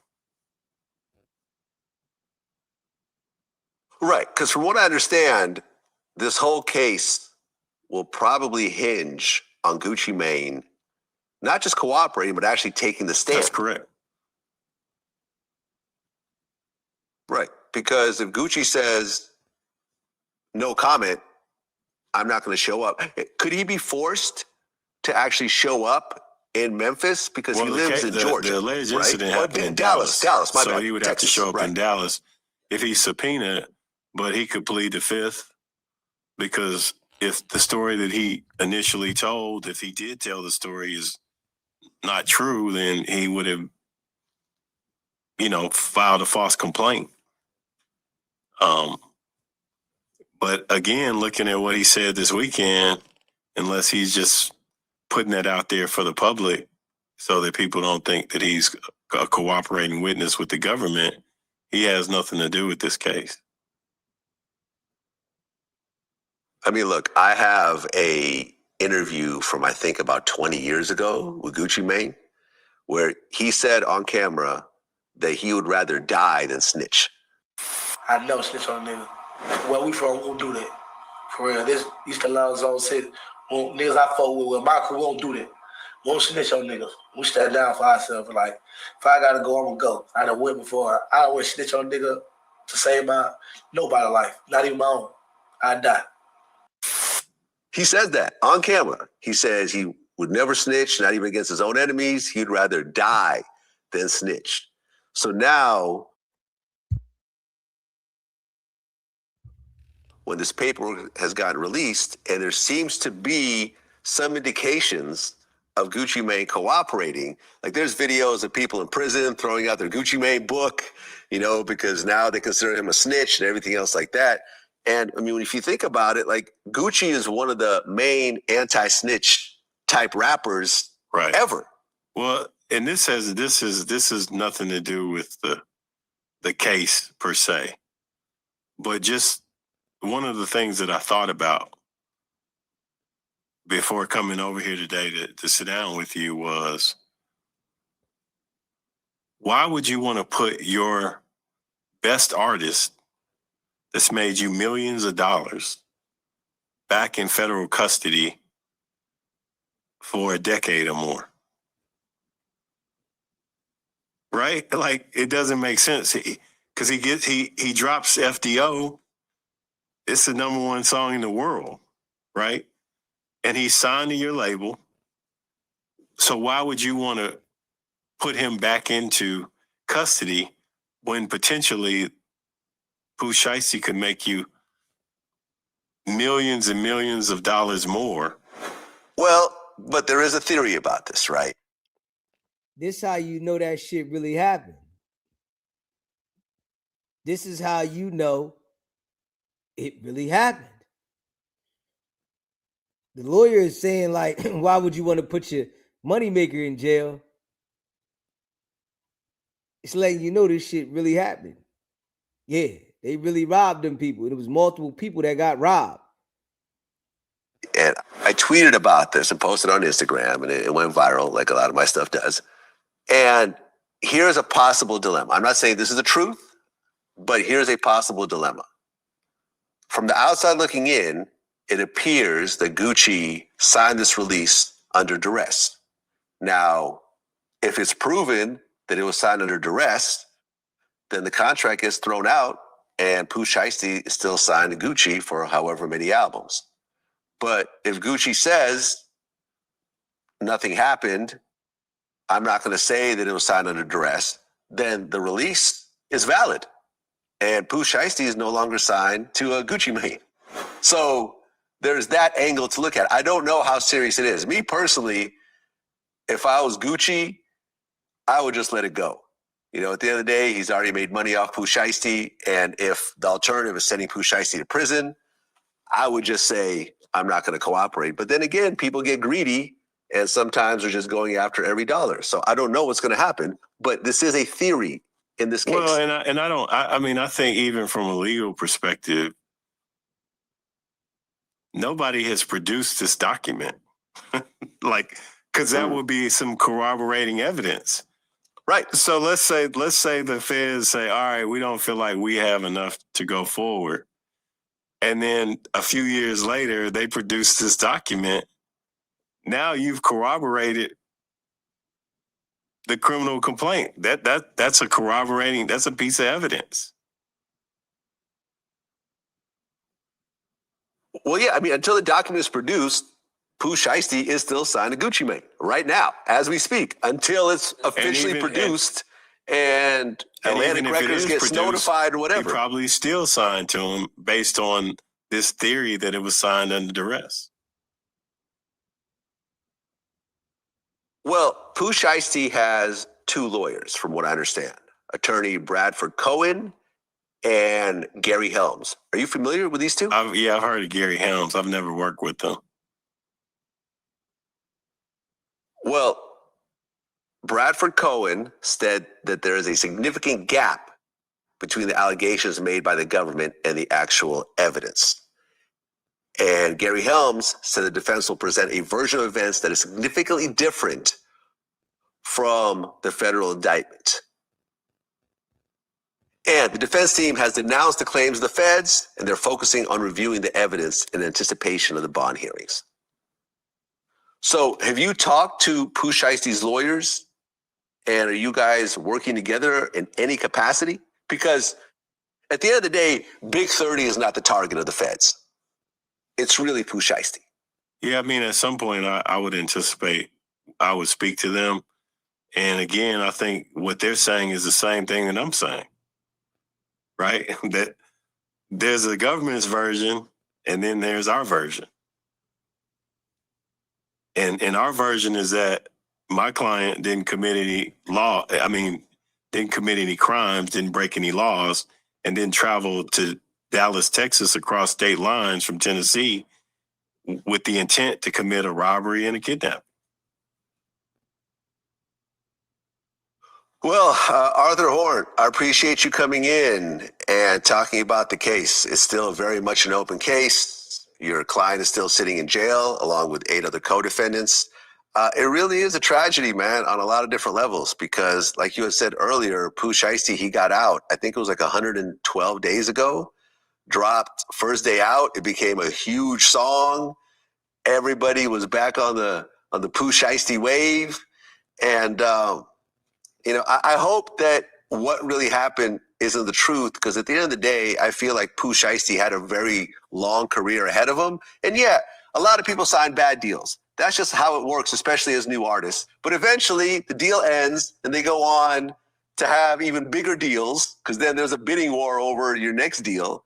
And they go on to have more hit songs and big concerts and everything else like that.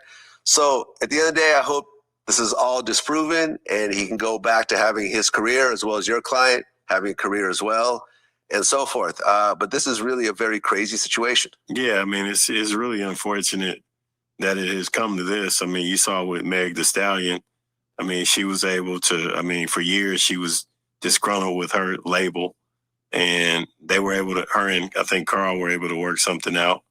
Now you're watching Finesse, who's also a Memphian. He's not happy with Jay Prince. And I would think that at some point that might get resolved as well. And so hopefully we'll have a good outcome for both of these young men and they can go back to making music and doing what they do best. Yeah, look, the music industry is a very crazy business. I've said this before, that business-wise, you'll have more financial success in buying scratch-off lottery tickets than signing a brand new artist and trying to break that artist from scratch. It's almost impossible. Out of 1,000 artists that come out every year, not only through major labels, independent labels, the local D-boy that wants to invest in the hot rapper on his block, the real estate guy who thinks he has an ear for music and wants to start a label, the dentist that has extra money that thinks that he's a musical genius. Artists come out every day and 99% of them go absolutely nowhere and the label loses all the money they invested in them. So when you have an artist like a Pooh Shiesty, and take a look at all the artists that Gucci Mane has signed over the years. Right. Most of them went nowhere, right? Most of them. This is not me criticizing Gucci. This is just the nature of these types of businesses. A lot of them, you know, ended up going to jail, unfortunately, because they continued the lifestyle that they were doing before they signed. Some of them ended up losing their life, and some of them ended up just not working out. So when you have an artist like Pooh Shiesty who ends up blowing up, a lot of times these deals are not advantageous to the new artist because the label owner, in this case Gucci, has to recoup on all the other artists that he lost money on. Now, the second deal is always the really good deal, but the first deal is always going to be messed up. So, you know, for all the artists watching this right now, if you're in a Pooh Shiesty situation, man, just get in the studio, put out whatever projects you're required to put out through that deal, and then go on and sign some huge deal. Call your lawyer. Let us handle it. Call your lawyer. Call your lawyer. We'll get it done. Call your lawyer, man. I mean, don't try to handle it. Don't try to handle it on your own, man. Not to say this happened. But at the end of the day, I know it gets frustrating and dealing with lawyers. Listen, I've spent over $1 million in lawyers, right? No, through the course of my career. Over $1 million. It's a love-hating relationship with us. But you know something? I've also made, in the long run, I've made money by spending that $1 million. I would have lost way more than $1 million had I not spent it. And so you have to invest in your lawyers, and you have to have great lawyers also. Don't try to get your dad's friend who, you know, is probably a crap lawyer who's giving you a good deal. Find the best people that you could possibly find, and they're going to be expensive. Right. Well, and think about this, Vlad. This is the last thing I want to say is, it's sad that in the rap industry that it's kind of bittersweet when somebody gets arrested and goes through something like this. From a marketing standpoint, it helps them. It helps the record sales. It helps. Oh yeah. Like once this is resolved and it's resolved favorably, it's like you can't pay for that marketing, and that's the weird part of the music industry, especially rap music.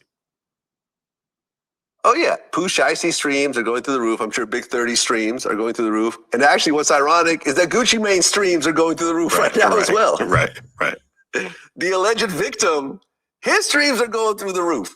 So, yeah, man. But at the end of the day, I think all the men involved in this case who are rappers, I think they all wish that their streams were where they were before and none of this ever happened. I would agree with you. Hopefully we'll get a good result. This is not a win for anybody. No, it isn't. It could turn out to be a win for everybody. Yeah, but going through this in order to get to the finish line for that type of win, I don't think is worth it. Sitting in jail, potentially these things drag on for years. Like look at, for example, you know, not to say it's the same kind of case, but the YNW Melly case, he's been locked up for I think 6 years, no bond, one trial, mistrial, back to trial again, no bond, sitting there for it's coming up on a decade now. I think it might even be 7 years at this point. These cases could drag on if people are not given bond. They're sitting in jail. They can't make any money. They can't see their families. It's not a cool situation, and it's not. Especially someone for a Pooh Shiesty that was really on fire, and he just got out. Out.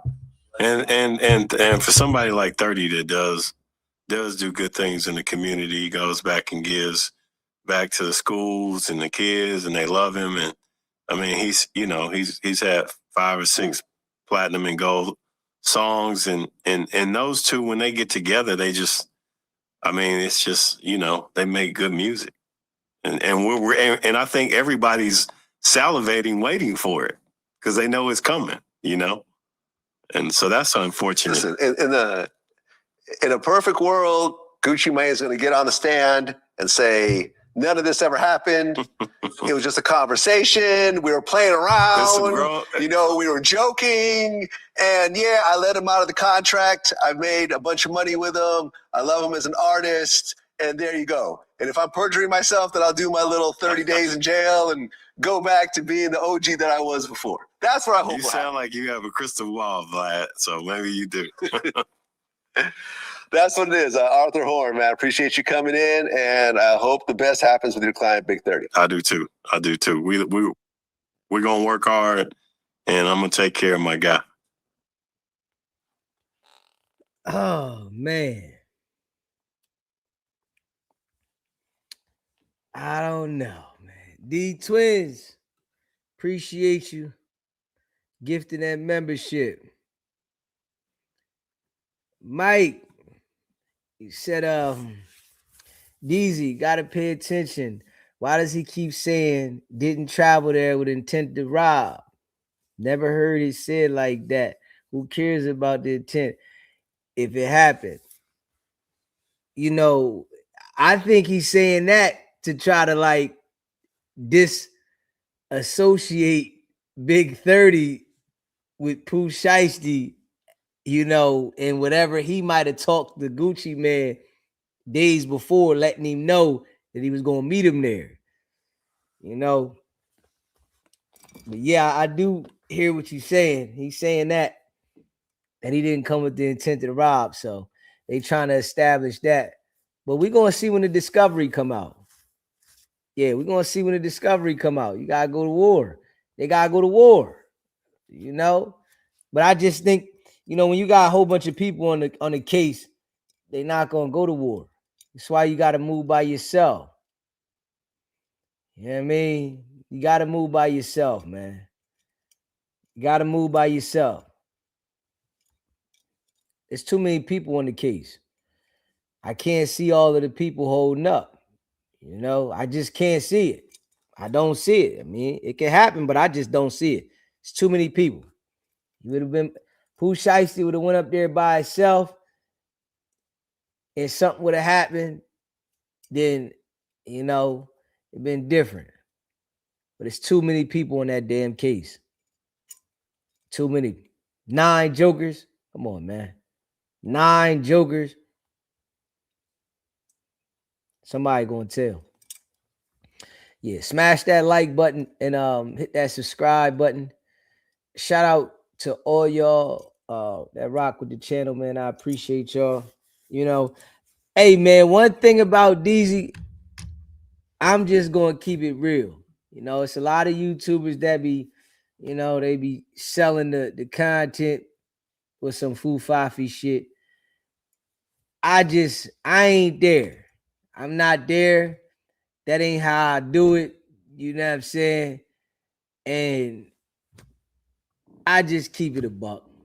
You know what I mean? Everybody might not agree with me. And that's life. Everybody gonna have their own opinion and outlook on how they look at shit.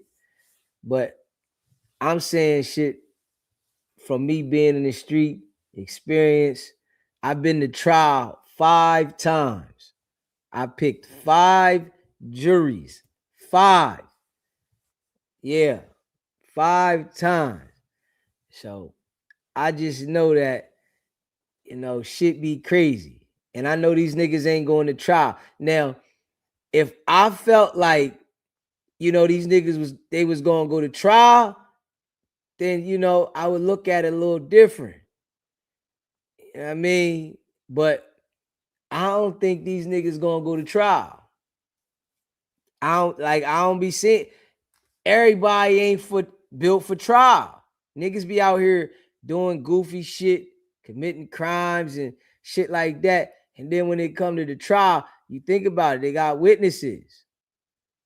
Nigga don't want to go up against them witnesses. On some real shit. It be witnesses. They got 5 witnesses. Then you don't know who else going to turn. One of the homies, man, you know your friend, he done turn evidence and cooperating with the government. You don't know who going to turn and do what. So we going to see how it go. You know what I'm saying? We're going to see how it go. And the cameraman got his watches stolen and the bag stolen, Gucci. Niggas got a lot of shit stolen. They got robbed for a lot of shit, cost some paper. Man, everybody not just letting that shit go, acting like it didn't happen. You feel me? Everybody's not just going to say, man, I'm just going to let this shit go. Yeah, everybody that got robbed, well, man, we just going to let this shit go. They not going to do that shit. I'm just saying, when you think about just be realistic. Like, you think everybody gonna say, oh man, they just robbed us and we let it go. And you think they took pictures of that cameraman scratched up and took his statement about his watches being, robbed and stolen, and then the air tag? You think they ain't gonna have the tracking of where the air tag went? Now I'm gonna tell y'all, right? Just keeping it a buck, man. See, I be thinking on some other shit. You know what I mean? I'm just saying. Now pay attention to this, right? I want to tell y'all something, because I think on some other shit. The air tag, right? Just pay attention to this. They're gonna go and trace what direction and where the air tag went in, right? Understanding this. Now, some people might say, oh, well, how they gonna know? They're gonna go to the cameras on the streets. These streets are filled with cameras.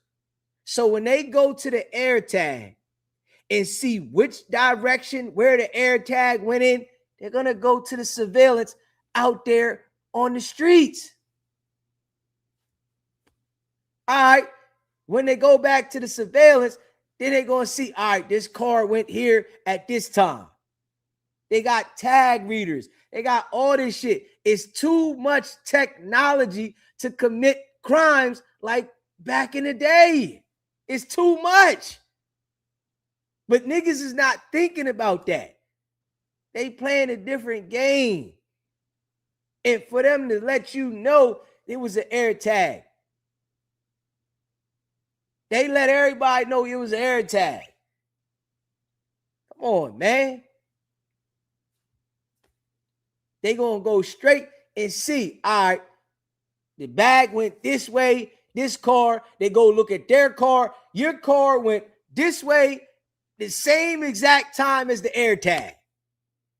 That's enough evidence right there.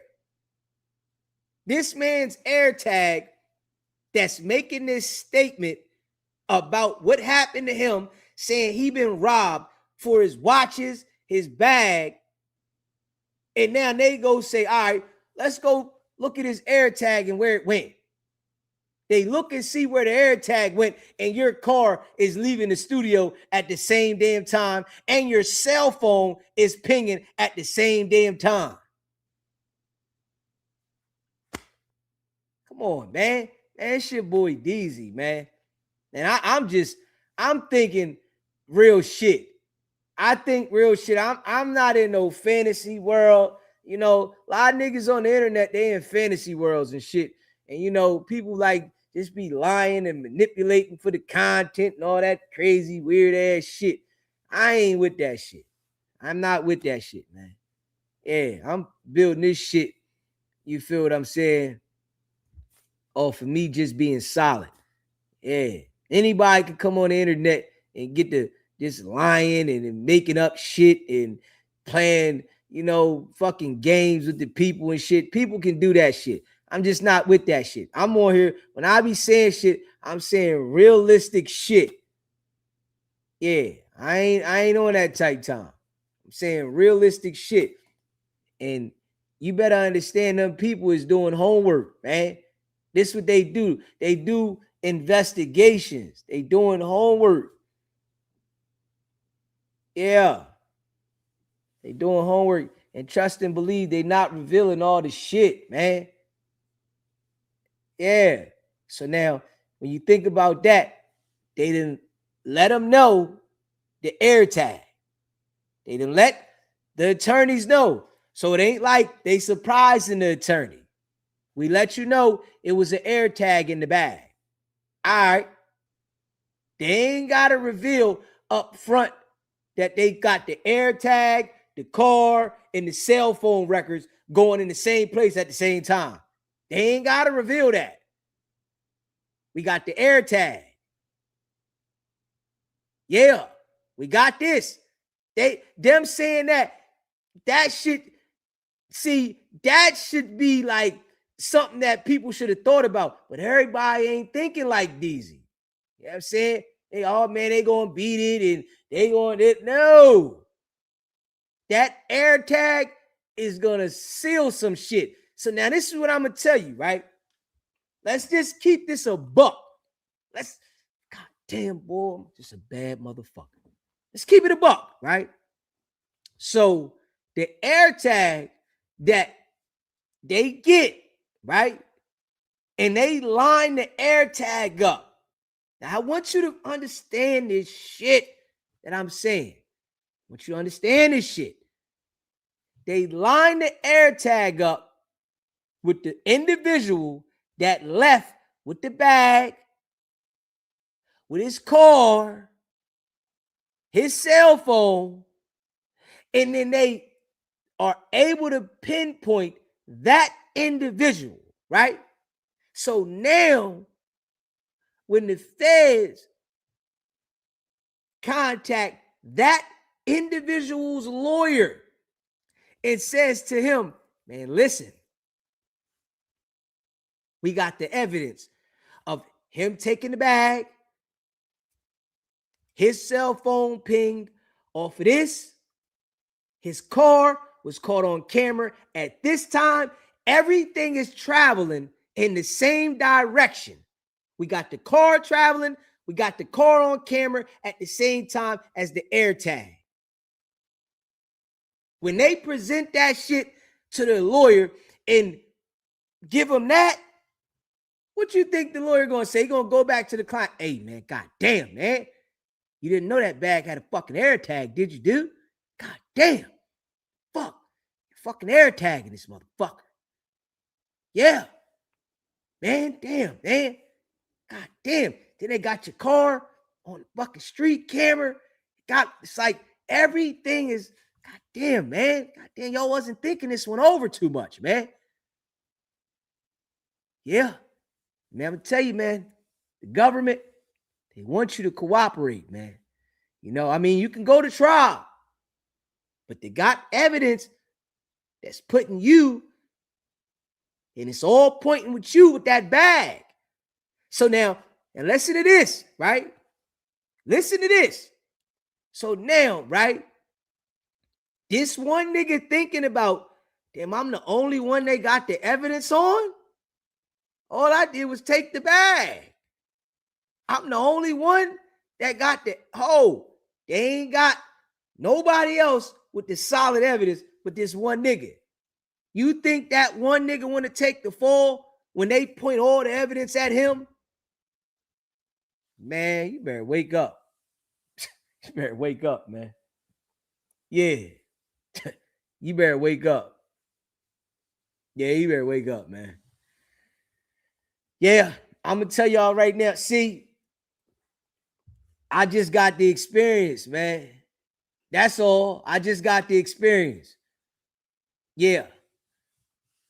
Anytime I ever caught a case, the first thing I start doing is think about how I'm going to beat this motherfucker. That's the first thing I do. How I'm going to beat it.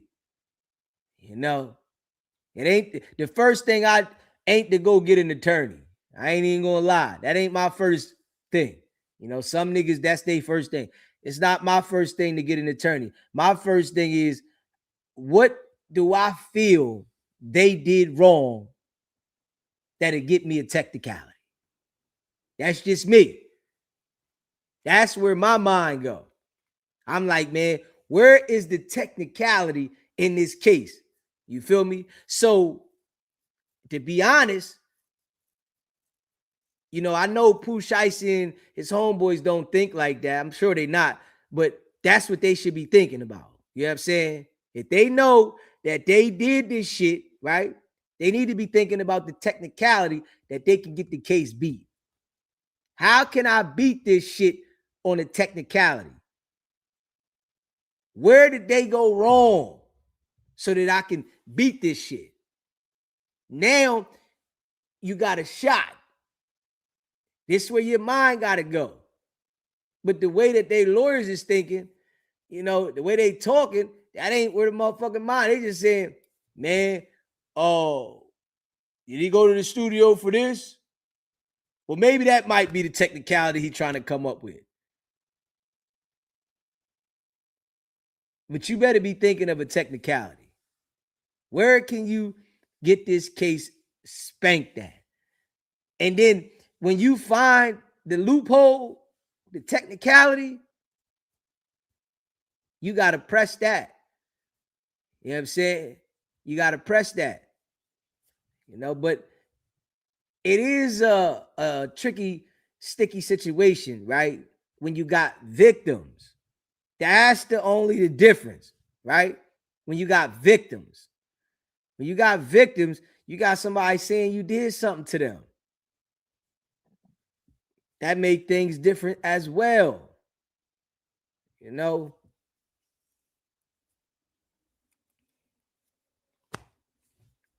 Man, I'm about to eventually I'm gonna start me an investigative channel. I'm gonna start me one of them channels. I'm doing investigations. Fuck it.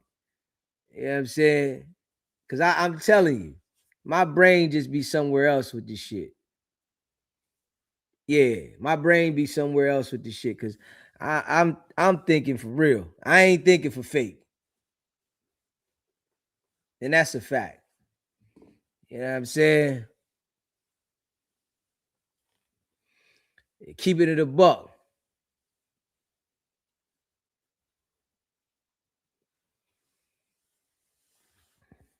Yeah. Well, they played themselves. That's a fact. They definitely played themselves. Yeah, they played themselves. You know what I'm saying? So it's something like, you know, it's a lesson that they're gonna have to deal with. And you hear the attorney, yeah, looking at a decade. Look at a decade. Gonna be sick. Hey, tell motherfucker, you gotta do this diamond back. Oh man, motherfucker Pooh Shicey's knees gonna buckle. Huh? Straight up. You know what I'm saying? They already got snitches though. They got the people that was victimized. Yeah, they got the people that was victimized. They already got people that's testifying. You think that a jury wouldn't believe the nigga that said that he got his watch stolen? You know what I mean? And his bag stolen? Yeah, you gotta they gonna believe that, man. Straight up. You know what I'm saying? Yeah, they made a decision, man. But just mark my word. Just mark my word. Just mark my word, man. Yeah, just mark my word, man. Trust what I'm saying. Just trust what I'm saying. You'll see. I'm telling you, I've been to trial 5 times, man. Straight up. Every time I went to trial, the attorney tried to get me to take a plea, man. Every fucking time. Every time. I ain't never took a plea. I went to trial every time. Yeah, trust me.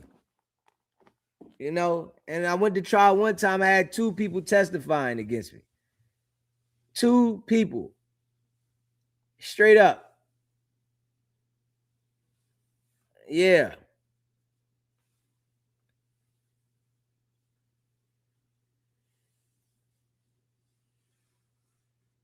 Yeah, we can make a bet. I would make a bet with you they not going to be good. Yeah, I can make a bet with you. I would make a bet. You want to make a bet they not going to be good? We can make a friendly bet for a Twinkie, man. You know what I'm saying? Yeah, we can make, if you want to make that bet, we can make a bet that they not going to be good. Just for a Twinkie. You know what I'm saying? For a light Twinkie. If you lose the bet, all you got to do is gift the channel 5 memberships. That's it. If I lose the bet, I send you a cash app for a Twinkie. It's like 20. You know what I'm saying? I'm willing to bet that. You know what I'm saying? Just gift the channel. That's all. You know what I mean? Just gift the channel 5 memberships. Boop. They're not going to be good, man. Yeah, it's not gonna be good, man. You got 9 niggas on the case, man. 9 niggas. You know what I'm saying? You want to make that bet too, Tasha? You know what I'm saying? You want to make a Twinkie bet? I'll give you the bet too, Tasha. You hear me? You know, I'll give you the bet too, Tosh. Let me know. All you gotta do is say bet good, Tosh. Bet good? I know you good for it. You know what I'm saying? Bet good. We got a Twinkie on the line. You said they gonna be good. Bet good, me and Tosh. I like that. All I want you to do is gift out 5 memberships, baby. That's it. Just gift out 5 of them. You know what I'm saying? And if not, I'm gonna send you the Twinkie straight to your Cash App. Trust me. You know what I mean? Because I know damn well they cooked. I know they cooked. You know what I'm saying? And I just sat here and explained to you about that air tag. I explained to you that air tag was major. You know what I'm saying? You know, I appreciate you, Tosh. You know that air tag was major. That's why I'm telling you that. The air tag was major. That was major. Major. You know what I'm saying?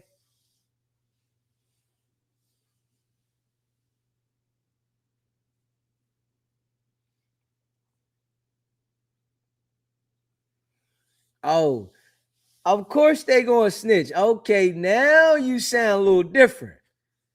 Yeah, now you sound. It's 9 niggas on the case. Of course somebody gonna snitch. Yeah, it's 9 niggas on case. And I'm telling you, the nigga that's gonna talk. I'm telling you, the nigga that's gonna talk if they do get him to cooperate because of that air tag. The air tag makes him the only one that they can identify did the robbery. Man, you think he gonna be the only nigga want to go to jail? He gonna be the only one. Hold up, man. Huh? Man, I ain't hold up, man. Come on, man. All right. Okay. Hey, yo, niggas think Lil Durk good. Man, Lil Durk cooked. Straight up. Oh, yeah. Me and Tasha got one. I don't think Taddick want no smoke with that bet. I don't think he want no smoke with that bet. Yeah, I think he might be thinking a little logical. You know, that's my girl Tosh, but she probably feeling good right now. So, you know, she like, man, fuck, I'm take the bet. But, you know, I appreciate the support. You know what I mean? I appreciate the support. That's a fact. You know what I mean? You know, I appreciate the support. My girl Tosh in the building. You know, but I'm sitting telling you. You hear me? Man, Lil Durk is cooked. I'm telling you that right now. Lil Durk is fried chicken, man. You know? Lil Durk is fried chicken. Yeah, I'm telling you, Lil Durk fried chicken, man. Fried chicken. You know? Yeah, shit. You know, shit get real. We gonna see. Listen, hey, man. Bet good. That's what I like to hear. Bet good. Bet good. All I want you to do is gift the channel 5 memberships. That's it. They $3.99 a piece. You know what I mean? Just gift the channel 5 memberships. Yeah, I mean, that's it. Hold on. Hey, listen. You saying mixed signals there now, Tatted. You saying mixed signals. I'm telling you, nobody's gonna be good. If they get any conviction, that's not good. I'm just telling you. That's the bet. If they get any conviction, it's not good. Any. And I'm telling you that niggas is gonna get convicted. Straight up. Yeah. I'm telling you, they're gonna get convicted. Yeah, that's I'm just keeping it a buck. I can already see it. You know what I'm saying? Oh, yeah, God got him right in the cell. Damn right. God's with you in the cell. Damn right. God got him straight in the damn cell. You know what I'm saying? Nigga be in there. Allahu Akbar, Allahu Akbar. Damn right. God got him straight in the cell. That's a fact.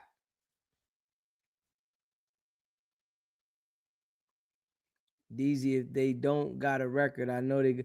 Man, that's incorrect though. But we already took the bet. If they get a conviction, that's our bet. Now, I don't care if they got a record or not. If they get convicted, they're not beating the case. This is what my mind is saying. They're not beating the case. Nobody's beating the case. Yeah, I don't think nobody's beating the case. It's too many people on the case. Yeah. I ain't seen you on the channel enough to give you no bet. Yeah. If I would have seen you on the channel more, then that'd been different. It's my first time seeing you.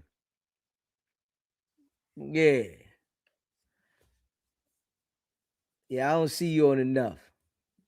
You know what I'm saying? You gotta make sure you I see you on the channel more. It's your first time here. I can't give you no bet first time here.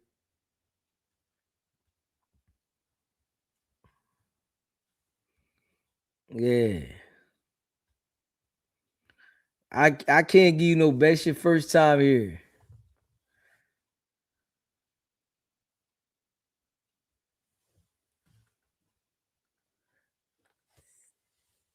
Man, you took the bet though, Matt. I don't want you to say we ain't here. If they take a plea, nigga, that's a guilty. I'm telling you, they all gonna get convicted. I'm telling you straight up, they all gonna get convicted. That's the bet. Our bet is either they gonna beat it or get convicted. Are you still in for the bet? I want to make sure. I don't want to hear no, oh man, no. It's either they beat the case or get convicted. That's our bet.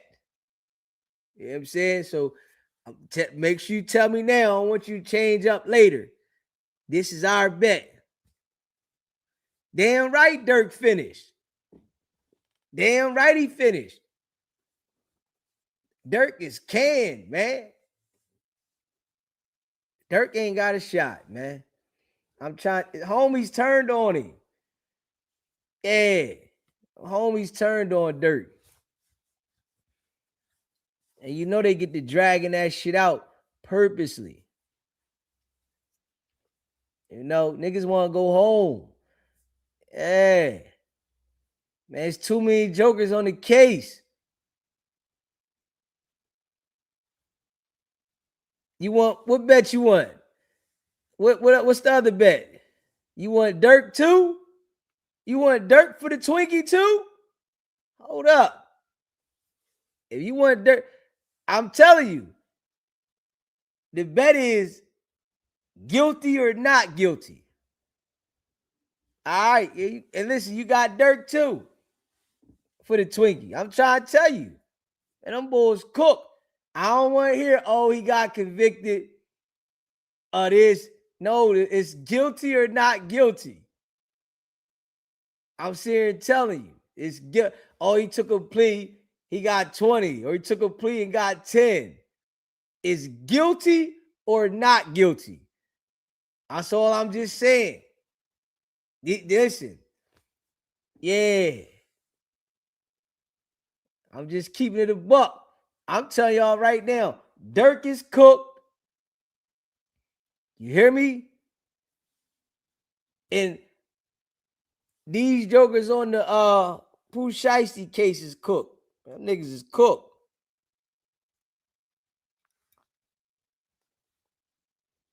You know what I'm saying? Man, you said you tweaking. You from the 100 side. We already know. You were whacking them.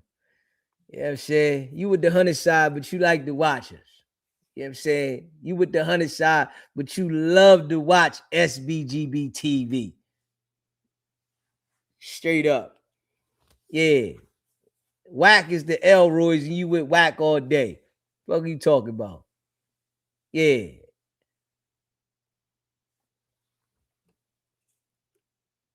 Straight up. Yeah, you with whack all day. You know what I'm saying? Man, that don't make you know all about it, man. I'm telling you. That shit, listen. All the niggas that get locked up in the feds swear they know all about the feds. I can't even hold you with that. Every nigga that go to the feds, they swear they know the feds. I swear to God. That shit be hilarious. Nah, I can't go for that, bro. Every nigga that go to the feds, man, I know all about the feds. Man, you know how it feels to be locked up in the feds. You don't know how them prosecutors doing. You don't know how they playing. Did you go to trial with the feds, bro? Tell me this right now, bro. Did you go to trial? Did you pick a jury? All right, so you don't want that 20 bet. So I'm making sure before we get off the live. Once we lock in, we locked in. Ain't no switching up. Tosh locked in. Ain't no switching up. So tell me right now. You know they all gonna get convicted. So the bet is off then. All right, so the bet is off with Shiesty and them. You all right. What about Dirk? Are you believing Dirk gonna beat it? Come on, tell me this right now. Before we get off the live, I gotta know this. I'm taking the Dirk bet too. I'm telling you, these niggas is doing goofy shit. They doing goofy shit, man. Hey, listen. When I was young, I did some shit. I ain't gonna lie, I did some goofy shit, right? But the thing about me is, right, I tried to think a little bit. You hear me? I tried to think a little bit. And one other thing about me, right? Anything that, I'm saying this is just because this is me, right? And I know everybody's different. Anything that is like connected to my name, I would never do nothing. Nothing. If it's connected to my fucking name, oh, hell no. Never. I'm not taking a risk. I'm not doing that with my name. You know, these niggas now, they think because they get they mans to buy the ticket under they shit that it ain't them. You know what I'm saying? Nah, I'm not doing nothing with my name. Straight up. When I had my car dealership, niggas used to ask me to, yo, let me get a T-tag. No, I don't give a fuck how long I know you, bro. I'm not giving you no damn T-tag. Oh, man, you can act like, no, I'm not giving you no T-tag, nigga. This is my name. I had my car dealership.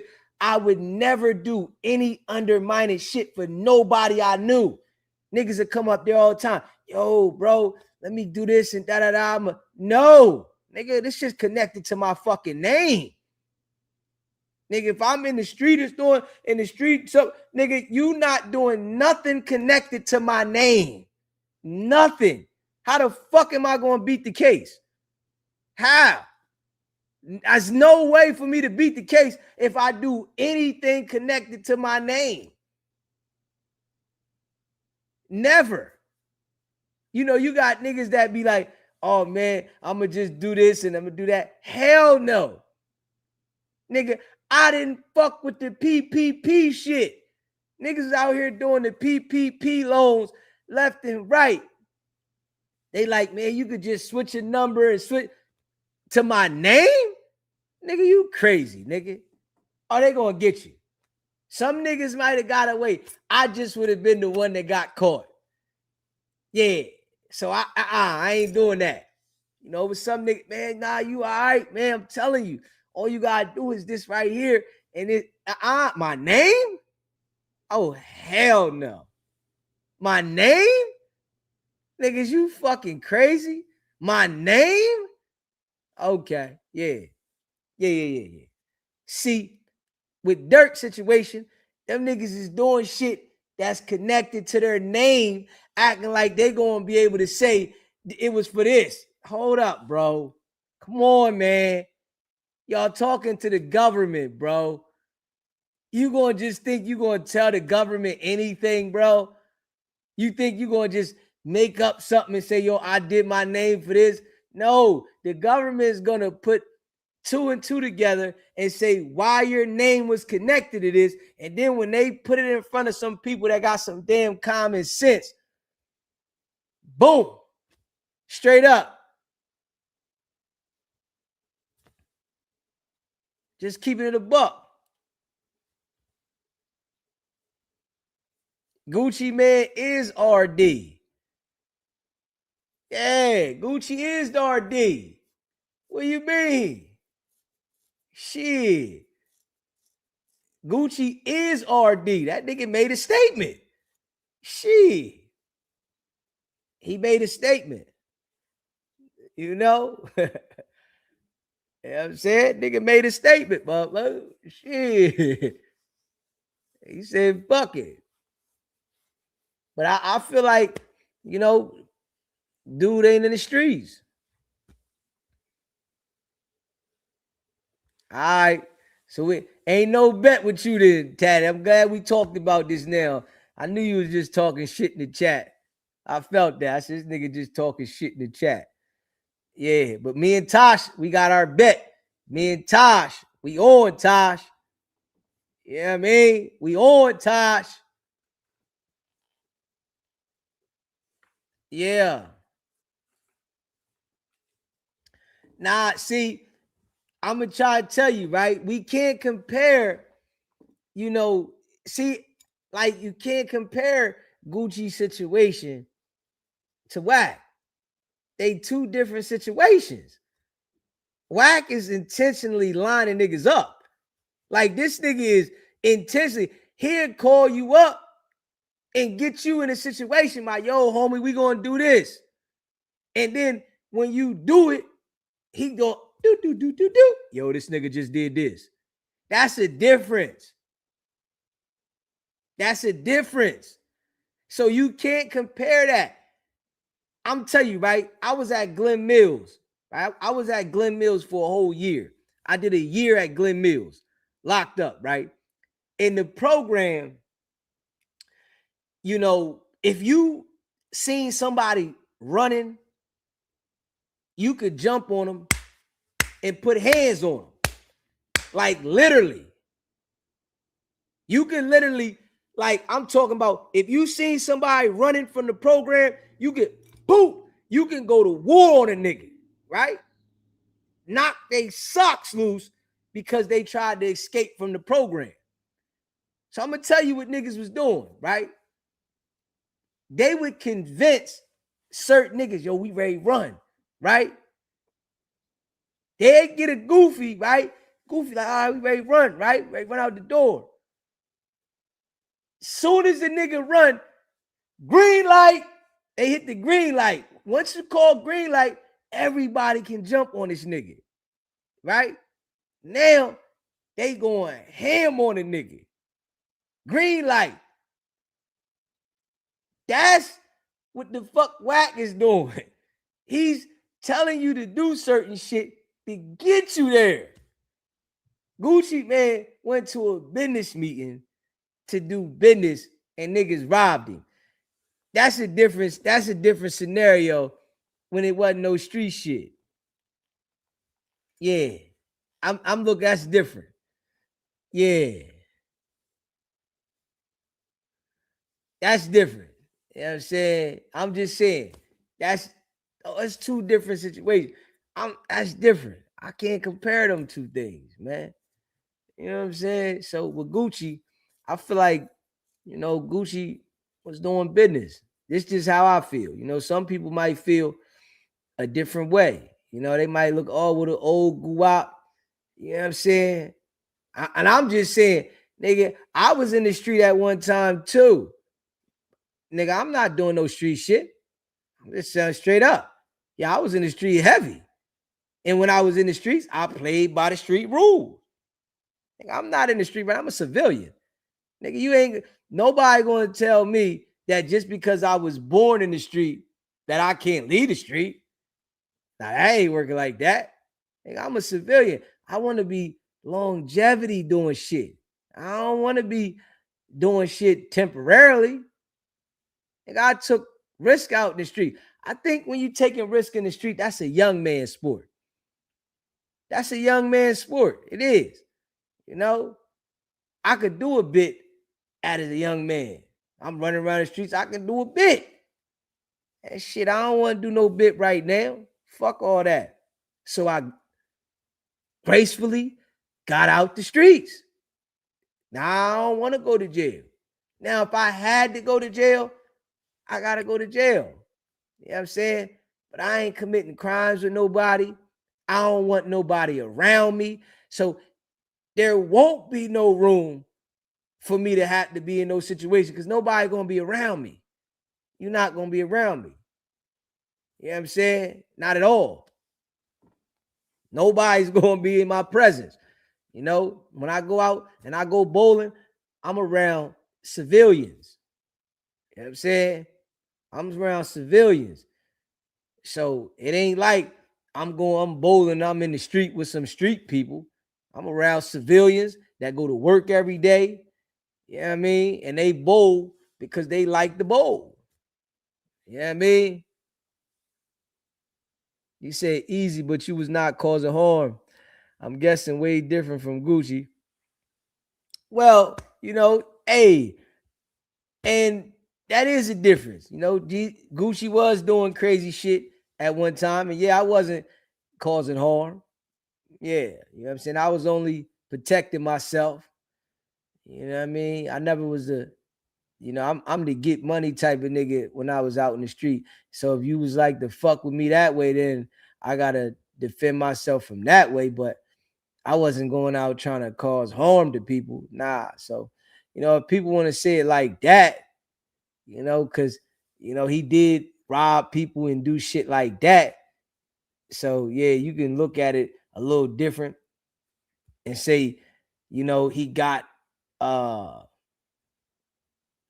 in return what he put out, you know, but I'm sure when he was doing shit out there in the street, you know, he might have had a situation where somebody told on his ass. So it could go either way. Somebody could tell on you, you know, shit. But him being a civilian at this point, that nigga ain't out in the street. So what you expect from the nigga? You know what I mean? That nigga ain't in the street. You know, he doing business. You know, me, I'm doing business. I don't want nothing to do with the streets. I say it on here all the damn time. I don't want nothing to do with the streets. None of that shit. That shit don't excite me. You know what I'm saying? Because I really live the shit. You know what I'm saying? So I really lived this shit. I really was out there. I really was out there next level shit. So that shit don't excite me. You know what I mean? You know, some people excited by the street shit because it's some things in the street that they haven't done. And you know, they might look at it different. I feel like I've done a lot of things in the street and it don't excite me because I know niggas doing 30, 40, 50, 60 life sentences from the street, and I ain't seen nobody win that didn't quit. The only niggas I know that won is the niggas that quit. I know niggas that quit and are winning. I know niggas that quit, fuck the streets, and they're winning. Any nigga that try to live by the code and they teeter-tot in the fence and they get bopped upside the damn head every time. And I know that for a fact. You know what I'm saying? This is why I say when I came to the internet, I was done with the streets. I wasn't going to be doing nothing in the streets. And I made sure that I'm on a straight and narrow. I said that, you know, because I thought about doing shit before, but I'm like, man, I can't be fucking around and, you know, put myself in a situation. I made sure that when I came to do this shit, that I was mentally prepared, far removed, and not trying to play a teeter-tot. Like, I'm going to go do this. No, I am far removed. You know what I mean? There is no chance. You know what I'm saying? You then got a brother, though, through the entire shift. Much appreciated for the content. Appreciate you supporting the channel, Mike. Straight up. You know what I mean? So, you know, I feel good. I ain't gonna lie. And I'm on here, I'm transparent. Like, hold up. Now, I'm not on that. Now, I've been there, you know, straight up. I've been there. You know, and I talk to myself to keep myself leveled and grounded. You know what I'm saying? You know, like if something like get me there, like where I could get upset about some shit, you know, I do have thoughts like a human. You know what I'm saying? I am a human being. I have thoughts like a human, but I got to talk to myself. Yo, bro, that's one thing with me, you know, being honest, that I try to like think about and make sure that I stay grounded, that I don't ever get to the point where I say fuck it. You know what I'm saying? That's all I think about whenever, you know, my mind goes somewhere, that I don't want to get to the point where I say fuck it. And then the nigga be like, damn, DZ done flipped out. You know what I'm saying? That's my mind frame. You know, because I do understand that this shit here can't go with me. I do understand that. I understand this shit, you know, is all material shit. This shit don't mean nothing. I understand that, but I still got to keep myself grounded. Like, yo, nigga, don't let nothing get you to the point where you just saying fuck all this shit. You know what I'm saying? Because a nigga can mentally get there and say, man, I don't care about nothing. You know, so that's the shit I say to me. And that's the prayers I got that I pray for, that I make it through this journey of life and don't get to that point with nothing. You know, let nothing make me feel like I don't care about nothing, and then I just be on some other shit. You know, that's my mind frame. You know, but I just keep it a buck. You know what I mean? That's it. That's why I'm by myself. You already know that's why I'm by myself. I got issues. You know what I'm saying? And I say this shit. I ain't got no problem with telling people. I got issues. Straight up. You know what I'm saying? I got issues. And I know this shit. Feel what I'm saying? Yeah. So I got to keep myself to myself. You know what I'm saying?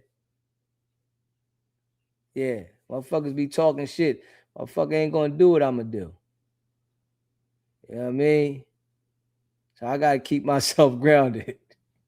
Yeah, I gotta keep myself grounded, man. I just gotta keep myself grounded. Yeah. But shout out to y'all.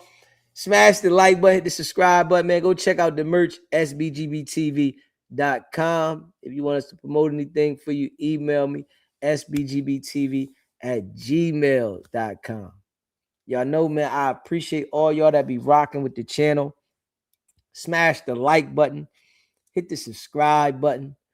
And y'all know, man, listen, we here.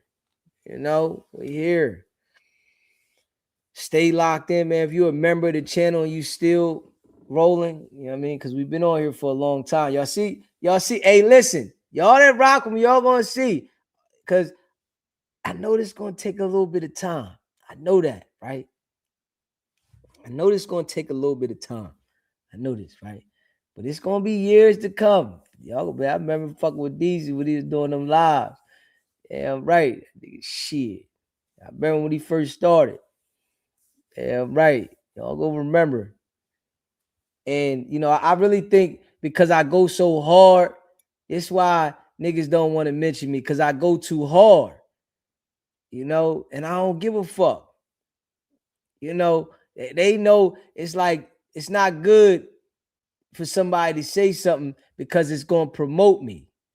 You know, they don't want to say nothing about me because it's gonna promote me and I go too hard.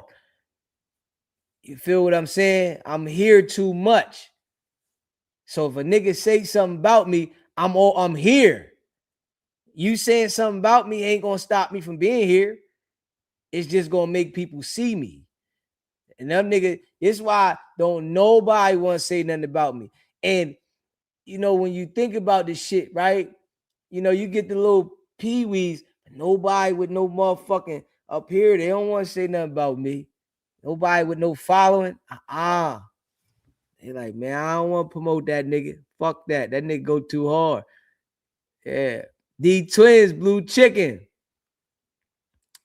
Yeah, I mean, I gotta call you just NF. NF. I don't know what that stand for, but NF. Call you NF. C Brown. Yeah, I mean, motherfucker, like, man, I nigga, that nigga go too fucking hard. You know what I'm saying? I'm on live putting that work in. Yeah, I mean, I'm putting that work in. It's the groundwork. This was gonna put the stamp on the motherfucker. You know what I'm saying? If it ain't got a stamp in the middle, infirmary. Okay, I got you. Infirmary. Yeah. You know what I'm saying? I don't want it if it ain't got the stamp. Fuck that. If it ain't got the stamp, I don't want it. You know what I mean? Straight up. Fucking got to have a stamp on that motherfucker. You know what I mean? You heard me? But man, I appreciate y'all that smash the like button, that subscribe to the channel, man. Shout out to all of y'all, man. You know, it's your boy Deezy. Hit that like button, hit the subscribe button, share this live, stay locked in, and I'm gonna see y'all later. You know what I might do though? I might run the Real Life Street Stars interview in the daytime today. I'm trying to debate that. I might go to sleep and then wake up. You know what I'm saying? I'm gonna do a couple clips. I want to put some clips out. I'm gonna put a couple clips out, you know, and then do my the Real Life Street Stars interview, run it on this channel, you know, in the daytime. So I might do that in the daytime. You know what I'm saying? Yeah. I appreciate the support. You know, smash the like button and subscribe to the channel. You know, and if you on the short live right here, if you on the little live right here, because I can see when you're on the little live, click that link. If you on that little live that's pinned in the chat, it's going to bring you to the big live. Yeah. Click that link. If you in the little live, right? Click the link. It's going to bring you to the big live. You know what I'm saying? So you gotta watch out for the big live. Yeah, shout out to all y'all. Yeah. Hit the subscribe button, hit the like button, man. Appreciate y'all. Oh, I gotta get the clips together. Then I'm going to sleep. Hey, yo, y'all know when I get off these lives, I'll be up for another couple hours fucking around, right? Know that shit, right? I be going hard in the paint. I ain't gonna hold y'all. When I get off this live, I still gotta do the clips, and you know what I'm saying? I be going hard. Dolo, this the shit I never forget. You feel me? I love, putting work in. I ain't gonna lie. I love it. It's something that drives me about putting work in. It just drives me. You know what I'm saying? Because I'm putting work in right now. I'm putting like real hard work in. Like, you know what I'm saying? Like the shit that, everybody ain't built for this. That's why a lot of niggas give up, man. Shit, hold up. Then other motherfuckers might make more money than you doing this shit. So they looking at, everybody want to go to the top instantly when it comes to this shit. They want to be right here instantly. You gotta work your way up. You know what I'm saying? And you gotta put the overtime in. You know what I mean? So we putting the overtime in. We gonna put out a couple clips, drop them joints, no cap. And man, I appreciate y'all. You know what? Yeah. Matter of fact, I might, that's what I might do. I'm trying to think. I might set the first clip. I gotta put the first clip together. And then go, I'm going to get me some breakfast real quick. Give me a breakfast sandwich or something. You know what I'm saying? Give me a little breakfast sandwich or something. You know what I'm saying? A breakfast sandwich, man. Yeah. But we putting that work in. You know what I mean? Smash the like button, the subscribe button, man. It's your boy DZ, man. And I appreciate all of y'all that rock with the channel. Y'all know what it is, man. It's not about the setback. It's about the get back. Nah.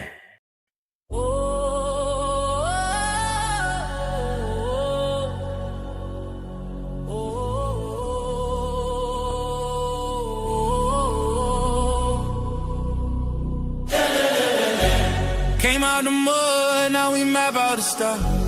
Hands on the wheel, got my life in the car. Up and down roads, they said ain't for me. Now I run routes like a wide body Jeep. Selling work on the trunk, I was freezing at lights. Eating chips for dinner, counting quarters at night. Now it's bags in the back, got them strapped to the seats. Every mile one prayer, one now police. State line after state line, I was chasing a shot. Every mile marker felt like a ticking clock. Hit a rest stop shower just to rinse off the pain. Then I double that flip, did it all again. Highway to the middle, I'm leveled it. Turn that stress into stone, then I built with it. From a stash in the door to a safe in the crib. I was driving for my life, now I'm flying.